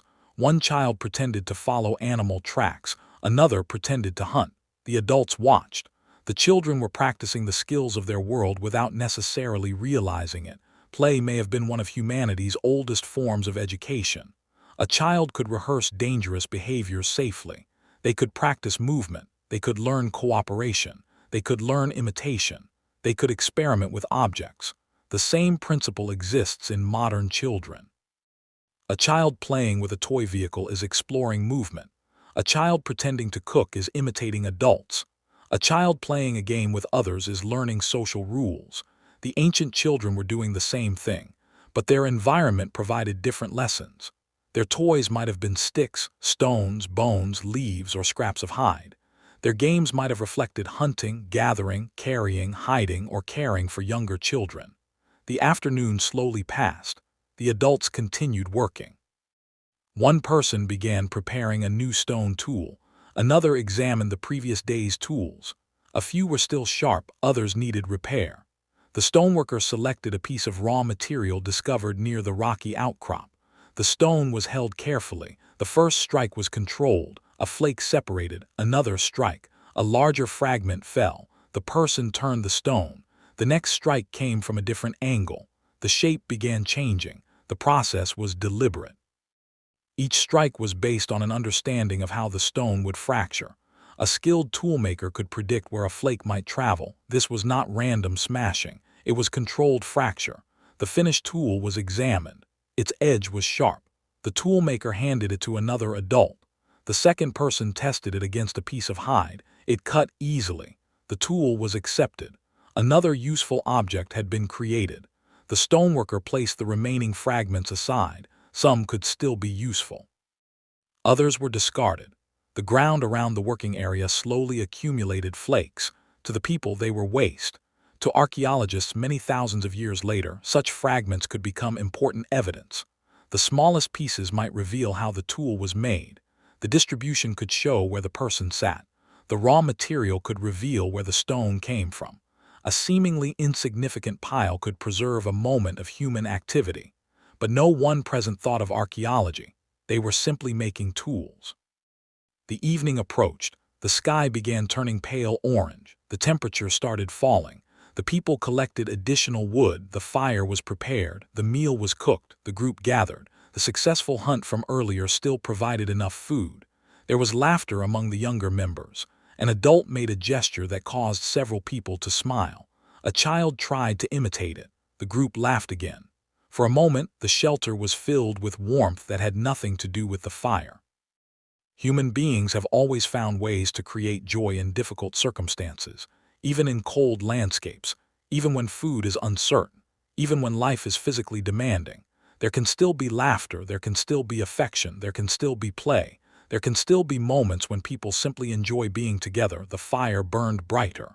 The children began becoming sleepy. One child leaned against another. An adult pulled a hide closer around them. The evening quieted. Outside, darkness covered the valley. Stars appeared one by one. The moon was low. A cold wind began moving down from the ridge. The shelter protected the people from most of it. The entrance was adjusted. The fire was fed. The group was ready for another cold night. A hunter stepped outside briefly. The wind carried a faint smell. Animal. The hunter looked toward the forest. Nothing could be seen. Perhaps the herd was nearby. Perhaps a predator had crossed the valley. The person listened. A distant sound came from the darkness. Then another. The hunter waited. The sound disappeared. There was no reason to investigate. The safest decision was to return to the shelter. Inside, the fire was warm. The hunter sat down. The others remained quiet. The night continued. As the hours passed, the temperature dropped. The stream began freezing along its edges again. Frost formed on the ground. The animals moved through the darkness. Some searched for food, some searched for shelter, some simply waited for morning. The people slept. One adult woke briefly and checked the fire. The flames had weakened. Another piece of wood was added. The person watched until the fire became strong again. Then sleep returned. This small action might have happened thousands of times during human history. Someone waking in darkness, someone feeding a fire, someone protecting the warmth of the group. No monument would ever be built for that person. No name would survive, but the act mattered. The group survived because people performed countless small acts like this: a piece of wood, a repaired shelter, a shared meal, a warning, a lesson, a remembered route, a careful decision. History often remembers kings, battles, cities, and great discoveries, but the deeper history of humanity was built by ordinary people performing ordinary tasks. 100,000 years ago, there were no written chronicles describing them. There were no monuments recording their names. There were only lives. And those lives continued. The fire glowed. The shelter remained warm. The children slept. The adults rested. Outside, the winter valley stretched into darkness. Above it, the stars continued their slow journey. And somewhere beyond the ridge, the herd waited for morning. When the sun returned, the people would rise again. They would look at the tracks. They would examine the weather. They would decide where to go. And the quiet human story would continue. The sun rose slowly above the ridge. Its first light touched the highest branches, then moved gradually down toward the valley. The snow began to glow. The frozen stream reflected the pale morning sky. Inside the shelter, the fire was almost gone. A small movement disturbed the ashes. Someone woke. A hand reached forward. The embers were uncovered. Dry material was placed carefully over them. The person breathed gently. A tiny flame appeared. Soon the fire was alive again. The others began waking. It was another cold morning, but something had changed. The air was much drier. The clouds were gone. The winter landscape seemed clearer than it had been for days. The hunters stepped outside. They looked toward the animal corridor. Nothing moved. Then one of them noticed something unusual. A group of birds had gathered near the open ground. The birds were not feeding randomly. They were concentrated in one particular area. The hunter walked closer. There were remains beneath the snow, an animal carcass. It had been partly eaten. The hunters immediately understood. A predator had made a kill during the night. The carcass was not fresh enough to be safe. But the discovery was still valuable. Predators had been active nearby. That meant the area was part of a larger food chain. Where prey gathered, predators often followed. The hunters examined the tracks. Several animals had been present. The tracks moved away toward the forest. The hunters memorized the direction. Then they returned to camp. They did not approach the carcass. There was no need. The risk was not worth it. The morning meal was prepared. The people ate together. Afterward, the hunters explained what they had found. The group became more cautious. The children were kept closer to the shelter. No one wanted them wandering near the open valley. The adults continued working. One person repaired a hide covering. Another collected wood. A third began preparing stone. The camp remained busy. The winter season had changed their behavior. During warmer periods, people could spread out more easily. In severe cold, staying together became more valuable. The fire became more important. Food became more important. Shelter became more important. And cooperation became more important. The group was small enough that every individual mattered. A skilled hunter was valuable. A skilled toolmaker was valuable. Someone who knew plants was valuable. Someone who remembered roots was valuable. Someone who cared for children was valuable. Someone who could recognize danger was valuable. Survival was a collective project. No single person could easily provide everything. The group depended upon cooperation. This may have been one of the reasons human societies became so socially complex. Humans could survive in many environments partly because they could share knowledge and divide tasks. The children continued learning. An adult showed them how to distinguish dry wood from damp wood. The children touched the pieces. They learned that lighter wood often burned more easily. They learned that some branches were better fuel than others. The lesson seemed simple, but it could save time later. A person who gathered poor fuel might spend much longer trying to maintain a fire. A person who recognized good fuel could build warmth quickly. Small knowledge had practical value. The afternoon arrived. The weather remained clear. The hunters decided to explore farther. They wanted to visit the rocky overhang discovered earlier. This time, they would examine it more carefully. They crossed the valley. The journey was easier because the snow had hardened. They reached the ridge, the overhang was ahead. The hunters approached. Inside they found dry ground. There were old signs of animals, some bones, scratches, fur. The shelter had probably been used by animals before. The hunters examined the space. It was not ideal for humans. The opening was too exposed. The ground was uneven. But it could still be useful during a sudden storm. One hunter looked beyond the overhang. The view was excellent. From here, the entire valley could be seen. The herd route was visible. The stream could be followed. The forest was easy to observe. This place could serve as a lookout. The hunters stayed for some time. They watched the valley. Far away, the herd appeared. The animals were moving slowly. The hunters recognized several individuals. They had begun to learn the herd.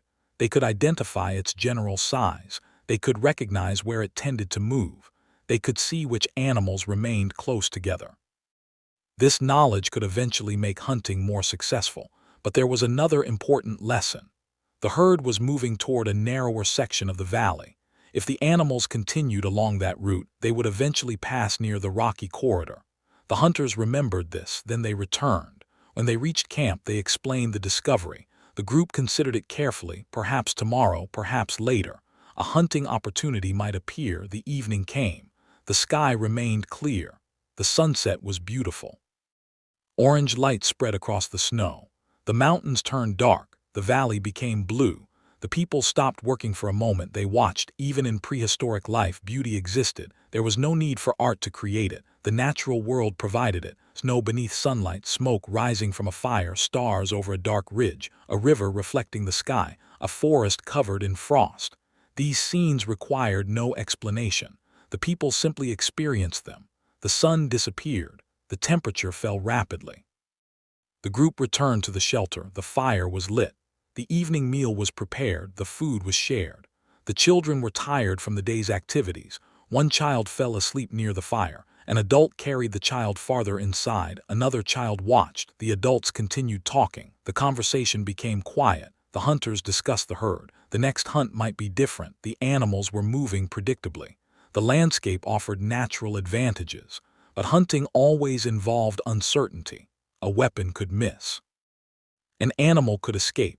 A person could fall. A predator could appear. Weather could change. The hunters understood the risks. They would not take them casually. Outside, the wind was beginning to rise. The first snowflakes appeared. The group noticed. Winter was returning. The fire was strengthened. The entrance was covered more carefully. Everyone moved closer together. The snow began falling faster. Within an hour, the valley was becoming white again. The people stayed inside. The fire burned brightly. The sound of wind grew louder. But the shelter remained stable. The people had learned how to prepare. This was another form of knowledge. They could not stop the storm, but they could make the shelter stronger before it arrived. They could collect wood in advance. They could keep food dry. They could stay together. They could wait. The storm continued. Outside, snow covered the tracks. The herd disappeared. The forest became invisible. The entire world seemed reduced to the small circle of warmth around the fire. The people ate. They rested. The children slept. Someone added another piece of wood. The flames rose. The shelter filled with warmth. For a while, the storm became almost peaceful. The wind outside sounded distant. The fire made soft noises. People breathed quietly. The ancient winter world had become dark and white. But inside the shelter there was life. Warmth, food, conversation, memory, knowledge, and companionship. The people could not know how many winters would come after this one. They could not know what would happen to their descendants. They could not know that their species would eventually cross continents, build enormous cities, create machines capable of reaching space, and illuminate the night with millions of artificial lights.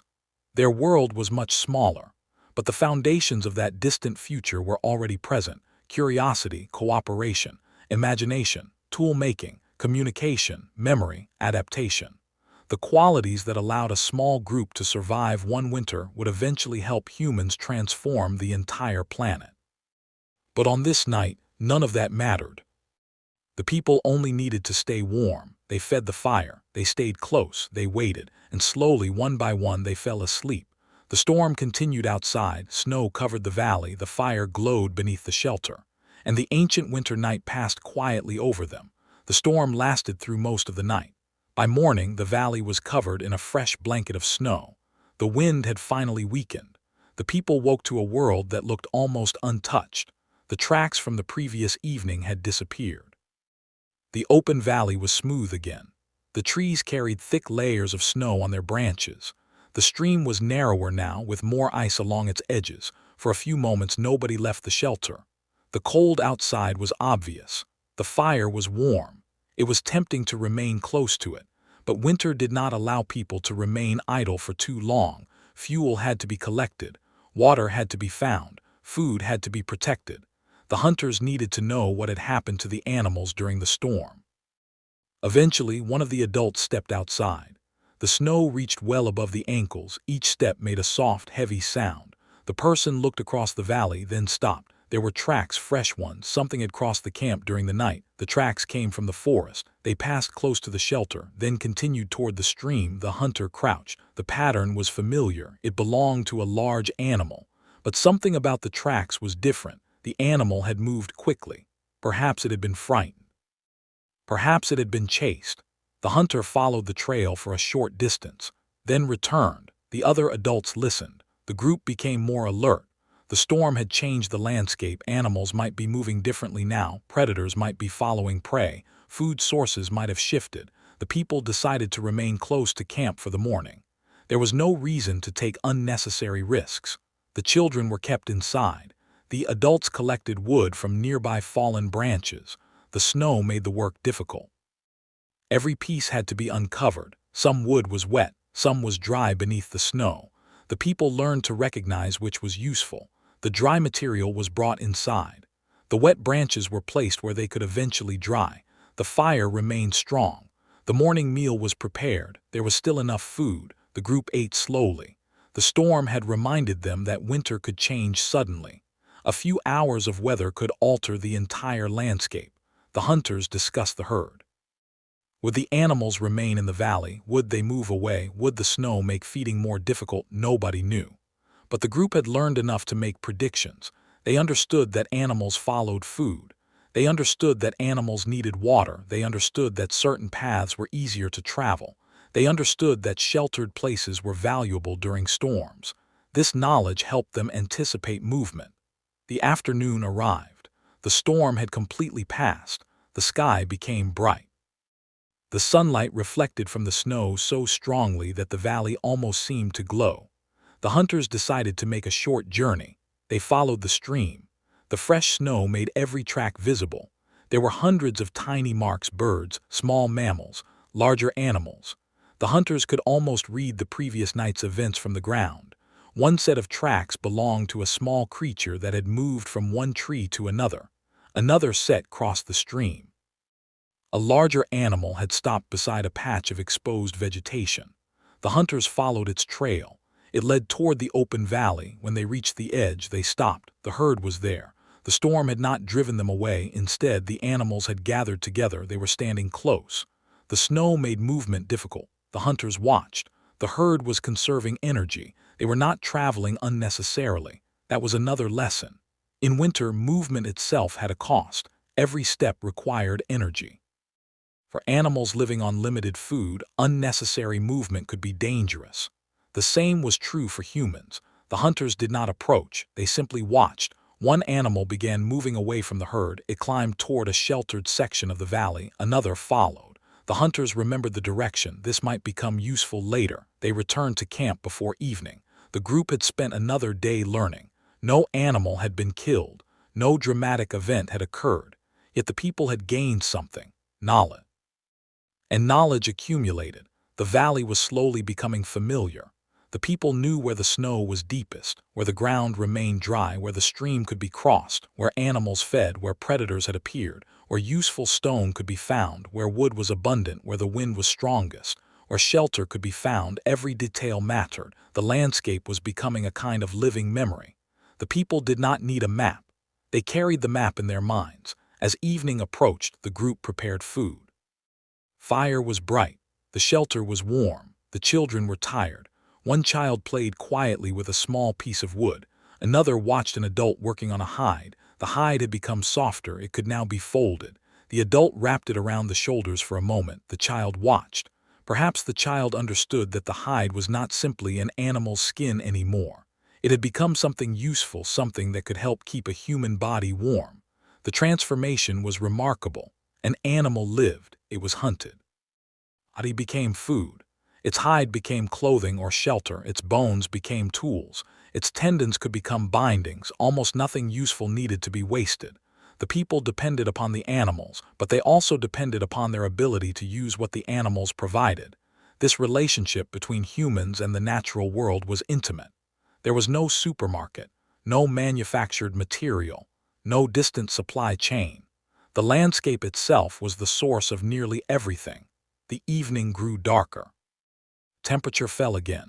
The people gathered closer to the fire. An older member of the group began speaking. The children became quiet. Perhaps another story was beginning. Maybe it was about an animal, maybe a journey, maybe a place beyond the ridge. Perhaps it was a warning about a dangerous river, or perhaps it was simply a memory of another winter. Whatever the subject, the listeners remained attentive. Stories gave shape to memory. A person could remember an event better if it had been told many times. A place could become familiar even to someone who had never visited it. A danger could be remembered through another person's experience. The spoken word allowed information to travel farther than the original event.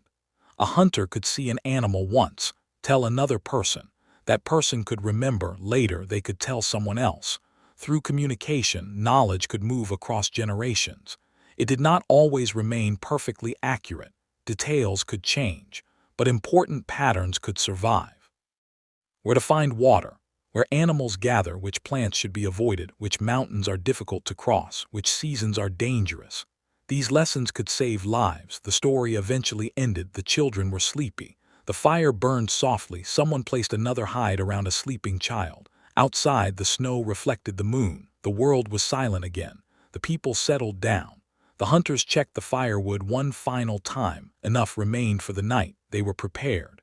The shelter was secure. Food was nearby. The children were warm. Nothing more needed to be done. One by one, the people fell asleep. The fire continued burning. Outside, the cold moved across the valley. A fox-like predator passed at a distance. It stopped briefly. It smelled the air, then continued. The human camp remained quiet. The animal disappeared into the darkness. Farther away, the herd shifted in the snow. The animals remained close together. The winter night connected everything: humans, animals, trees, water, snow, stone, fire. Every living thing was responding to the same cold. Every species had its own strategy. Some migrated, some grew thicker fur, some found shelter, some became less active. Humans used tools, clothing, fire, and cooperation. No single strategy was perfect. Survival depended on adaptation. And adaptation did not always mean changing the body. Sometimes it meant changing behavior, finding better shelter, learning a new route, making a better tool, changing the timing of a hunt, sharing food, staying together. These behavioral adaptations could spread quickly through a group because people could learn from one another. That was one of humanity's greatest advantages. A person did not have to discover everything alone. They could watch someone else, they could copy, they could improve, they could teach. And the cycle could continue. The fire became smaller. One final piece of wood was added. The flames rose briefly, then settled into a steady glow. The shelter became quiet. The people slept outside. The snow-covered valley stretched beneath the stars. There were no roads, no houses, no fences, no lights, only the ancient landscape. And somewhere beneath the snow, the ground was slowly preserving another small chapter of human existence. A few stone flakes near the fire, a piece of charcoal, animal bone, a broken fragment of hide, evidence of people who had lived, worked, eaten, laughed, taught, and slept beside the same winter landscape. They would never know that their ordinary lives could become extraordinary simply because they had survived in the memory of the earth. For them, it was only another night, another fire, another winter, another morning waiting somewhere beyond the darkness. The morning came quietly after the long night. There was no storm, no rain, no strong wind, only a pale winter sun rising above the ridge. The fire had survived. The people woke one after another and remained close to the warmth while the first meal was prepared. Outside, the snow had hardened once again. The valley looked peaceful. But the hunters noticed something important. The herd had moved. Fresh tracks crossed the open ground. They were heading toward the northern side of the valley. The hunters followed the trail for a short distance. Then they stopped. The animals were moving away from the familiar feeding area. Perhaps the snow had covered too much vegetation. Perhaps the animals had exhausted the available food. Perhaps another disturbance had frightened them. Whatever the reason, the herd was changing its route. The hunters returned to camp. The information mattered. If the herd left the valley, the group might eventually need to move too. The people could not remain in one place indefinitely. Their food sources were connected to the movements of animals and the availability of plants. The landscape provided resources, but resources changed. Winter was constantly rearranging the possibilities. The group began discussing the future. They did not need to leave immediately. There was still food, there was still water, there was still wood, but they began preparing. The hunters examined their equipment. The tool makers checked their stones. The adults inspected the hides. Anything that might be needed during travel was repaired. This preparation could take time. A journey was not simply a decision to stand up and walk. People had to consider children, food, tools, water, shelter, materials, weather, distance, terrain, the elderly, anyone who was injured. Every person changed the difficulty of movement. The group had to think collectively. One adult began gathering small pieces of useful material. Another tied objects together. The children watched. They sensed that something might be changing. Perhaps the adults were preparing to move. But there was no immediate departure. For now, the camp remained. The afternoon became unusually bright. The sunlight warmed the shelter entrance. The children played outside. The snow was perfect for footprints. One child stepped carefully. Another followed. Soon they were making a trail. The adults watched. The children were learning how their feet affected the snow. They could see where they had walked. They could follow one another. Even simple movement could become exploration. One child discovered an animal track. The child called an adult. The adult came closer. It was a small track. The adult identified it. The child looked toward the forest.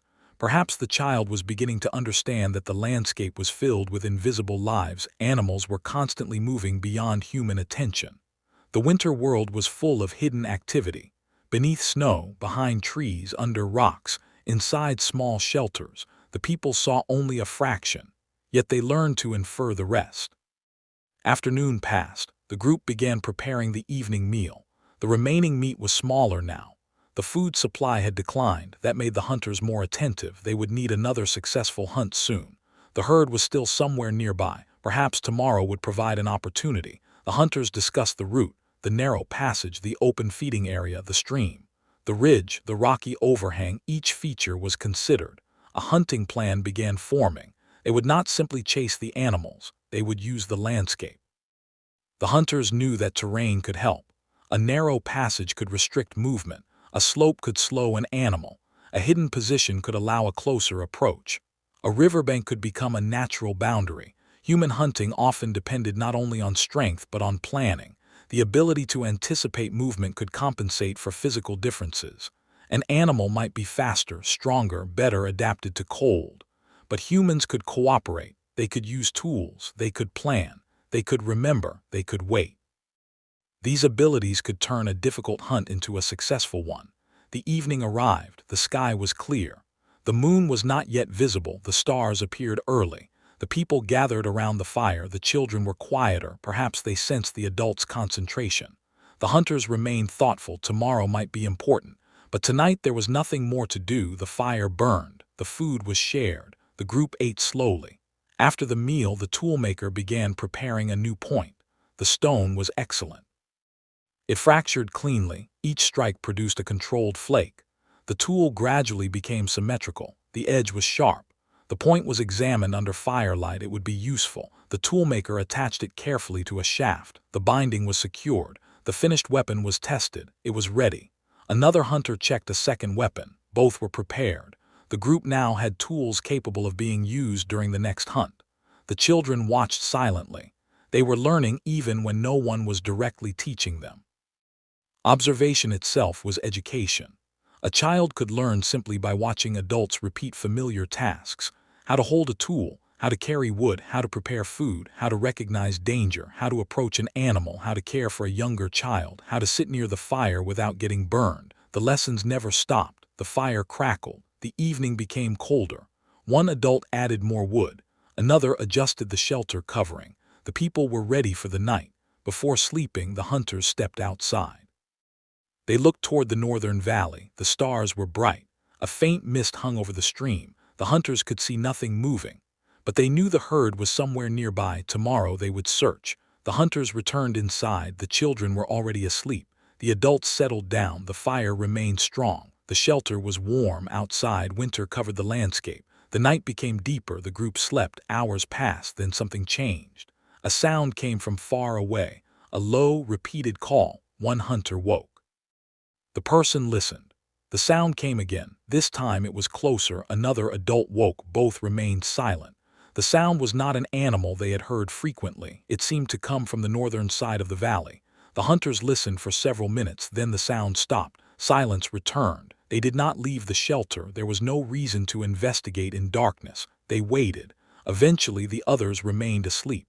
The hunter lay back down. The fire continued burning. The night passed. When morning arrived, the hunters would remember the sound. They would search for its source.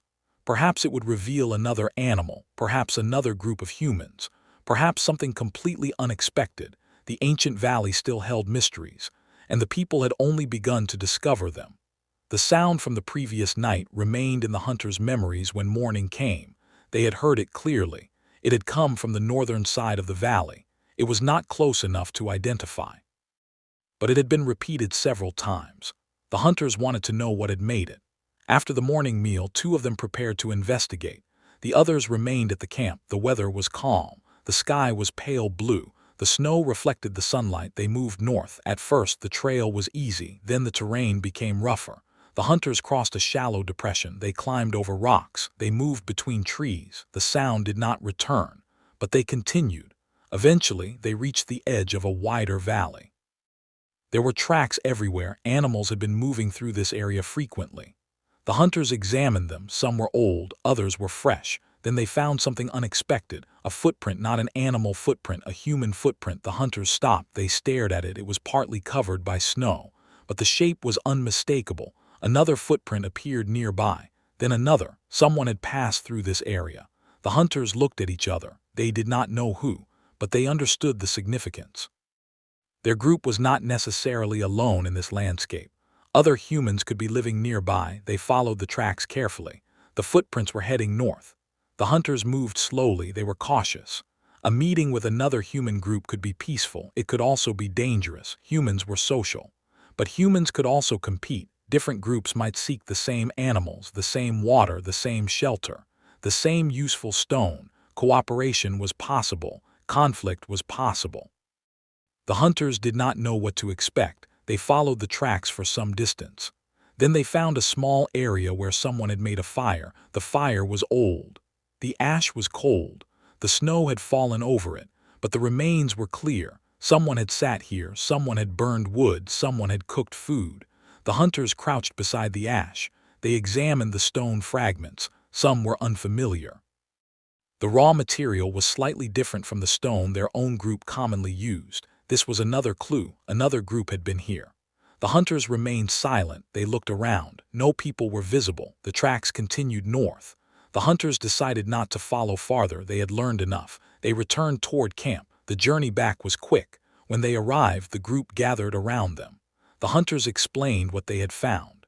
The news changed the mood of the camp. Other humans might be nearby. The adults became more alert. The children were kept close.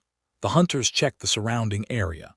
There was no immediate sign of danger. Still, everyone understood that the valley had become more complicated. They had thought about animals, weather, food, water. Now there was another factor, other people. The group discussed what to do. No one knew exactly how distant the other group was. They might have passed through days ago. They might still be nearby. They might have been traveling in the opposite direction. There was no way to know.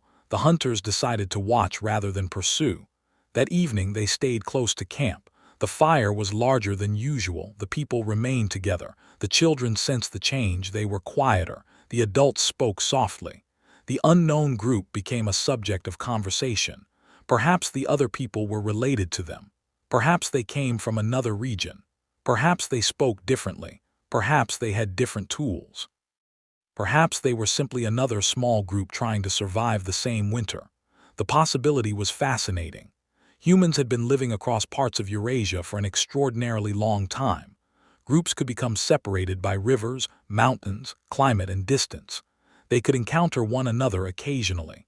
They could exchange objects, share information, form relationships, or avoid each other. The archaeological record suggests that prehistoric human populations were not always completely isolated. People moved. They encountered other people. They exchanged genes and ideas. The exact details of those interactions 100,000 years ago are often impossible to reconstruct, but the possibility of contact was very real. The people around this fire could have been part of a much larger network of human movement than they realized. Yet for tonight, they knew only one thing: someone else had made a fire nearby. That knowledge was enough to make the valley feel different. The night became colder. The people remained awake longer than usual. The hunters took turns watching the entrance. There was no immediate threat. The stars were bright. The moon appeared above the ridge. The forest was dark. Nothing moved. Eventually, the tension faded. The people relaxed. The children fell asleep. The adults continued talking quietly. One person examined the unfamiliar stone fragment found near the other fire. It was turned over in the hand. The material had a different texture. Perhaps it came from a distant source. That raised another possibility. The other group may have traveled a considerable distance. If so, the valley was part of a larger landscape used by people who moved through it seasonally. The idea was difficult to prove, but it was worth remembering. The fire burned. The unfamiliar stone remained beside it. A tiny object from another human group had entered their camp. It was perhaps the first sign of another world. The people eventually slept, but the hunters kept the fire alive. The night passed without incident. When morning came, the group was ready to investigate again. This time they would not follow the human tracks. Instead, they would observe the valley. They wanted to know whether the other group would return. The hunters climbed the ridge. From the top they could see a great distance. The snow-covered landscape stretched north. Nothing moved. Then one hunter noticed smoke, very faint, far beyond the trees. A thin gray column rose into the sky. The hunter pointed. The others looked. There it was, smoke. Someone had lit a fire. The other group was still nearby. The hunters remained on the ridge. They did not approach. They watched. The smoke continued rising. Then another column appeared. 2 fires, perhaps several families, perhaps a larger group. The hunters could not tell. They remained hidden. The distance was too great. They needed more information before making any decision. After some time, the smoke disappeared behind the trees. The hunters returned to camp. They explained what they had seen. The group now knew the other humans were probably nearby. The question was what to do next. Would they avoid them? Would they move? Would they wait? No one knew. The winter landscape suddenly seemed much larger. There were other people somewhere beyond the ridge, other fires, other children, other hunters, other stories, other memories. Perhaps they were not so different. Perhaps they were. The people around their own fire could only wait and observe. The day passed quietly. No meeting occurred. The evening came. The fire was prepared. Food was shared. The children slept. The adults watched the darkness. The unfamiliar stone remained beside the fire, a small reminder that somewhere beyond the valley other humans were living through the same winter. The wind moved gently through the trees. The stars appeared. And in the distance, beyond the ridge, a faint glow briefly appeared against the darkness. Another fire, another group, another human world. 2 small communities existed within the same ancient landscape. Neither knew exactly how close the other was. Neither knew what the future would bring. But for the first time, the valley was no longer only about animals and weather. It was also about people. And tomorrow might bring the first meeting. The following morning, the people woke before the sun had fully appeared. The fire was still burning. The unfamiliar stone fragment remained near the edge of the shelter. For several moments, nobody touched it. Then one of the hunters picked it up. The stone was examined again. Its surface was different from the material normally used by the group. It had clearly been shaped by human hands. That fact was becoming difficult to ignore. Another group was nearby. The hunters prepared quietly. They did not want to approach the distant fire immediately. Instead, they decided to observe from the ridge. The journey began after the morning meal. The snow was firm beneath their feet. The sky was clear. The hunters followed a route they already knew, past the stream, across the open ground. Along the rocky slope, toward the ridge, from there the distant landscape opened before them. They stopped. For a long time nothing happened. Then a thin column of smoke appeared beyond the trees. The other group was still there. The hunters crouched. They watched carefully. The smoke rose slowly into the cold air, then disappeared. A short time later it appeared again. The people below were feeding their fire. The hunters tried to estimate the distance. It was difficult. The landscape could be deceptive. A ridge could look close while actually being several hours away. A small fire could appear tiny even when a large group was nearby. They decided not to approach yet. Instead, they moved along the ridge. From another position, they could see more clearly. There were several trails through the snow. Some were animal tracks, others were human. The people had been moving between their camp and the surrounding landscape. The hunters noticed something else. The tracks appeared to move toward the same open valley used by the herd. That meant both human groups were probably interested in the same animals. The possibility of competition became more serious. The hunters returned to their camp. They explained everything. The group remained calm. There was no immediate reason for fear. Humans had lived alongside other human groups for countless generations. Encounters could take many forms. People could avoid one another. They could communicate from a distance. They could exchange objects. They could share a resource temporarily. They could compete. No one knew which possibility would occur here. The safest decision was patience. The group continued its normal routine. The adults prepared food. The children played close to the shelter. Tools were repaired. Wood was gathered. The hide coverings were checked. But everyone remained more observant than before. Every sound from the forest attracted attention. Every distant movement was examined. The afternoon arrived. The hunters decided to visit the human footprints once more. They followed the trail north. The snow had begun softening under the sun. Some of the tracks were disappearing, but others remained. The trail eventually reached a small depression between two hills. There they found another old fire. This one was more recent. The ash was still dark beneath the snow. The hunters examined the ground. There were several human footprints, small ones, large ones. The group was not made up only of hunters. Children had been there, perhaps families. That discovery changed the feeling of the situation. These were not simply unknown hunters passing through. There were probably ordinary families nearby, people with children, people carrying food, people seeking warmth, people experiencing the same winter. The hunters sat quietly beside the remains of the fire. For a moment they may have imagined the people who had sat there. They could not see them. But the evidence was enough to create an image. Someone had collected wood, someone had made the fire, someone had cooked, someone had rested. Perhaps a child had sat beside the flames. Perhaps someone had told a story. The two groups might not have been so different. The hunters eventually returned. They brought no object from the other camp. They did not want to disturb anything. The information itself was enough. That evening the group gathered around its own fire.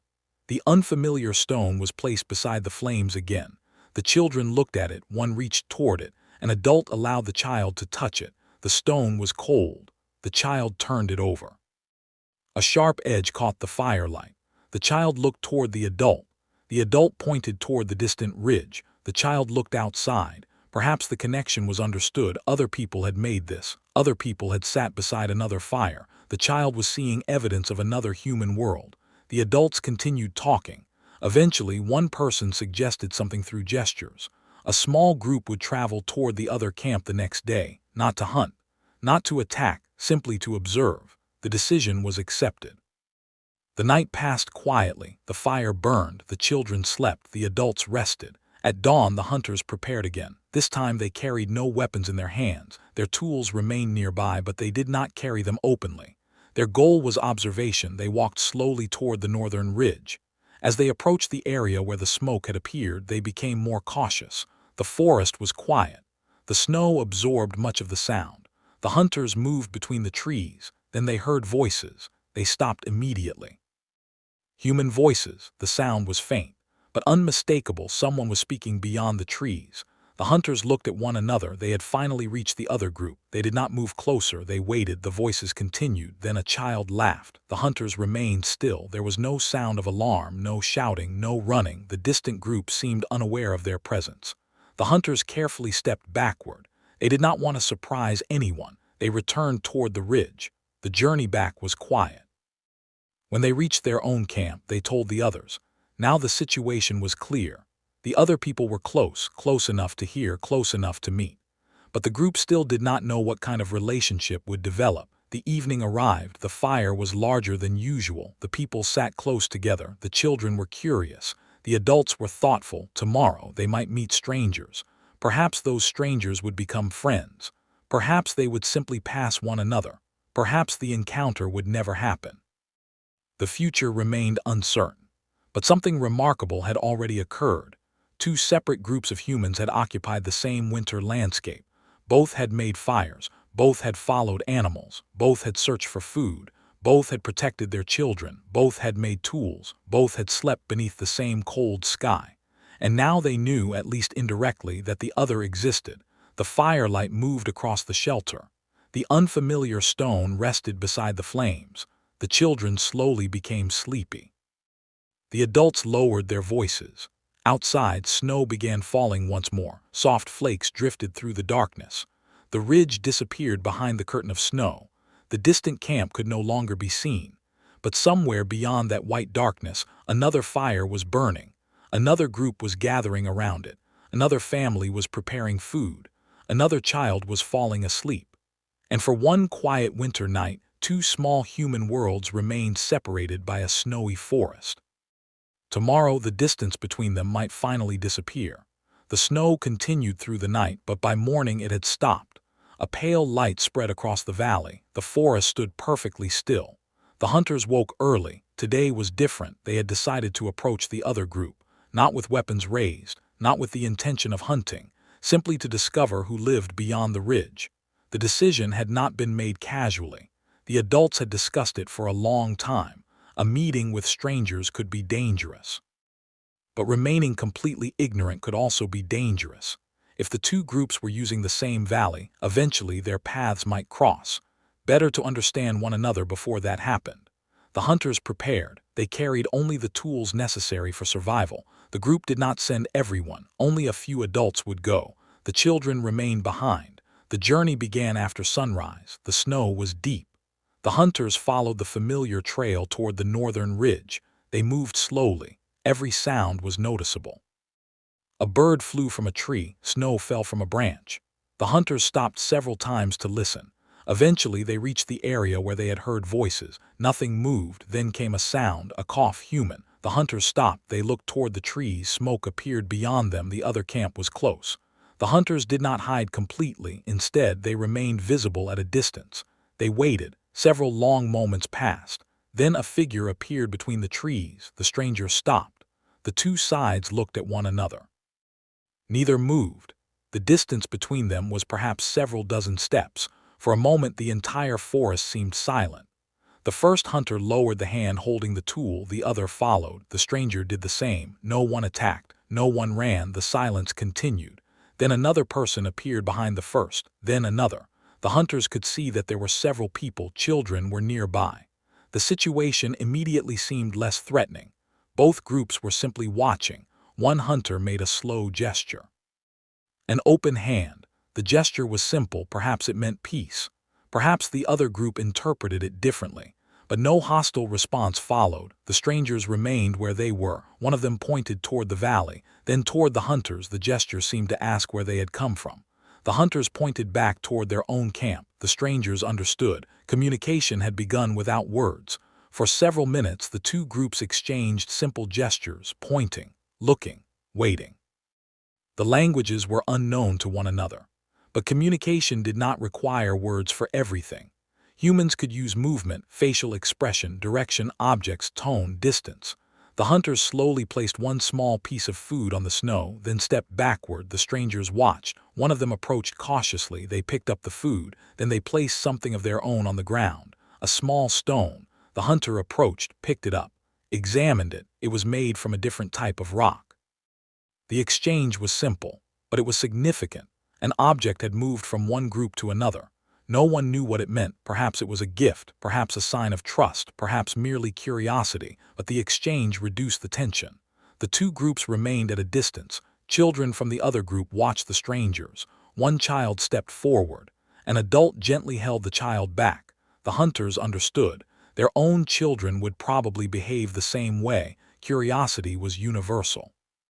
After some time, one of the strangers made another gesture. They pointed toward the sky, then toward the snow. Perhaps they were discussing the weather. Perhaps they were indicating that the winter was difficult. The hunters responded by pointing toward the distant herd route. The strangers immediately understood the subject: animals. The two groups were interested in the same resource. That fact was both useful and concerning. The hunters could not know whether competition would eventually develop. But for now, the meeting remained peaceful. The strangers eventually stepped backward. The hunters did the same. Neither group wanted to move too close. The meeting ended naturally. No dramatic event, no battle, no celebration, just two small groups of humans standing in a snowy forest, looking at one another for the first time. The hunters returned to their camp. The others waited anxiously. When the hunters appeared, everyone gathered. The hunters described the meeting through gestures and words. The unfamiliar stone was shown again. The exchanged object was examined. The group was curious. The children especially wanted to know what the strangers looked like. The hunters explained as best they could. The rest of the day was spent quietly. The meeting had changed the group's understanding of the valley. The landscape now contained other people. They were no longer an unknown possibility. They were real. Their camp was real. Their children were real. Their tools were real. Their fire was real. The two groups now had a shared awareness of one another that could lead in many directions. Perhaps they would meet again. Perhaps they would avoid one another. Perhaps they might exchange useful materials. Perhaps they might share information. Perhaps they would eventually move in different directions. No one could know. The evening meal was prepared. The people sat around the fire. The exchanged stone was placed beside the flames. The hunters compared it with their own tools. The difference in raw material was obvious. Perhaps the other group had traveled from a region where this stone was abundant. That meant the stone itself carried information. It suggested movement. People traveled, materials traveled with them, ideas traveled, techniques traveled. Human groups were not isolated islands. Even in an ancient world with no roads, people could move across large distances. They could follow rivers, cross valleys, travel along animal routes, move with changing seasons. The landscape was a network of possible paths. The people around the fire may have understood only their own portion of that network. But the other group proved that the network extended farther. Night came, the temperature dropped. The people fed the fire, the children slept. The adults spoke quietly about the meeting, the stranger's gesture, the exchange of food, the different stone, the children, the camp. Every detail was remembered. Memory was important. A future meeting could be influenced by what happened today. If the strangers had been aggressive, the group would remember. If they had been peaceful, that would also be remembered. The first encounter had been calm. That was encouraging. Outside, the stars appeared. The snow reflected the moonlight. The distant ridge was dark. Somewhere beyond it, another fire was burning. The two groups were now connected by a memory. They had seen one another. They had exchanged objects. They knew the other existed. For the people involved, this may have been a small event. For the larger story of human history, encounters like this could have enormous significance. Human populations expanded, groups separated, then met again. They exchanged genes, ideas, objects, stories, skills. Sometimes they competed, sometimes they cooperated, sometimes they simply passed one another. Over thousands of generations, these encounters shaped the human story. The people around this fire could not see the future. They could not imagine cities. They could not imagine writing. They could not imagine ships crossing oceans. They could not imagine machines flying through the sky. They could not imagine a world covered in roads and lights. Their entire universe was the valley, the forest, the mountains, the river, the animals, the other camp, and the fire. The fire continued burning. One adult placed another piece of wood on it. The flames rose gently. The children slept peacefully. The adults slowly became quiet. Outside, the winter night settled over the landscape. Two human camps were separated by a forest. Two fires burned beneath the same stars, and somewhere in the darkness an animal moved quietly between them. The winter continued, the people slept, and the ancient world waited for another morning. The next morning was unusually quiet. The snow had stopped falling, and a thin layer of frost covered everything the light touched. The people woke slowly. There was no immediate need to travel. The previous day's meeting had given them much to think about. For the first time since arriving in the valley, the group understood that another community was living nearby. The adults did not know how long the strangers would remain. They did not know where they had come from. They did not know where they would go. But they knew that the other people had children, fires, tools, food, and shelters. They were living through the same winter. The morning meal was small. Food supplies were beginning to decline. The hunters examined what remained. There was enough for several meals, but not enough to wait indefinitely. The herd was still somewhere beyond the northern ridge. If the group wanted to remain in the valley, another successful hunt would soon become necessary. The hunters prepared their weapons. They checked the bindings carefully. Cold weather could make materials stiff and brittle. A loose binding could fail at exactly the wrong moment. One hunter warmed a section of binding near the fire. Another examined a stone point. The edge was sharp. The shaft was straight, everything appeared ready. The hunters decided to leave after sunrise. This time they would follow the herd's tracks. They moved toward the northern side of the valley. The snow was bright under the morning sun. As they climbed the first slope, they noticed tracks belonging to several animals. The herd had passed during the night. The hunters followed. The tracks moved through a narrow corridor between two rocky areas. That was useful. The landscape was beginning to reveal a natural route. The animals could travel elsewhere, but this particular passage was easier. The hunters continued. They stopped frequently. One person moved ahead, the others remained behind. This spacing allowed them to observe without making too much noise. After some time, they saw the herd. The animals were gathered near a sheltered section of the valley. They were feeding on vegetation exposed beneath the snow. The hunters crouched behind rocks. They watched. The animals were not aware of them. For several minutes, nothing happened.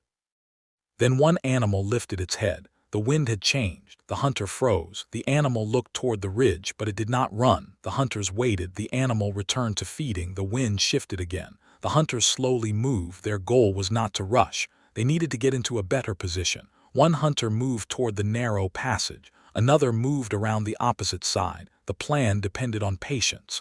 The herd continued feeding. Then a sudden sound came from the forest. A branch broke. The animals lifted their heads. The hunters stopped. The herd began moving. For a moment, the opportunity seemed lost. Then the animals entered the narrow corridor. The hunters followed. The chase began. It was not fast at first. The snow slowed the animals. The hunters moved carefully. Their breathing became heavier. The cold air entered their lungs. The herd turned. One animal separated slightly from the others. The hunters focused on it. A spear was raised, then released. The weapon struck the snow. The animal continued running. Another hunter threw. This time the weapon connected. The animal stumbled. The hunters approached cautiously. The hunt was successful. The animal was large enough to provide a significant amount of food. But the work had only begun. The hunters had to process the carcass. They needed to do it efficiently. The cold helped preserve the meat. But transporting the entire animal back to camp would be difficult. They began cutting. The stone tools worked through hide and tissue. Pieces were separated. Useful parts were saved. The hunters worked quickly. The meat was divided. The hide was carefully removed. Bones were kept. Some could later become tools. Other parts were left behind. The hunters carried what they could. The journey back was slower. Each person carried a heavy load. They rested several times. When they finally reached the camp, the others came out to help. The children watched from a safe distance. The adults immediately began processing the meat. Food was the first priority. The meat was divided. Some was cooked immediately. Some was kept for later. The hide was stretched and protected. The bones were cleaned. The success changed the atmosphere of the camp. Food was available again. The people could remain for longer. The children were given small pieces. The adults ate. The hunters rested. The fire burned strongly. For the first time in several days, there was no immediate concern about hunger. The successful hunt also changed the group's confidence. They had learned the herd's movements. They knew the valley. They understood the weather. They had discovered another human community. They had enough food. The winter was still difficult, but the group was adapting. Later that afternoon, something unexpected happened. A figure appeared on the northern ridge. The hunters noticed first. They stood. The figure remained still. Then another person appeared. It was the other group. They were watching from a distance. The hunters did not reach for their weapons. They simply looked. After a few moments, one of the strangers raised an arm. The hunter responded. The strangers remained on the ridge. They could probably see the fresh carcass. They could probably smell the smoke. Perhaps they understood that the hunt had been successful. The two groups did not approach. Instead, they watched one another. Then one of the strangers pointed toward the animal. The hunter nodded.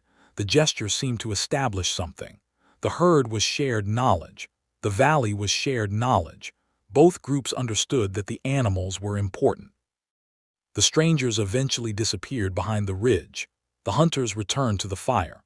That evening, the people talked about what had happened. The meeting had been peaceful.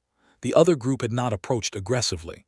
Perhaps there would be more contact, perhaps there would not, but the possibility remained. The next days might bring another meeting, perhaps an exchange, perhaps a shared hunt, perhaps a warning about predators. The future was uncertain. Night arrived. The fire illuminated the shelter. Fresh meat was cooking. Smell filled the cold air. Children gathered close. Adults ate slowly. The mood was calm. Outside, the winter landscape was dark. The northern ridge could barely be seen. Beyond it, another human group was probably preparing its own evening meal. Perhaps they had their own fire. Perhaps they were eating meat. Perhaps they were discussing the strange people they had encountered. Perhaps they wondered where the strangers came from. Perhaps they were just as curious. The two groups had no common written language. They had no maps. They had no way to record the encounter, but memory was enough. The people would remember faces, movements, gestures, objects, the location, the other camp, the ridge, the valley. These details could be passed to children. A child who had watched the meeting might later describe it to another child. Years later, that memory might become part of a story. The story could change, details could be forgotten, but the basic event might remain. We saw other people. They lived beyond the ridge. They made fires. They had children. They knew the animals. They exchanged an object with us.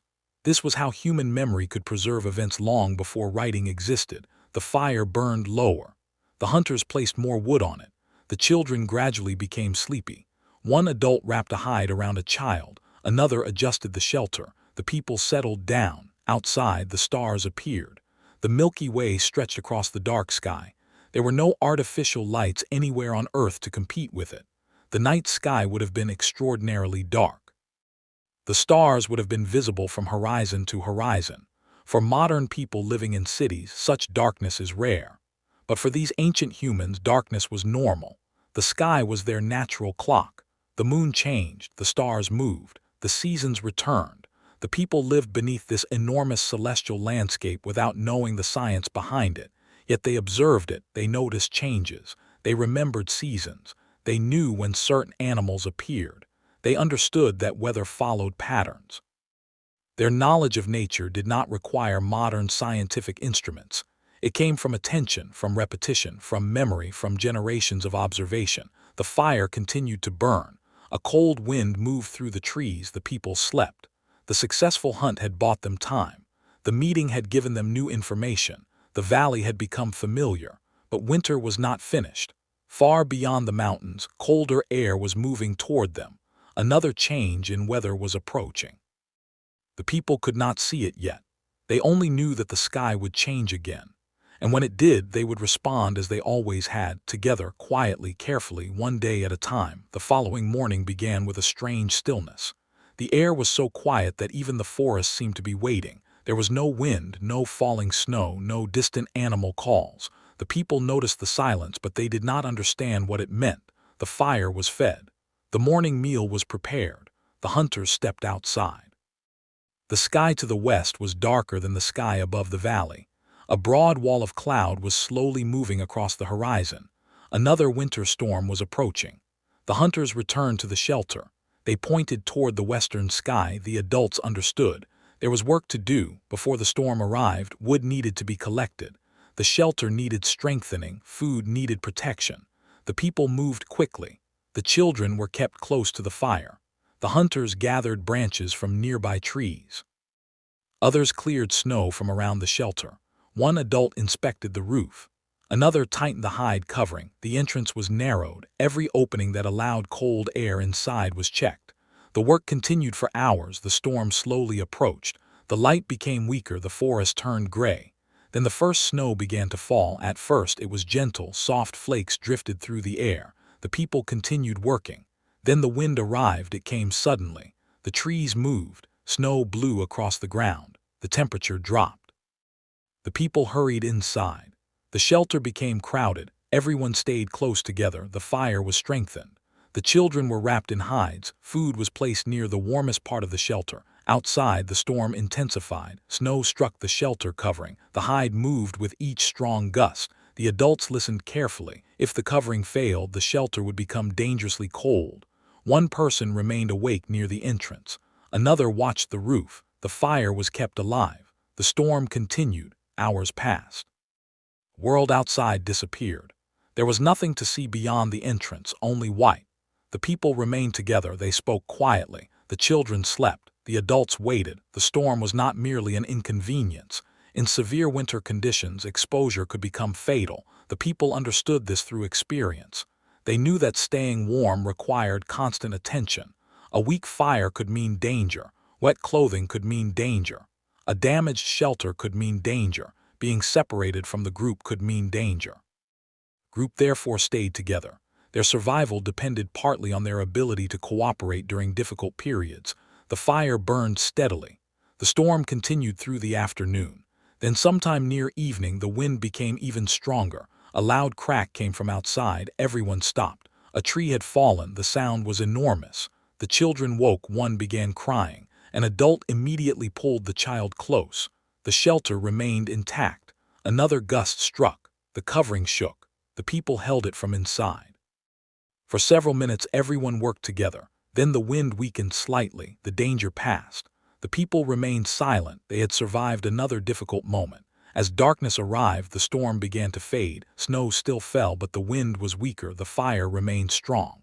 The children returned to sleep. The adults finally relaxed. Someone prepared a small meal. The food was shared. No one spoke much. They were tired. The storm had consumed their energy.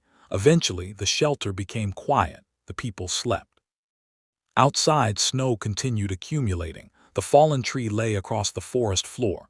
Branches were buried. Animal tracks disappeared. The entire valley was transformed. When morning arrived, the people emerged carefully. The storm had ended. The valley looked completely different. Snow covered everything. The fallen tree was nearby. The hunters examined it. The wood was fresh. It could provide fuel for many days. The storm had created a new resource.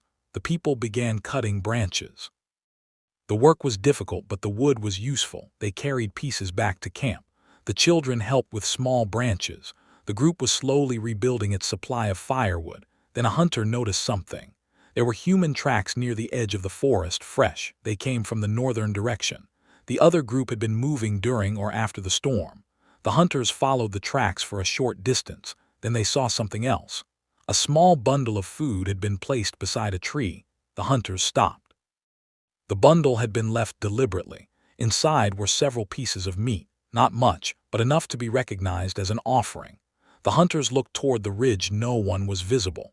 The meaning seemed clear. The other group had left food. Perhaps it was a gesture of friendship. Perhaps they were responding to the earlier exchange. The hunters took the food, but they did not immediately eat it. They returned to camp. The entire group gathered around. The food was examined. The gesture created excitement. The other group was communicating. They had no shared language, but they had found another way. An object could communicate. Food could communicate. A stone could communicate. A gesture could communicate. The people decided to respond. They prepared several pieces of their own food. One hunter carried them toward the ridge. The group followed at a distance. The hunter placed the food beside a tree, then stepped backward. The others waited. No one appeared. Eventually, they returned. The exchange had become a quiet tradition. Neither side needed to stand face to face every time. They could leave something. The other group could find it. Trust could develop slowly. That afternoon, the people remained near camp. They were beginning to feel less threatened by the existence of the other community. The two groups had exchanged food. No one had attacked. No one had stolen. The relationship remained uncertain, but peaceful. For humans living in a harsh environment, such cooperation could have practical advantages.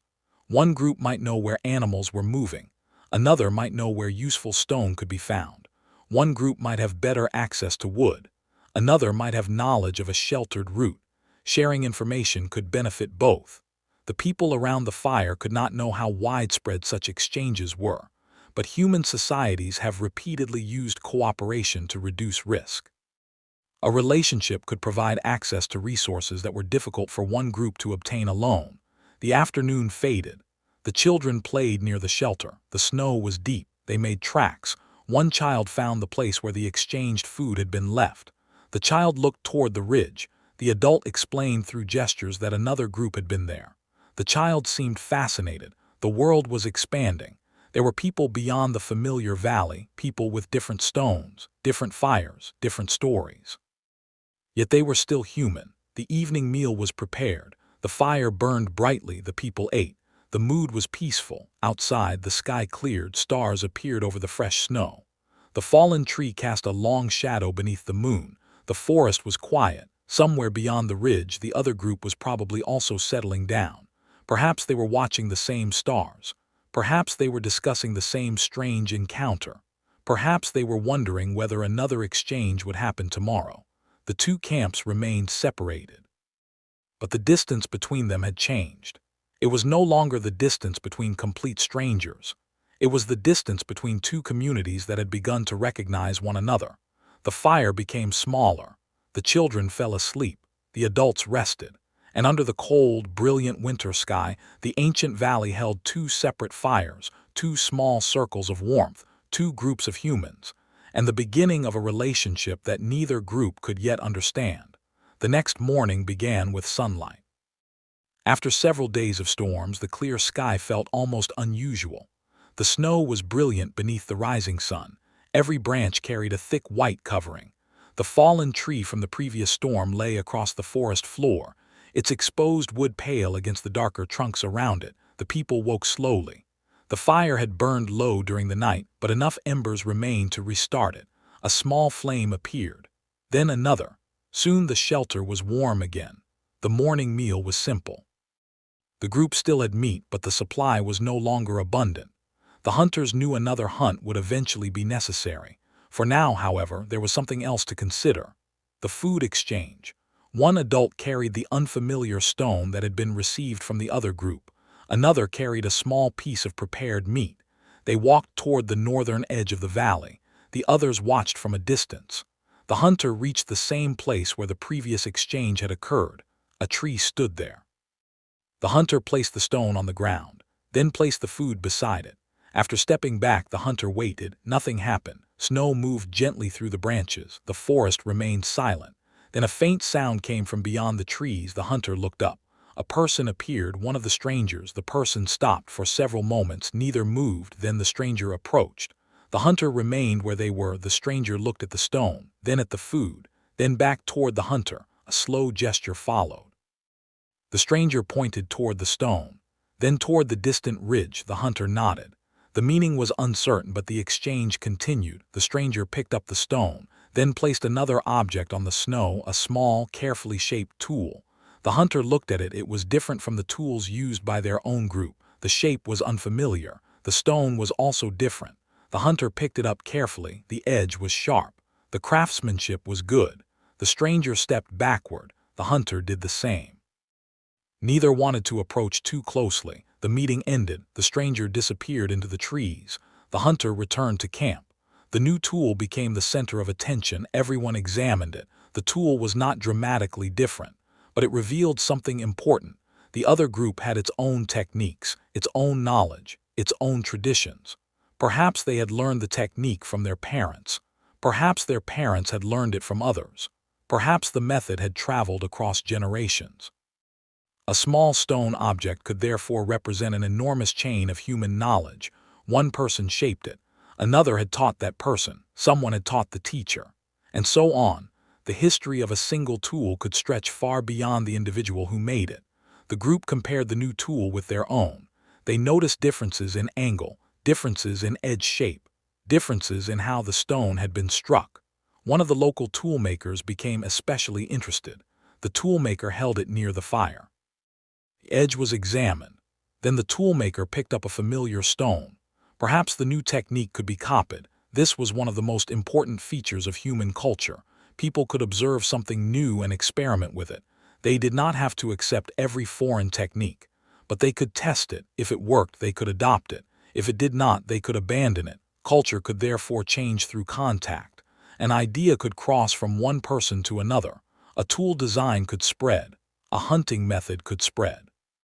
A way of preparing food could spread. A story could spread. A route could spread. The exchange between these two small groups may have been tiny, but it represented the same basic process that would eventually allow human cultures to transform across enormous distances. The toolmaker began experimenting. The first attempt failed. The stone broke incorrectly. The second attempt produced a small flake. The third was better. The toolmaker studied the result. Another strike, another flake. Slowly, the new technique began to make sense. The children watched closely. They always watched. One child picked up a discarded flake. An adult immediately stopped the child. The edge was extremely sharp. The child handed it back. The lesson was clear. Stone could be useful. Stone could also hurt. The day continued. The hunters decided not to pursue the herd. Instead, they explored the southern side of the valley. They wanted to understand the landscape better. The winter had changed the terrain. Snow covered old landmarks. Some trees had fallen. The stream had frozen farther across. The hunters followed the water. Eventually, they found a place where the stream disappeared beneath a layer of ice. They stopped. The ice looked strong, but they did not trust it. A hunter tested it with a long branch. The surface cracked. Everyone stepped backward.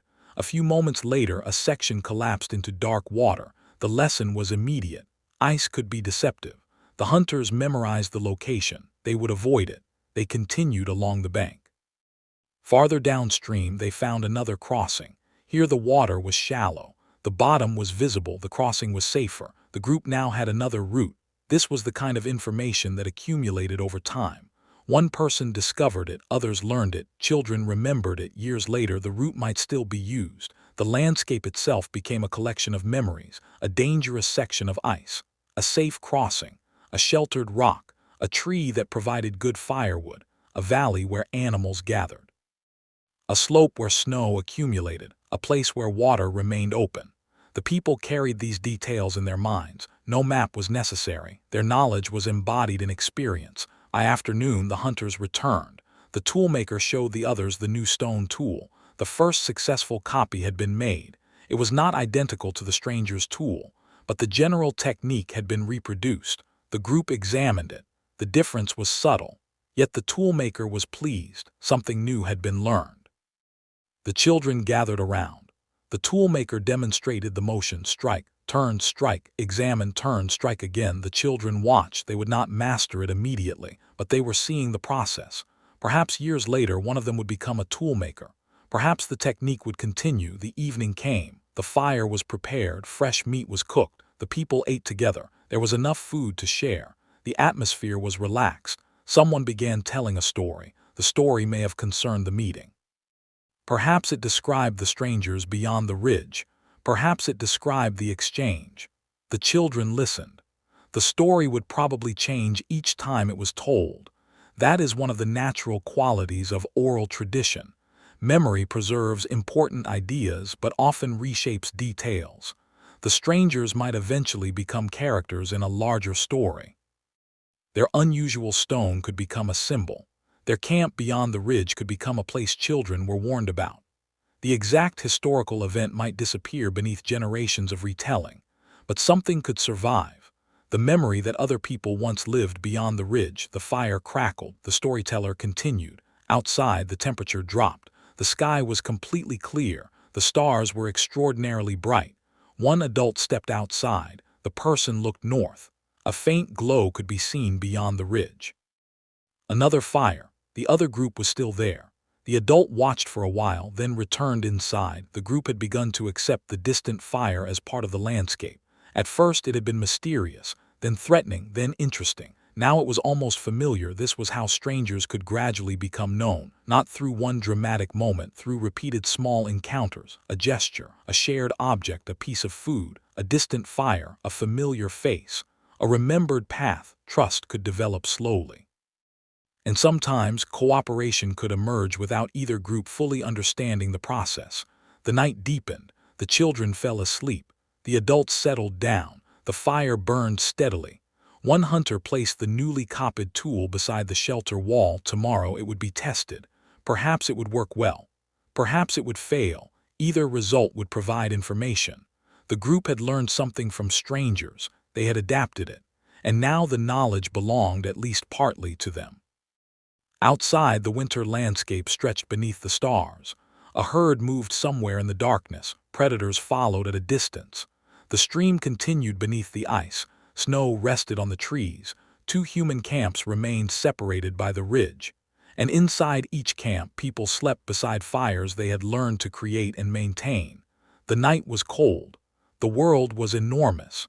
But the small circle of human warmth remained.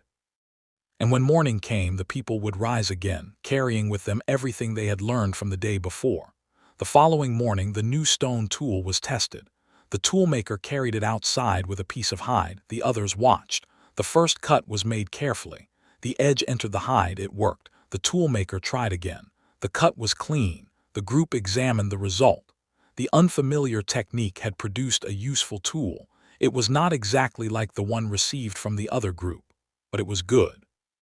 The toolmaker looked toward the northern ridge. The strangers had taught them something without speaking a single word about how it was made. The lesson had traveled through observation. That was enough. The people returned to their usual work. The winter day was bright. The temperature remained low, but the sunlight made the cold easier to tolerate. The hunters decided to search for the herd. The previous successful hunt had reduced the immediate pressure for food, but the group needed to think ahead. They did not want to wait until their supplies became dangerously low. 3 hunters left camp. This time, one carried the newly copied tool. It would be tested outside the shelter. They crossed the valley. The snow was firm. The herd had moved again. Fresh tracks led toward the southern ridge. The hunters followed. The trail passed through a narrow section of woodland. Several branches had been broken. The animals had pushed through the snow. The hunters moved slowly. They knew that a successful hunt depended on reaching the animals without alarming them. Eventually, they heard movement. The herd was nearby. The hunters crouched. They waited. The animals appeared between the trees. They were feeding on exposed vegetation. The hunters watched. No attack was attempted. They wanted to understand the herd's route. The animals remained in the area for some time. Then they moved toward the stream. The hunters followed at a distance. One animal stopped. It lifted its head. The wind shifted. The hunter carrying the new tool remained completely still. The animal stared toward the trees. Then it continued. The hunters waited. The herd eventually crossed the open ground. The hunters did not pursue. They had learned something more useful. The animals seemed to follow a predictable sequence. Morning feeding, movement toward water, rest. Afternoon feeding, movement toward sheltered ground. This pattern could help them plan future hunts. The hunters returned to camp. The day had been successful even without a kill. They had gathered information. Back at the shelter, the toolmaker continued experimenting with the new technique. Another tool was made, then another. Each attempt improved.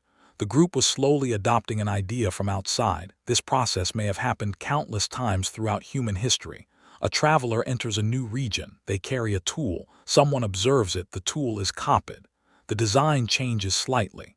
The new version is taught to others. Years later, nobody remembers where the original idea came from. The innovation becomes part of local tradition. This is how culture can spread, not always through formal teaching, sometimes through simple observation. The afternoon passed peacefully. The children played near the shelter. One child practiced making footprints. Another followed the tracks of a bird. An adult watched from nearby. The child stopped beside a tree. There were small marks in the bark. The child pointed. The adult examined them. An animal had scratched the tree.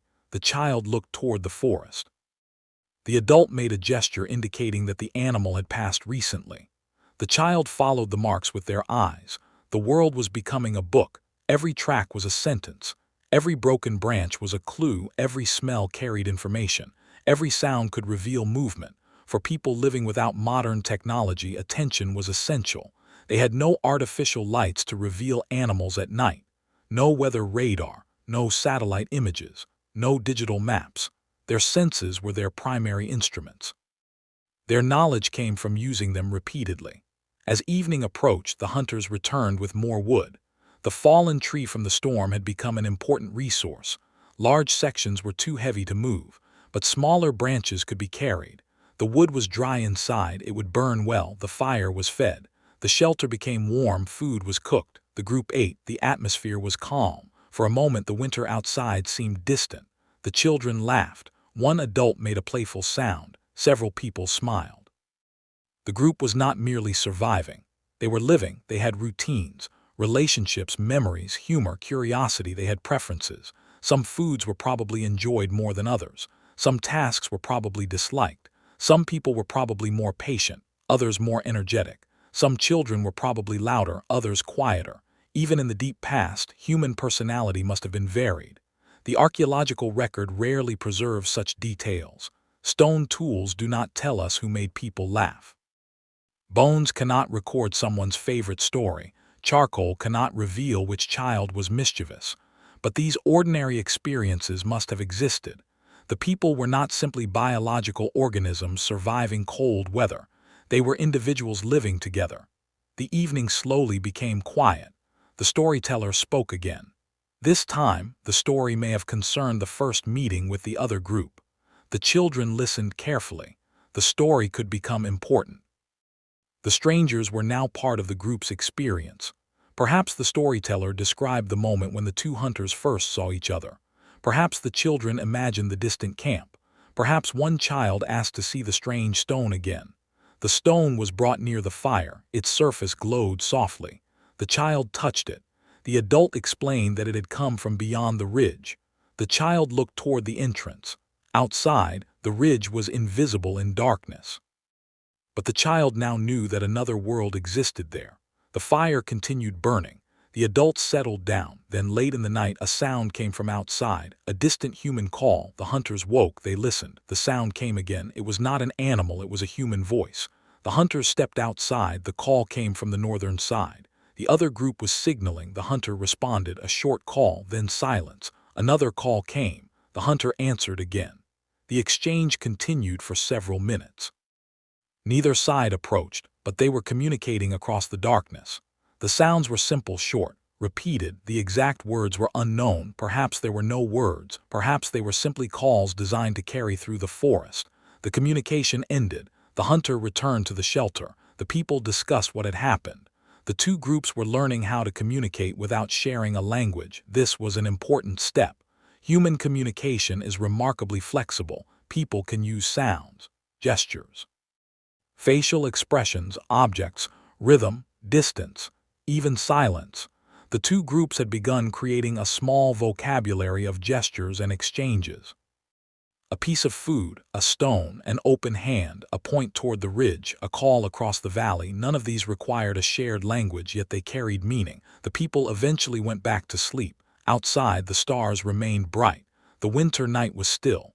The distant fire could no longer be seen. But now both groups knew that the other was awake. They had heard one another. Perhaps tomorrow they would meet again. Perhaps the relationship would deepen. Or perhaps they would simply continue living separately. For now, neither group needed to decide. The fire remained warm. The shelter was secure. Food was available. The children were safe. The people slept. And beyond the ridge, another small human community slept too. Two groups, two fires, two sets of memories, living through the same ancient winter beneath the same enormous sky.